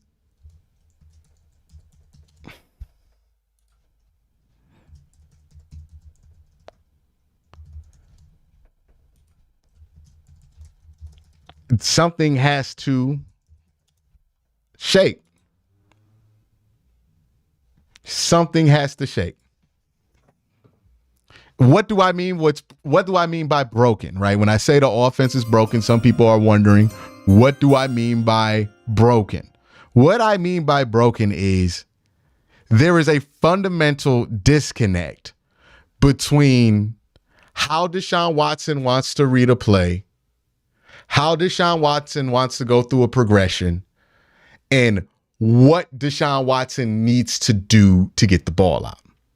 If those two things are not connected, you'll see a lot of still receivers. You'll see a lot of holding on to the football because Deshaun is going 1, 2 to 3 and nothing ever looks open because how they're structuring the offense between the both of them just is not working for whatever reason. That could be because the NFL has evolved into this too deep safety world. So they're just keeping more guys back there, making you have to be patient. And that's not Deshaun's strong suit.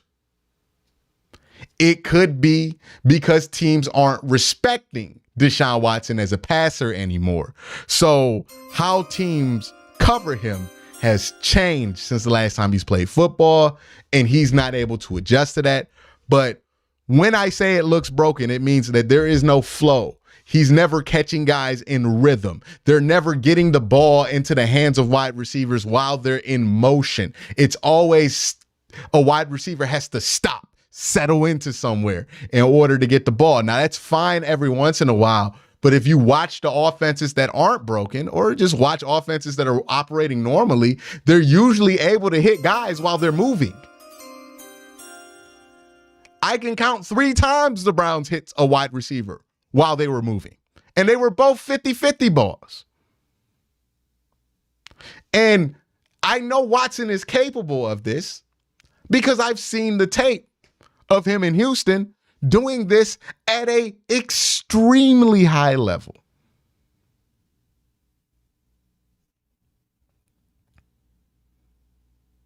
So if Watson can't do it here, like what's the disconnect? There's obviously a disconnect between what he needs to feel comfortable and what he's being given. Because I'm looking at this and I don't know what other determination to make. Again, I would not get out here and say it looked broken if it didn't look broken. I would not come out here and be extra critical of the offense if I thought they just simply played a bad game. But this wasn't just a bad game. It looked like they couldn't throw the ball in the air.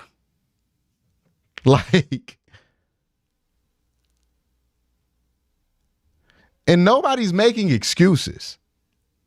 Nobody's making excuses for this team. I think what we're wondering is just like, what's the disconnect here? Guys that we saw were good are not good right now. Watson looks like a completely different person than when he played in Houston. That doesn't even look like it's the same guy. It's a mystery, whatever's going on with this offense. It is. It's a mystery. Some people are going to say, oh, it's Stefanski, oh, it's this, and try to come at you with a definitive solution. Nobody actually knows right now. Nobody knows. Chubb did an amazing job. Prayer for the guy that we saw in Pittsburgh. Watson playing dirty, couldn't find anyone to throw the ball or run. I don't know. I don't know, man. It's a mess. Like, this whole thing is a mess. Like, as much as I want to say, hey, just get rid of Stefanski and then it fixes everything for Watson, I don't think that's going to work. In my heart of hearts, I think something's wrong with Watson. Like, if you ask me, I think that's the bigger problem. Something just looks wrong with him. Something looks like it's like blocking him from seeing the field. He looks like he plays quarterback blindfolded. And that's shocking given how great his vision was in Houston, how great his accuracy was in Houston. He looks blindfolded. I don't know if it's only Stefanski. Stefanski's going to be the fall guy. Like, if somebody has to go, it's going to be him. And if this continues for the next month or two, somebody's going to go. It's going to be Stefanski. But I don't think that solves all the problems, man. I really don't.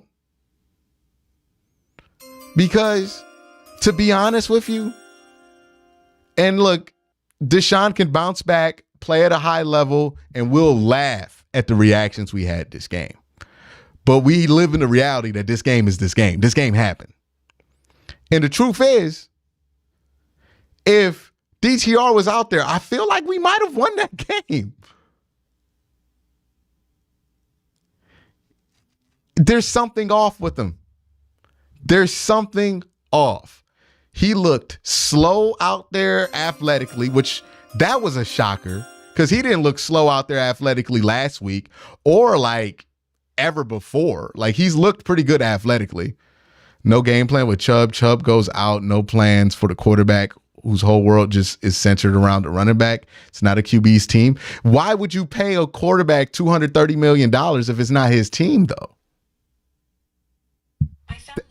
That's not a excusable excuse that Nick Chubb went down. Nick Chubb went down. Okay, Deshaun is paid $45 million. Like, dog, gotta make a throw. You know what Deshaun looked like? Deshaun looked like how I described Kenny Pickett to be. Late, can't attack the middle of the field. Like, something's off with him, man. And that, for a while, we've been able to say, hey, he needs an off season. He was rusty, all of this. And then we felt good in camp with what he was producing with and what he looked like. But like that, I don't know if something was wrong, something had happened, like if he's hurt, but that was bad. That was Baker Mayfield labrum bad. And it cost you a game. Like, remember in 2021 where I was like, hey, sometimes quarterbacks can cost you a game because they want to make too many plays. And he cost you a game, man. DTR is not a better quarterback than him, Deshaun. I don't think that DTR has 3 Pro Bowls in him. But I think DTR probably wins that game because he doesn't make the mistakes that Watson made in that game. Yeah, DPJ wasn't good fielding punts, man. Like, the whole special teams offense operation sucked today. Throw that game, throw everything you ran in that game except for in the running game in the garbage and never put it out there again. Because I just can't fathom why they were that bad. Can't fathom it. Really can't fathom it. Like, I have been pro Deshaun Watson as far as his ability to play on the field. I thought people have been unnecessarily tough on him. I thought that he was going to clearly shake back to what he was in 2019 and 2020. I wasn't shaken by those 6 games back because I knew things would change, but this didn't look different.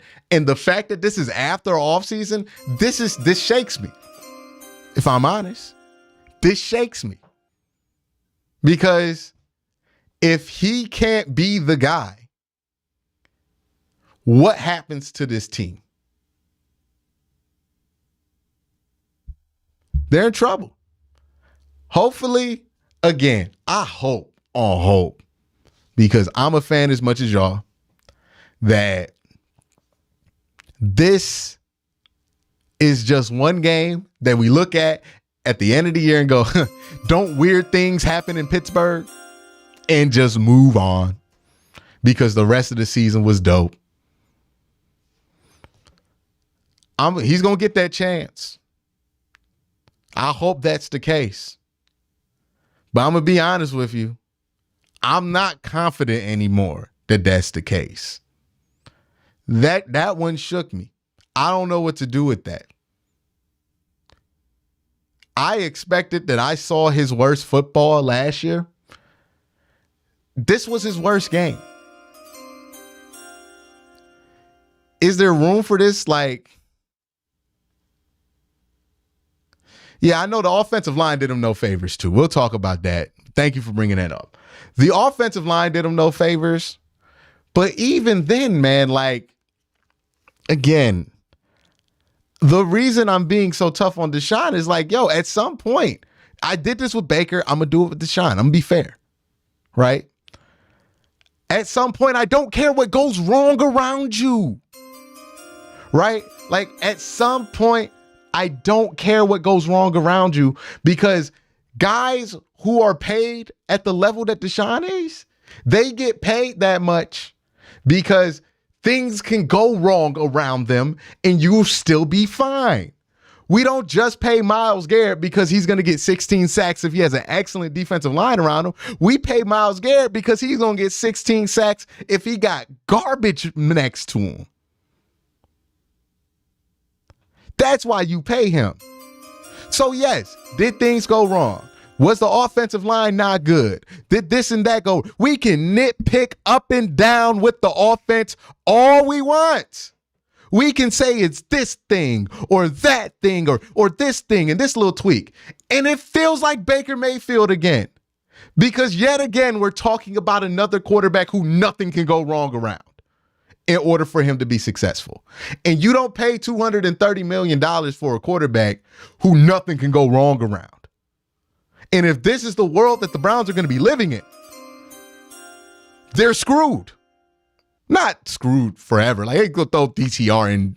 Hypothetically, DTR could be okay or whatever. But if this is the world that they're living in, they're better off playing DTR. That's how bad it is. Our quarterback, our team, they can't overcome anything right now offensively. Now, again, it's one game. It's one game. It's one game. It really is one game. So, again, I hope that we look at this and laugh. That I could look at my reaction to this and laugh. But I'm not laughing right now because it just happened. And all I have to react to is this game. Because last week's game, it was raining like nobody threw the. Joe Burrow had 82 passing yards. I can't judge a passing performance under that. But nobody expected this. This is bad. This is alarmingly bad. This isn't panic mode bad, but I do think people need to realize, hey, man, bells need to be ran. Meetings need to be had. Stuff needs to be done this week because you cannot have another performance like that. You cannot. I don't care what goes wrong around him. I don't care what didn't work around him. I don't care who got hurt. I don't care who's calling the plays. It can never look that bad again.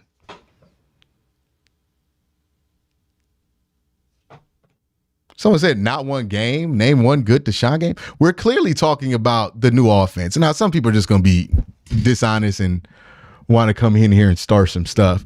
But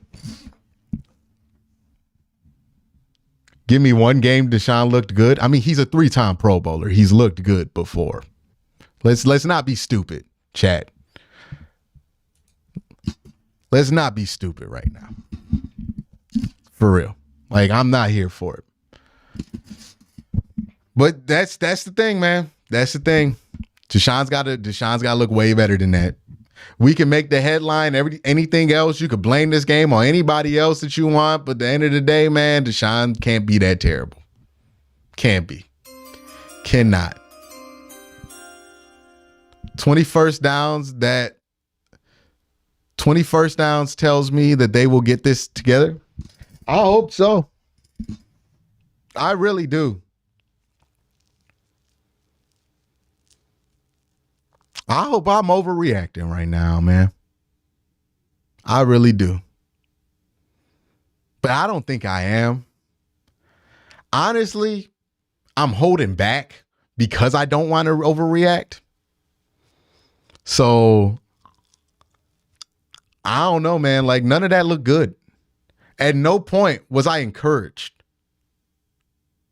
At no point did he make a throw where I was like, oh my gosh, that's why we traded for him. Like, there wasn't even a spark in that game. He didn't look great those first 3 games back, but like there were sparks, there were flashes, there were times where he looked like the old Deshaun. That was a flat out, like, I don't think he's played a worse game since like he was in grade school.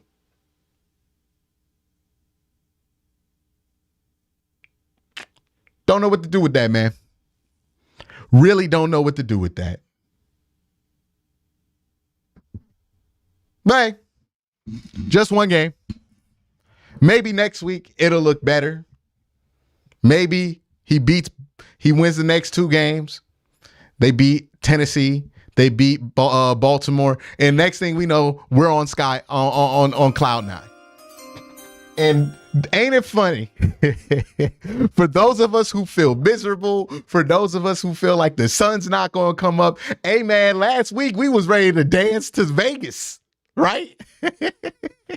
Last week, after that one win, for everybody who wants to tell me, it's not just one win. It's not just one game. Look, after that one win last week, all of us were ready to pack our cars and moonwalk to Las Vegas, Nevada. We were ready to moonwalk to Las Vegas, Nevada. Nick Chubb's officially out for the year. Yeah. We were ready to moonwalk to Las Vegas, Nevada last week. Now we ready to moonwalk into our own coffin. It's been 2 weeks. It's going to be a long season, y'all. Strap in. It's going to be a long season, man. Try to smile. Try to find some peace. Try to understand, man. It goes week by week. The Browns could win the next 2 weeks, and we're going to be on cloud 9, ready to go back to Las Vegas.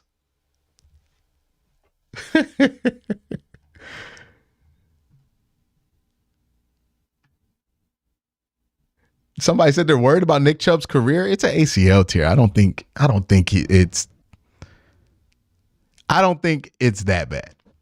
Like, it's not ending his career bad. Man, someone said, Q, you have more faith than me because I'm not impressed with anything this offense and it won't get better. Hey, man, football has a way of, like, think about this. Think about Pittsburgh Steelers fans. They looked as bad as they could look in week 1. I bet they feel better this week. Like, we underestimate how much a win or a loss affects us, especially early in the season because it's been so long. But let's keep it real. Let's keep it a buck. We all know it. If the Browns win next week and then they win again against Baltimore, y'all gonna be back here trying to get tickets to Las Vegas. It don't take much. Let's say the offense gets it together. It ain't gonna take much for us to be on cloud 9. Ain't the end of the world, Browns fans. It wasn't a good day. It's going to be a little bit of a rough week, but the good news is that it's a short week. But it's going to be a little rough. Your friends and families that aren't Browns fans, they're going to give you a little hell for this one. Oh, they're going to give you it at work. Oh, yes, that man is going to give you it at work. Hey, they're going to give you it at work. They're going to be upset. They're going to talk all this stuff about you. You're going to be mad for about a week. But you know what?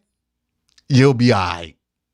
Because if they win next week, you're going to be right back talking that garbage again. Let Deshaun throw for 300 yards next week, right? I don't know if it's going to happen. Like, honestly, the offense does look broken, but broken offenses have good days every once in a while. We'll see, man. Maybe they fix it. But it's also, let me keep myself in check so I don't get carried away with my own emotions after a game. It's easy to get carried away. Just like we got carried away last week. It's easy to get carried away from a loss this week. Keep everything in perspective. Hold it down. Y'all know it's going to be a long year. We got 15 more of these things. And then we got the playoffs. So, no, don't spend all your energy in September. We got a long season ahead.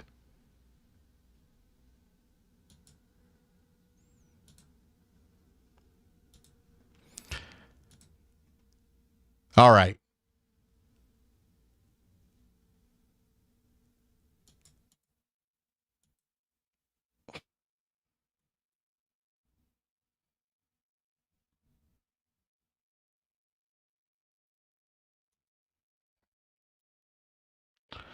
All right. Sorry, I missed all of those. I was over on Bleacher Report streaming. Let's get back to y'all.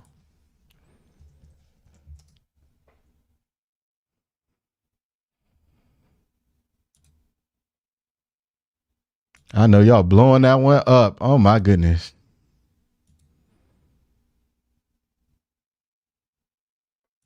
Let me get to y'all chats because I missed a fair bit amount of them. All right. What was the last one that I got to? Ooh, we got another one. All right. Let me get to y'all supers.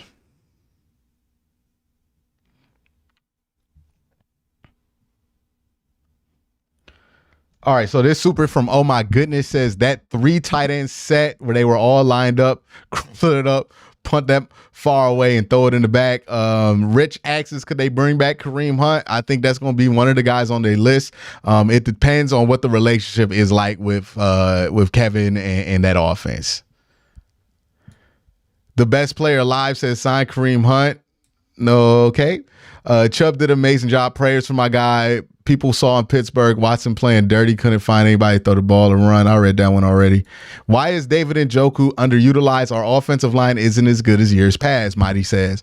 Yeah, Mighty, I just not. Jed Wills has become a bit of a disaster. But I don't even think it's Jed. I think it's a combination of Jed Wills not being as good and Ethan Posick and Wyatt Teller regressing a bit. Wide receiver room just looks thin outside of Coop. Says Ibra, I said that. Who's going to be the guy on third down that we draw up plays for? Nobody's really separated themselves other than Coop. And Coop's not necessarily the kind of guy you want to go to in those situations, but we ain't got nothing else, man. Elijah Moore wasn't super impressive in this game. Triz says, was it just me or the balls exclusively thrown to the sideline? Yeah, man, it's a mess. Mess of an offense. Like, I pray that was just the offensive game plan that was trash. I really do. I pray I'm overreacting. My only fear, if this doesn't work, we're going to get rid of Barry, Mark says. Yeah, it's on the table, man. It's on the table. Why am I seeing Harrison Bryant on every play says OE Club? I can't justify that one. John Burns says length of Chubb's injury, sweet catches by Cooper. Oh, he's out for a year. We'd be lucky if he's back week 1 next year. Desmond Cloud says just confused. Minka didn't have that same type of energy for CMC. I promise you, if that were CMC there, he would have did it. Think about it like this, y'all.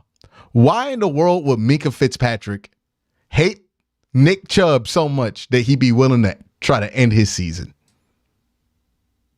I know y'all want it to be a dirty play. It's not. Minka Fitzpatrick gives no fucks about this Cleveland Browns-Pittsburgh Steelers rivalry. He's not trying to hurt people because he's a Steeler. He's a grown man who's friends with Nick Chubb. I promise you he wasn't trying to hurt him. Night Gaunt says we need to go to DTR, calling it now. Mighty says RQB has 2 hands in the face penalties. That means the offensive line is trash. Yeah, the offensive line wasn't good either, but like at some point, Deshaun's going to have to overcome that. Bloody Daddy Dub says, I think it's the legal drama. Man looks lost. He ain't got it right now, man. He ain't got it.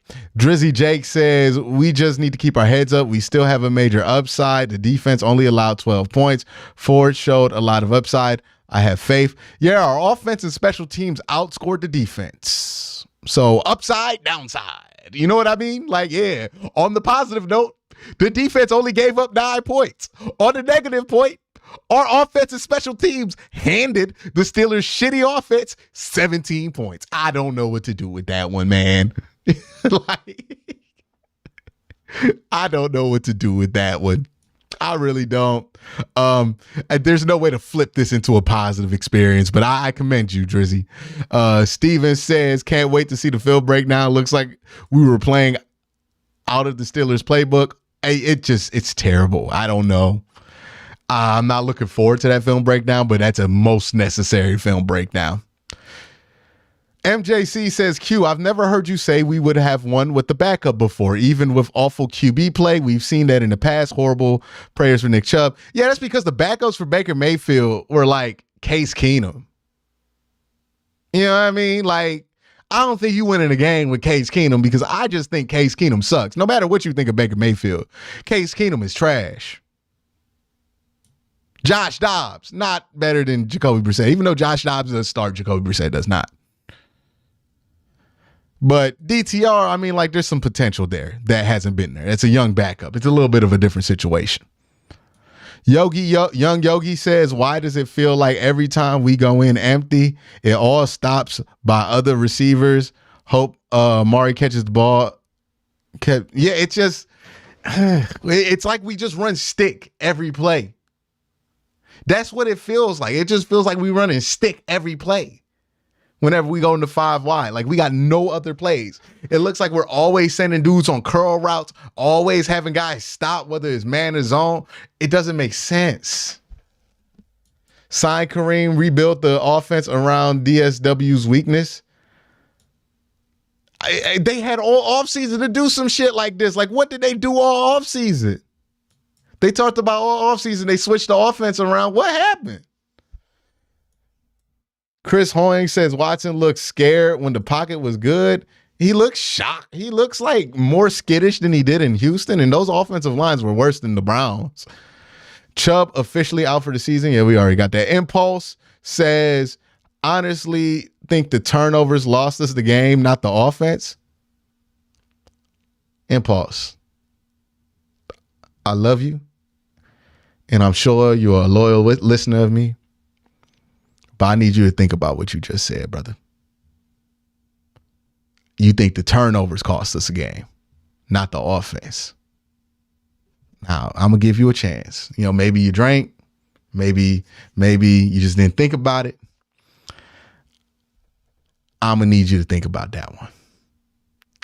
The turnovers lost us the game, not the offense. Brother, who turned the ball over? Oh man. I love Browns fans, man. I love us, but sometimes, man. All right. Ray Rag says the Steelers did not run a play in the red zone. What the F, man? The Steelers consistently had 12 to 13 men on the field defensively, with how often it looked like the Steelers had that many people on the field, with how often the Browns were throwing towards the sideline. Middle field, non-existent. Why? We look skittish.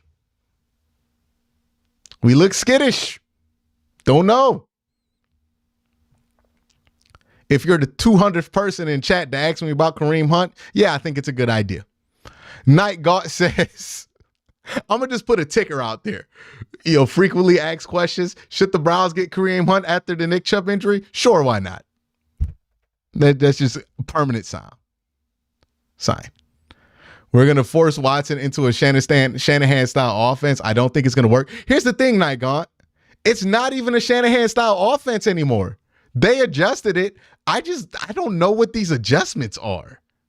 Like, they're not doing as much play action. Honestly, it would be better in a Shanahan style offense compared to what this is. Like, this just doesn't look good at all. B Apple says, I know he played awful, but Deshaun had a couple nice third down conversions with his back against the goal line, still holding out hope. Man, I hope I'm wrong. I hope I'm overreacting. Nothing would make me happier than for Deshaun to throw for like 400 yards next week and make this whole video be bad takes. But I'm concerned. I haven't been concerned since they traded for Deshaun. I'm concerned. Chris Gustafaro says, hey guys, please consider donating to Nick Chubb's charity First Candle. That'd be dope.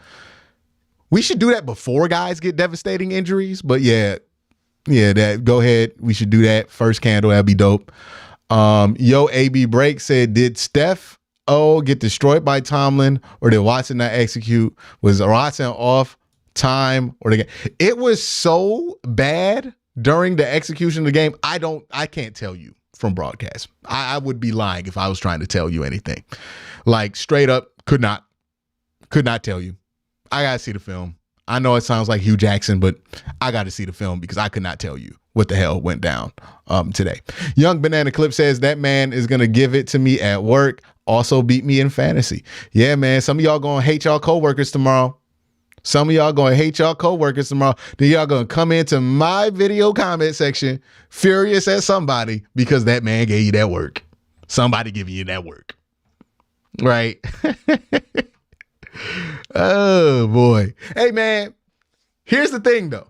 I'll leave off on a positive note so we ain't all super negative and burnt out and shit.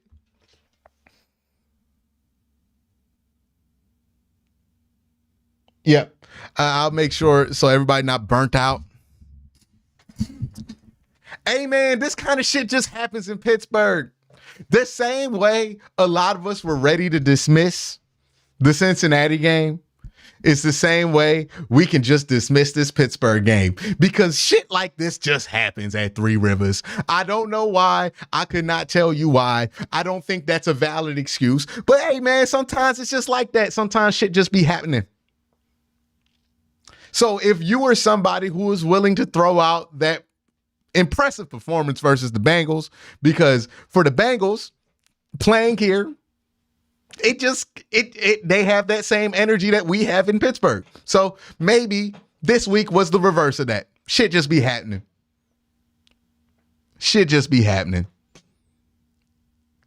Like,